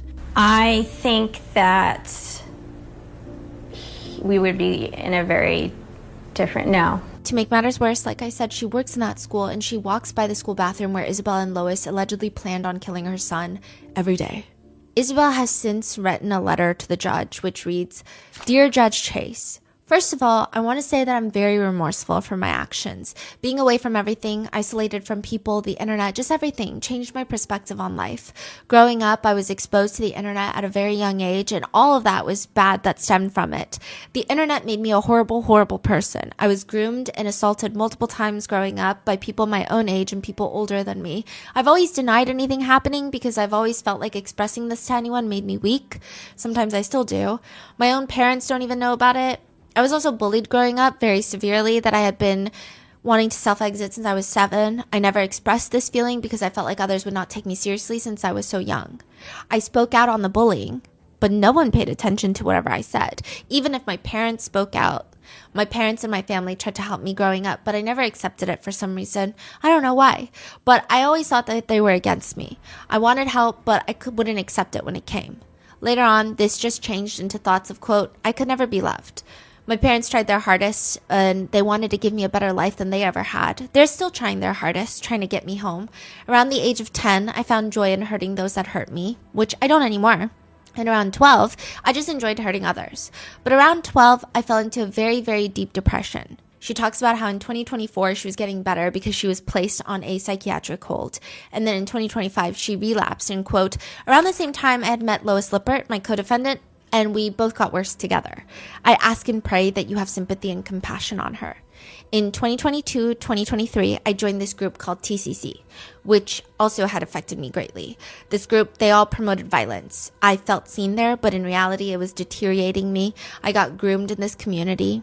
She explains that she joked around about killing John with Lois, but later, because they were both in such bad mental states, they thought it was okay. Now, to explain about John, I used to like him a lot because he reminded me of a shooter I liked, which I no longer do. I have multiple forms of anxiety, so I never spoke to him in fear of getting rejected. So I started following him around, which I'm deeply sorry about now. When I was detained, I started acting recklessly and edgy. I made everything worse than it was because I wanted help. I wanted to paint myself as more insane so I could be sent to some place where I could get help, but obviously it didn't work. As I've been here, I've been thinking about my life and my choices, and please ask you to please have sympathy on me, for I want to change, and I'm changing as a person. I'm not the same girl I was 3 months ago. I think it's a very conflicting feeling because a lot of netizens feel that at 15, you definitely know better. I mean, I think a lot of us can think back to when we were 15 and none of us had any sort of glorification of school shooters wanting to resurrect somebody from the dead, let alone Adam Lanza of all people, and then trying to kill a classmate, bringing a knife to school. Like, these are all very extreme thoughts. But I guess people are open to perhaps listening to Isabel's life story, but they also don't think that that's any excuse. Yeah. It's just a way to understand her actions and hopefully prevent other kids from going through the same experiences and acting out in the same way. And I don't mean to say acting out to diminish the gravity of what they were planning on doing, but you get what I'm saying. Yeah. I mean, honestly, the tipster also saved their life. Yeah. Yeah. Oh, yeah. So, yeah. And I do think that some netizens have an annoyance with this and the letter in general and any sympathy towards the two girls, because it's almost become this weird thing where people in the TCC community think that being bullied is an excuse to kill people. Like, it gives you sympathy points. And it's like, do you know how many people have been bullied growing up? It doesn't give you the right to make grave, quote unquote, mistakes in the form of taking someone else's life. So it's like, yes, okay, maybe she had a rough life, but she was also planning on killing an innocent classmate who did nothing wrong, not that even that would warrant anything, but just because he looked like someone that she idolizes, that is a vile person to begin with. So I think that there's this pushback of people being like, no, I was bullied. I'm not fucking going around trying to resurrect people. That is where the case is right now, with netizens commenting, what the fuck? How did they even come up with this? Others are commenting, the conversation in the back of the car is so casual. Others are saying they're laughing as a defense mechanism for being arrested. They're coping with it by laughing it off. It's likely how they respond to any other situation in which they're caught for doing anything else that's wrong, or when they're being laughed at themselves or being excluded, humiliated, bullied, whatever. As a teacher, I recognize the same behavior in students who know that they're going to bomb a test or don't do their homework or otherwise get called out. They'll announce it loudly, like, man, I'm about to fail. This test's so bad, or something like that. It's all about saving face, and the behavior becomes so ingrained that it becomes the default. They can't be seen to ever take anything seriously about anything that others take seriously, because it's the only way for them to win in so many situations that they repeatedly lose. I don't say this as an excuse for them, but yeah, I totally recognize those laughs. And others say they always laugh when they first get caught, but then they cry when the guilty verdict is read out. Others are just commenting, yeah, these kids definitely grew up on Discord. Others are saying, you dropped your crown, queen, and it's just like a dumpster lid. Always the weird looking ones. These are comments. Anyone who works in, near, or is friends with someone in schools understands this is not shocking. And about her Sandy Hook obsession, one person writes, what a weird obsession. I mean, you could have done something productive with your passion, like volunteer to help those affected by gun violence, but instead you did this? Shame on you. Others are upset about Fox Fever, saying, I refuse to believe she's Fox Fever. I love their art so much. She's famous? In the community that loves Zero Day. And then another comment states, she suffered from extreme mental illnesses. All the adults in her life failed her. She had a Twitter account dedicated to having an ED where she would post pictures of her throwing up into the toilet bowl after. Like, I feel bad. Others say, I'm not even mad. I'm sad these girls need help badly. How did they even get to this point mentally without someone intervening is heartbreaking. Heartbreak emoji. You can tell they have no idea the big picture of what they just did. Others are on the complete opposite side, writing death penalty to these ugly weirdos, which is a bit extreme. Another one writes, they're teenagers. Their brains aren't fully formed and they'll just go along with just about anything to fit in. My guess is one of them had deep-seated issues and mostly pushed the idea forward, and the other one has issues of her own but just mainly went along with it. To which someone responds, okay, but they still sound way less sane than most teenagers. But also there's just really alarming comments like about the girls who wanted to kill that boy to revive Adam. If I saw a dude who looked just like Adam, I'd want to date him. Like, no need to kill him, for real. So that is where I leave you with this case. I will let you know if there's any updates with any of the future court hearings and the pending trial if they plead not guilty, or if they're not going to get a plea deal. What are your thoughts on this case? Yeah, let me know in the comments. Stay safe, and I'll see you in the next one.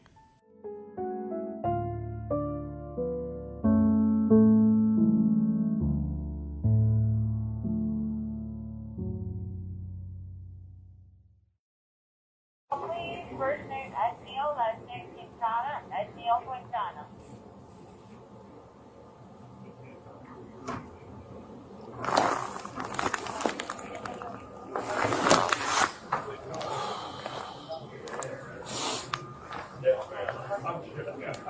Thank you.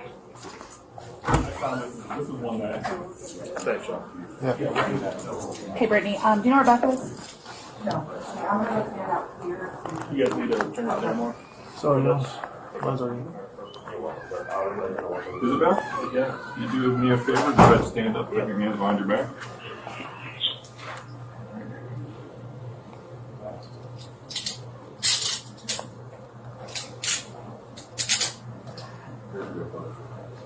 Just gonna tighten these just a little bit, okay? Don't move. You start twisting your hands, it'll get real tight on you. Okay, so just leave your hands to yourself. You alright? Yeah. You need me to loosen one? Which one? No, it's okay. It's just, I got like stuck in the back of the thing.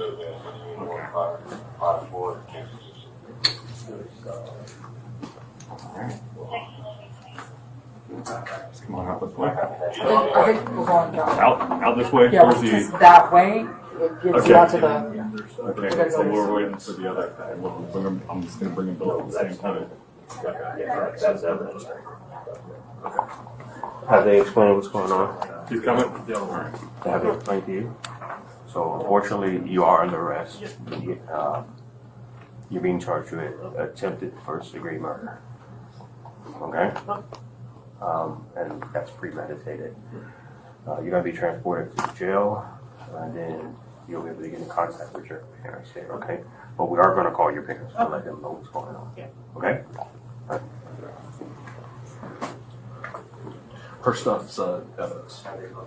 Okay, so let's take it. We're going to head out this way. Yeah, but we're just waiting for look you at the same time. You're going to do the same time? Are they different cars or same car? Same car. Okay. I'm just waiting for the other one to walk out in front of us. Close the door. Get on the other side. Close the door. Thank you. I assume you need me to come with you. What's that? You need me to come with you? I don't think so. We got the Danish stuck on. Alright. Yeah. For a search or not? Yes, please. Okay. We gotta kiss her? Yes.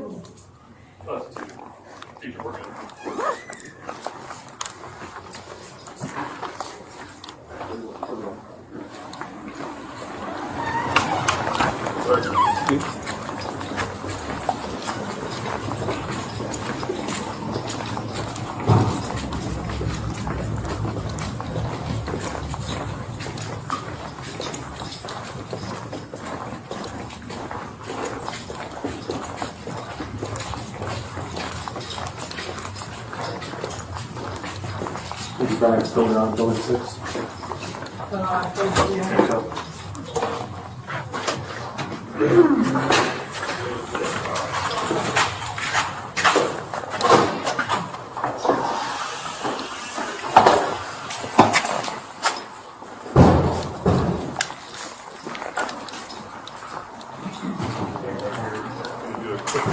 Check on you real quick.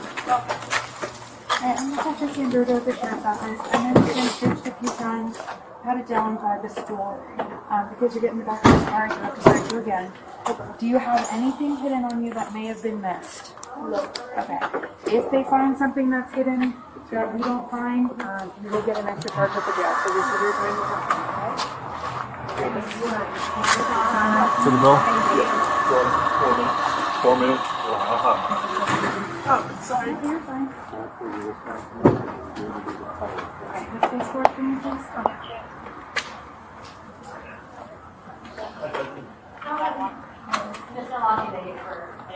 All good.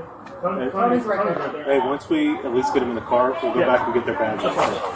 Do you need to stand by here while you guys grab the bags? The church said it's evidence. Oh, the bags are. Oh, they're taking the bags as evidence? He said hers. Yeah, bags are evidence. Both of them? So you guys can go, yeah. Okay. So they don't need their book bags. All right, have a seat. Hey, does it?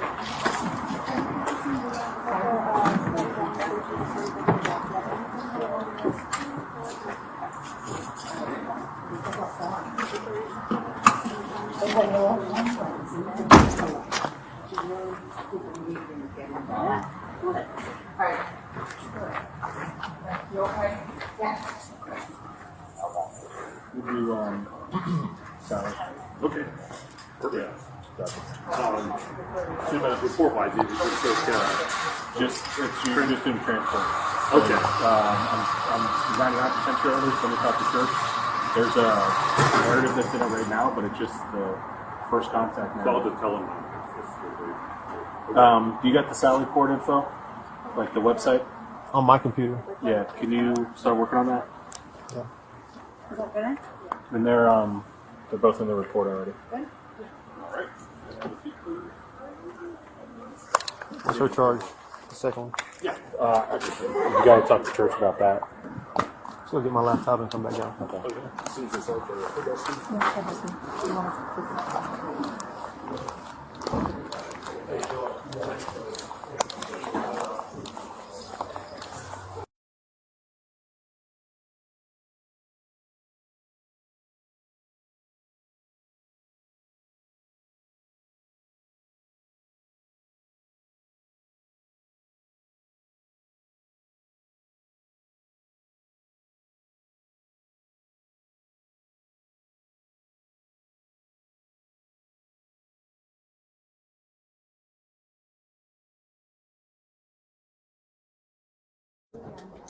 Do you have anything hidden on you that may have been missed? No. If they find something that's hidden that we don't find, you will get an extra charge at the jail. So this is your time to come, okay?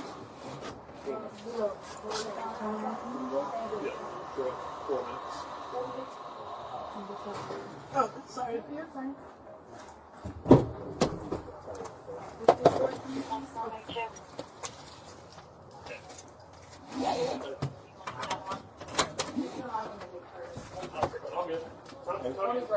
Hey, once we at least get them in the car, we'll go back and get their bags. I think I can stay with that on here with you. Oh, they're taking the bags as evidence? Yeah, so yeah, bags are evidence. Oh, okay. You guys can go. So they don't need their book bags. All right, have a seat. Wait, okay.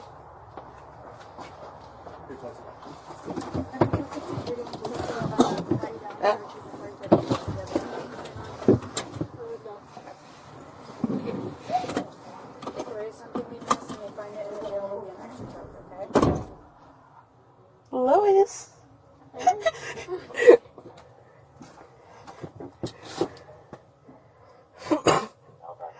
We'll do salad. Okay, perfect. report-wise, it just says it's student transport. Okay. I'm 99% sure, at least. Let me talk to church. There's a narrative that's in it right now, but it's just the first contact. So I'll just tell them it's just. Excuse me? Okay. You got the Excuse sound me? report info? Can you put my shirt Website? down? Okay. It's Right there. it's Can you start working on it's a that? comfortable. Is that better? Yeah. When we're both in the report already. Good? Yeah. All right. Can I have a seat, please? Are we gonna be in the same one? What do you mean, same one? Same jail? Yeah. Go ahead. Yeah!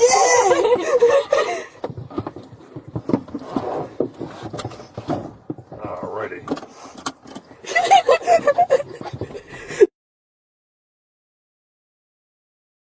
I know they asked me for his phone passcode. Wait, they went through his phone? No, they're going to go through his phone. Oh my god. Yeah.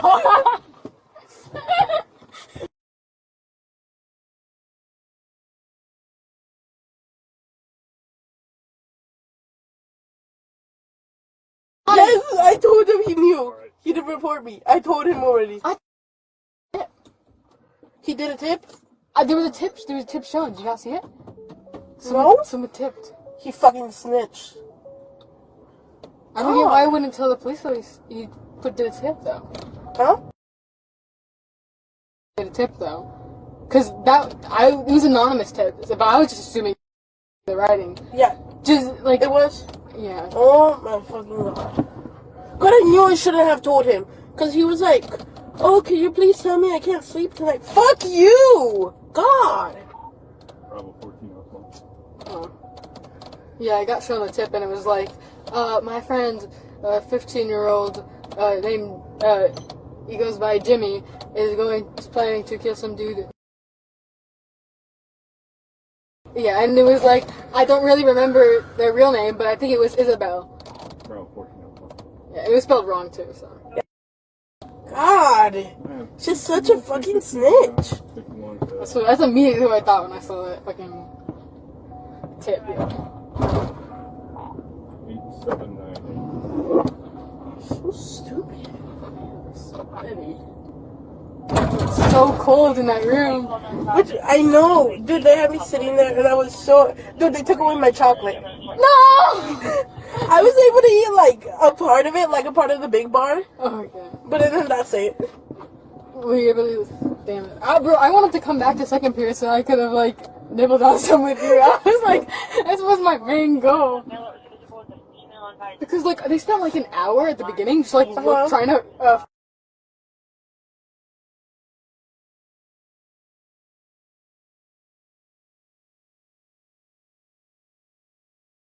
their real name, like, at all. Dude, they pulled up the security cameras and stuff, and they got to see us walking out. Saw. Yeah.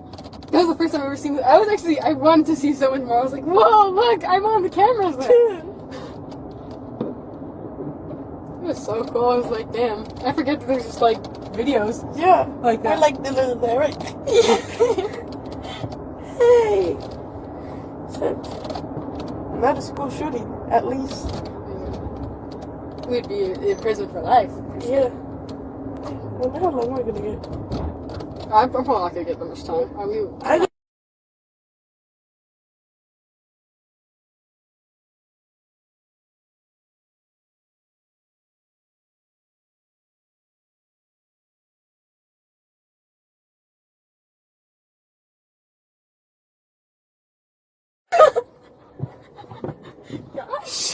Gosh.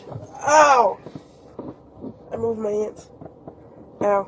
These are low-key more comfortable than last. It'll make it hurt. You gotta keep it still. These are more I'm too comfortable fat than... to stay still. God. These are more comfortable than the last car I was in. Police car. I had my things behind my back, but like they had it like really bad and shit. I had to like go into like crazy positions to feel like comfortable, and it was an hour-long car ride.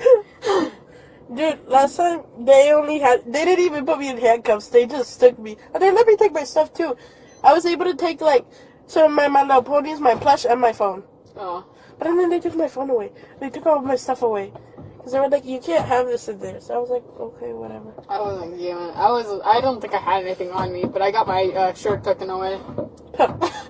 Because I think it like went off the sleeve a little bit. And I guess that wasn't allowed. Ooh. Yeah, promiscuous. We're gonna become one of those lesbian couples now in jail. Yeah, and you could be the butch. Yes. Hey, this is my bitch. Stay away. Yeah. Ooh, you trying to look good for your mugshot? Oh shit, am I gonna get a mugshot? What, we're going to jail? What do you think? Oh yeah, that's crazy. Dude, I was gonna do my makeup this morning for the mugshot, but I couldn't find anything. I'm glad I don't actually look too bad today. I look horrible. It's over. And don't worry, you don't need to, don't worry, you're the butch. It doesn't matter if you look bad. Hey, at least they were gonna see me some way or another in the mugshot. Dude, we're supposed to spread our story around the TCC though. Hey! These are two stupid retards from Florida that couldn't... No, do not put me in it. This was it did not work.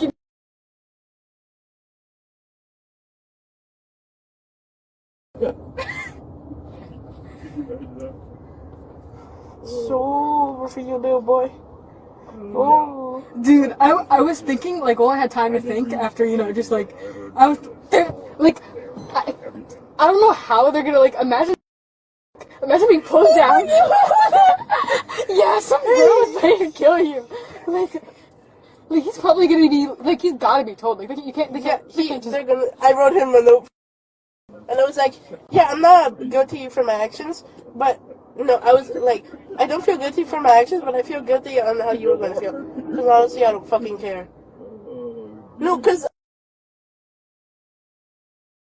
But, like, I should at least try. But I did write a note to my parents. Did they like you write one? You should have asked.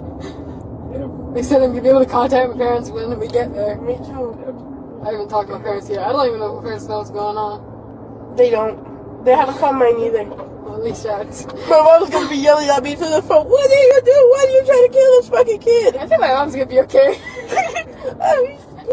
Loki, she's probably fucking with it. Like, when they're asking me, like, do you really want to lie? Would your parents really want you lying for Jamie? Like, yeah, they would. It's like, yeah. Dude, they made me swear to tell the truth. Hey, look.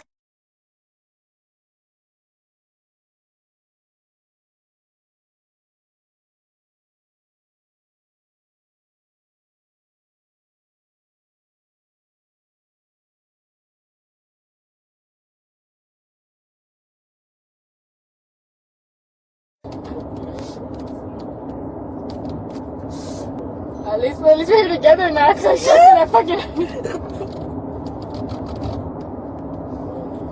Hello. There's a car behind us. Huh? Another police car behind us. Of course. Not that dangerous. What am I supposed... Dude, they had me going out to the bathroom, and they had this lady standing in the stall, and they had like two other people. In the stall? No, not in the... Yeah, one of them was standing in the stall. The other two were outside waiting. You think I'm gonna be able to fucking run away? Yeah, I got too scared to actually go to the bathroom. I look, you still have to go. I only went like twice because they searched me every time and they made me take my shoes and my socks off. Yeah, I'm glad I didn't ask them. I don't want to do all that. You gonna bend over and cough for me? Bend over and cough for you? Yeah, that's what... Or is that what they do at a... Yeah, and they look at your asshole and see if anything comes out. Wait, did they do that to you? I don't know. I haven't gone to jail. Oh, jail too. I thought you meant at the stalls or something. Think I'll be able to fix my hair, or you think I'll be in prison handcuffs for this? Yeah, still handcuffs.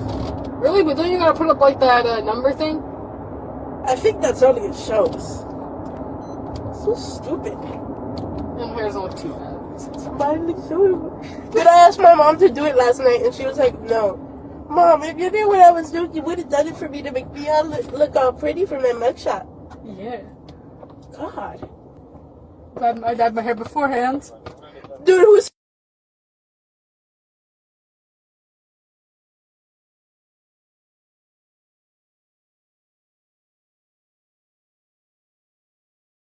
Probably not gonna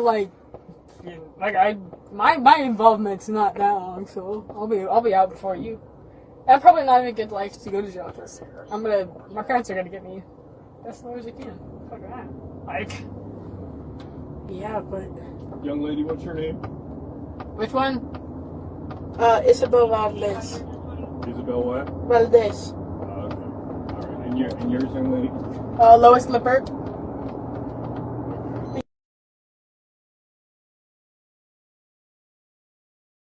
Dude, I should have got my diagnoses before this. I've been talking about that, being like, yeah, I should go to a psychiatrist or something, and like, actually fucking get diagnoses. I should have done it. I should have got it before this shit all happened. And then I would have like some sort of thing to clean up. Dude, I've got like really like shit like that. Dude, I thought I was gonna get sent to the fucking psych ward. That's why I was so excited about everything. You think I would be so jolly if I was going to jail?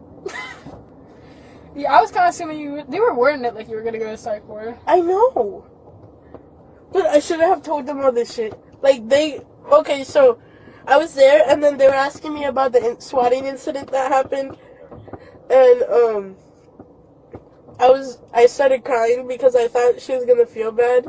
Like, and send me to the psych ward, because I was like, I thought I was hurting someone. Yeah, I thought about hurting this boy. And then they saw through my shit. So, I was like, yeah. And then they pulled out the bag from my backpack. I had to tell them everything that was inside. Dude, and now, they also saw the drawings. Oh yeah, I told them about that. I told them, like, yeah, I did some weird drawings. I didn't actually tell the full thing till like 10:30, I think. Yeah, they made me tell everything that was in the drawings. Oh, okay, can you remind me of the drawings? Let me just know what they went through. Dude. Did they comment on it? They were like, this is really good! Did they say anything? Yeah, they said, you're quite the artist, and I was like, no, that's my friend Lois's.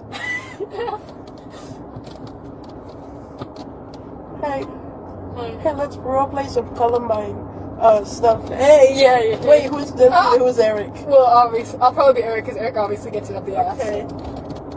Hey, Eric. Oh, fuck off, Cleveland. Hey, kitty, please talk to me. You probably don't even know about KFMDM. Yes, I do. Flashes my KFMDM shirt off. Whoa, you know about KFMDM? Yes. I feel something in my pants. Hey, what if you have my Jewish babies inside you?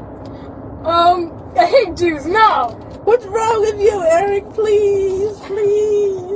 Okay, fine. Don't you feel that Jewish nose with me? Sticks it up to your butt. Hey, my sister goes to therapy over here. Oh, really? Yeah. Hey, my mom's gonna see the police car. She's gonna be like, damn. And then when I call her, hey, mama, that was me in the police car. You see me? I've never been here. I don't... Oh, I'm so sad. This is falling off. It's like getting sweaty. Proof? Oh, I wish I could down.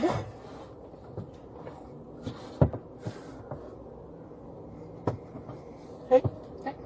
Oh, this is much more comfortable. Dude, I missed. I should have done it in the morning. Yeah. Dude, and he was right there. I was following behind him.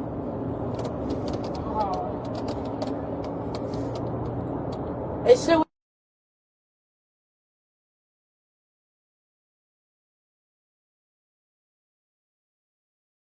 Because no, they came back. I told them like, the important stuff, and then they came back. They were like, "I'm getting really pissed off. You're not telling me everything." I was like, "I swear, that's all I remember." So I had to like sit there for like a few minutes, like just trying to remember every fucking thing and every fucking little detail. And I was like, "Oh, there are these images of Anamanza."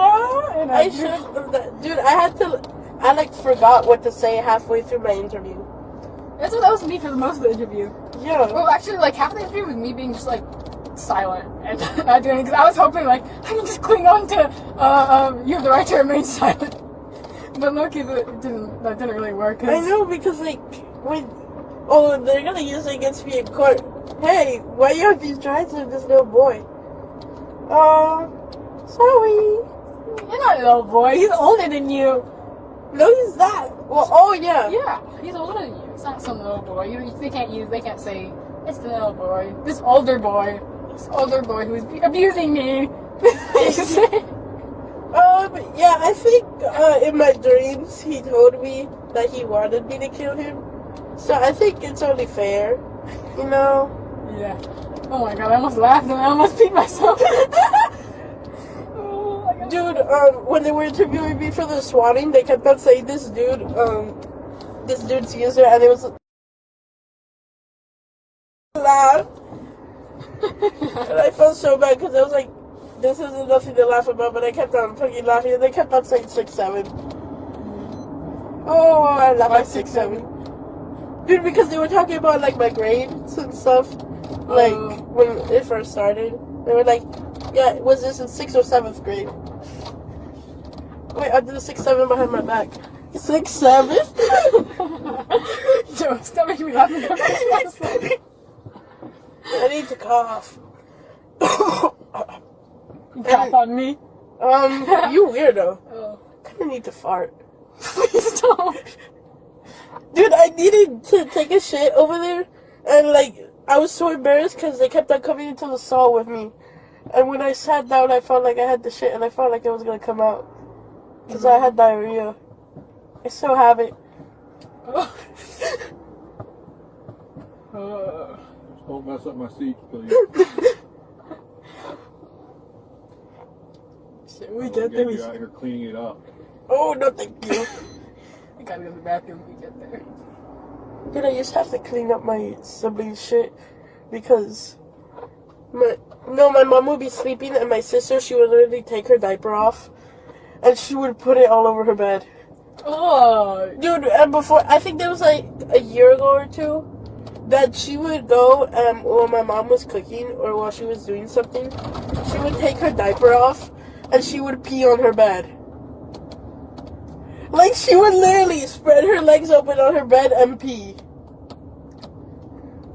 Your siblings are wild. I know.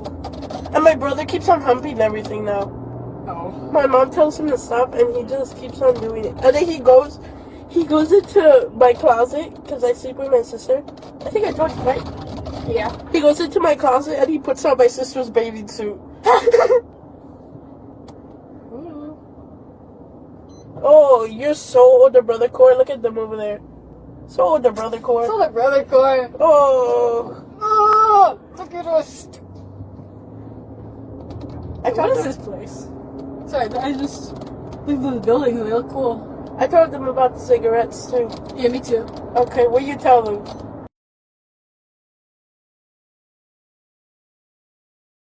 Oh, so evil. Dude, I didn't even get to fucking smoke them.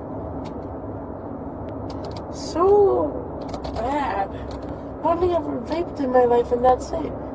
Yeah, smoking's not all that good.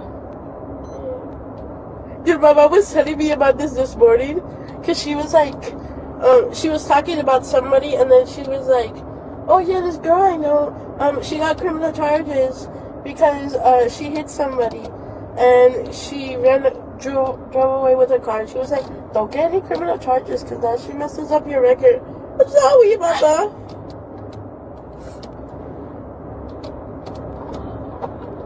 My hands are falling asleep. I might get criminal charges, I guess. It's okay, we get them together. Okay, yeah. Yeah. I already got suspension on my list of criminal charges up here. Dude, we're probably gonna be, well, no, but honestly, we're probably gonna get like a minimum of, 4 years or so. I'm not getting 4 years. Yes, you are, you helped. Dude, that was like, I'm not getting that. I'm not doing that. Hey, by the time we're gonna be out, we could go to community college together. Yeah. I'm not gonna be away for that long.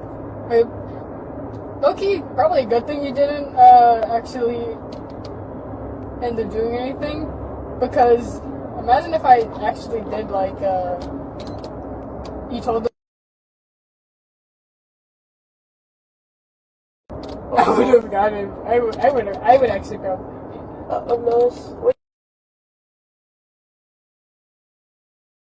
I'm a cutting pro. Can't they fucking tell? Isn't that what they use the pictures for? Pictures of my scars. So I'm a cutting pro, that's why. Did they ask me, like, every single person? They were like, does this person cut? Are they a cutter? Like, every single fucking person. Who? And who'd you say yes to? I said yes to you. And who else? I think that was it. Okay. Because I told them, oh, they asked me the...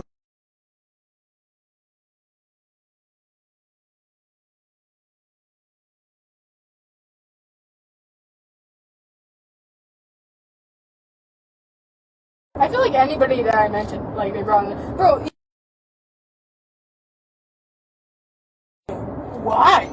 Because I didn't even mention her, like, naturally. It was just, like...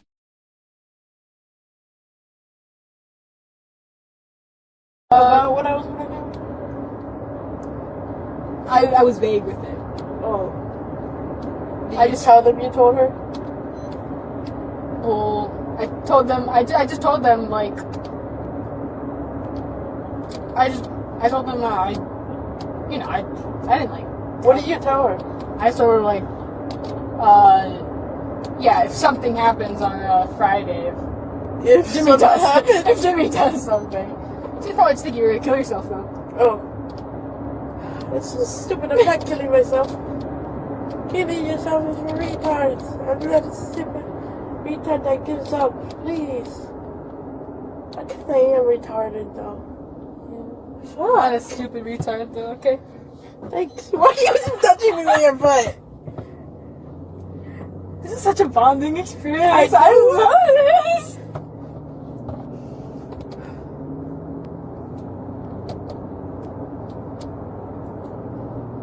Dude, if I have to be in a room where they have to, like, record me or some shit, I'm going to pull out my tits so that it's CP. That's what I was thinking. Like, if they had to start doing that instead of just doing, like, the audio recording, I was like, I'm gonna pull out my tits and putting it on this. But that is, what's that thing called? Public, Bro, do you see me public nudity? Like, come on. Indecent. Or, what is it called? Indecency. I don't know. I'm supposed to be a forensic analyst, please. Please, I wanted to be a police officer. Please. Dude, I should have told them that. I was going to tell them that yesterday. Like, I was going to say, oh yeah, I'm doing all this stuff. Because I'm going to be a police officer. No, sorry. Okay.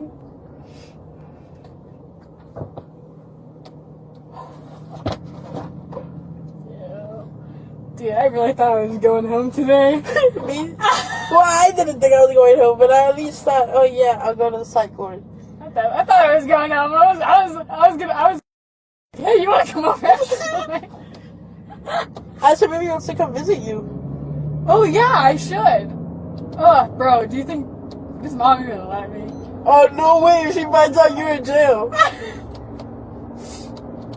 Then my family isn't probably gonna even visit me. Man, I don't even fucking care. I'll visit you, okay? Huh? I'll visit you. Huh? I'll visit you when I'm out before you. Okay. Shut up! You're not gonna be out before me. How would I get a longer sentence than you? 'Cause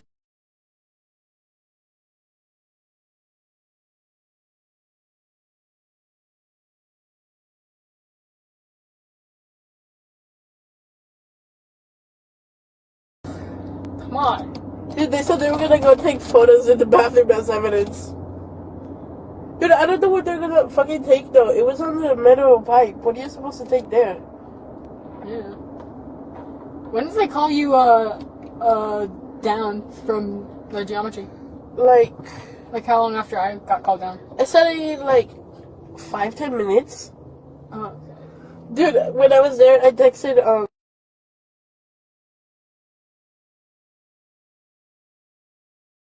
I wasn't able to see what she responded because, they took the phone, but I saw that, what's it called? That she had responded to messages. Did you give them my phone? Yeah. They took your phone. Yeah. Not my phone, your phone. Stupid. I know, yeah. Yeah, I was wondering. I was like, damn, when they go check my backpack, I wonder if Jimmy's gonna hold onto my phone. I had it, and at first I was gonna hide it, but then I was like, damn, they're gonna search me anyways. Yeah, they're gonna search you anyways. So I just gave it to them. I gave it to them when I was going to the bathroom, because I was gonna try to hide it to go to the bathroom. But I didn't have my butt. But they were gonna search it when I went to the bathroom. Well, search me, so I just gave it to them. Okay. Hey, look, I think we're here. Oh, good. I need to go to the bathroom. I'm not gonna let you pee-pee. Dude, I have to go to the bathroom. I pissed myself. They gotta clean that up. My mouth is right here. At least we're going to the same place. Yeah, I did not expect us to let us like go in the same car and shit. Don't complain. Yeah, I'm not complaining at all. So much better than just having to stare off in the distance and think of all your regrets. Oh, Mama, please. I do feel bad for my mama. That's the only person I feel bad for. And you. I feel bad for your mama, too.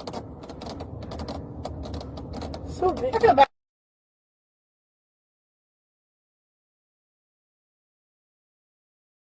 I'm gonna be gone. He's probably gonna be so worried. You need to tell him.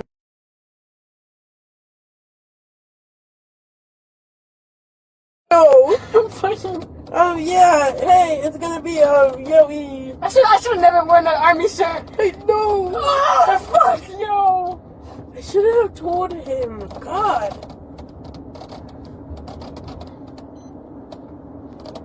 Hey, look, you wanna walk to the top of that tower? Hey, do a little kiss. Yes. Oh. Ow. This hurts so much.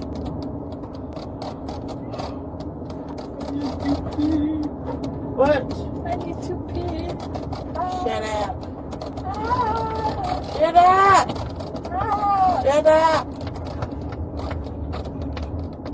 I'm going to hit you. You can't hit me. Yes, I can. Come here, move over here. I'm gonna hit you in the head. Come here, Lois. Come here. Come here. Wait, stop. I'm actually gonna piss myself if I laugh anymore. Yuck! What's wrong with you? It's bad. I've been horny for an hour. You've been horny for an hour? No! Don't even. Oh, is it because I'm here? Yeah. Ooh.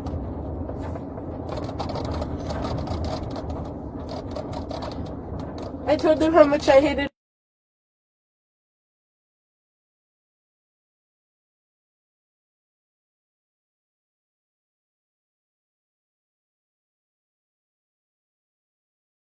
Yo, why did you do that? I'm just kidding. Okay. But they did ask me. So I told them, yeah, he had some recipes for some things, but I wasn't sure what it was. No.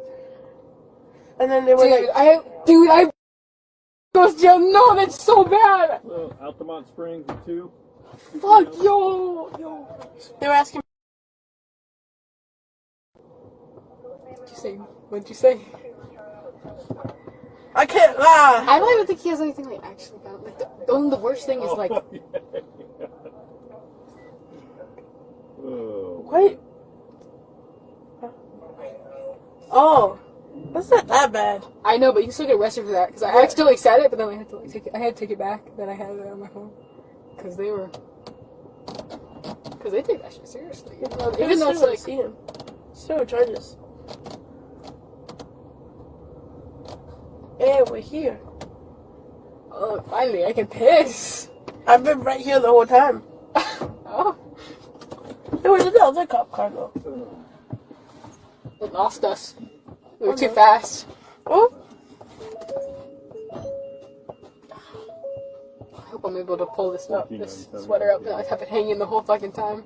I'll pull it up with my teeth. Don't they need 2 officers to hold us? Or they're not holding both of us. They're not. It's not even Excuse you. Help, let me out. Let me out. Help, I'm gonna piss myself. Help. I think he's gonna hold us for the sick.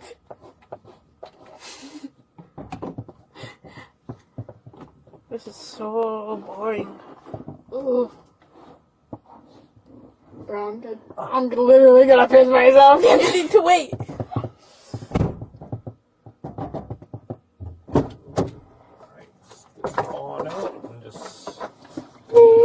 car. Hey, you better not run away. You better not run.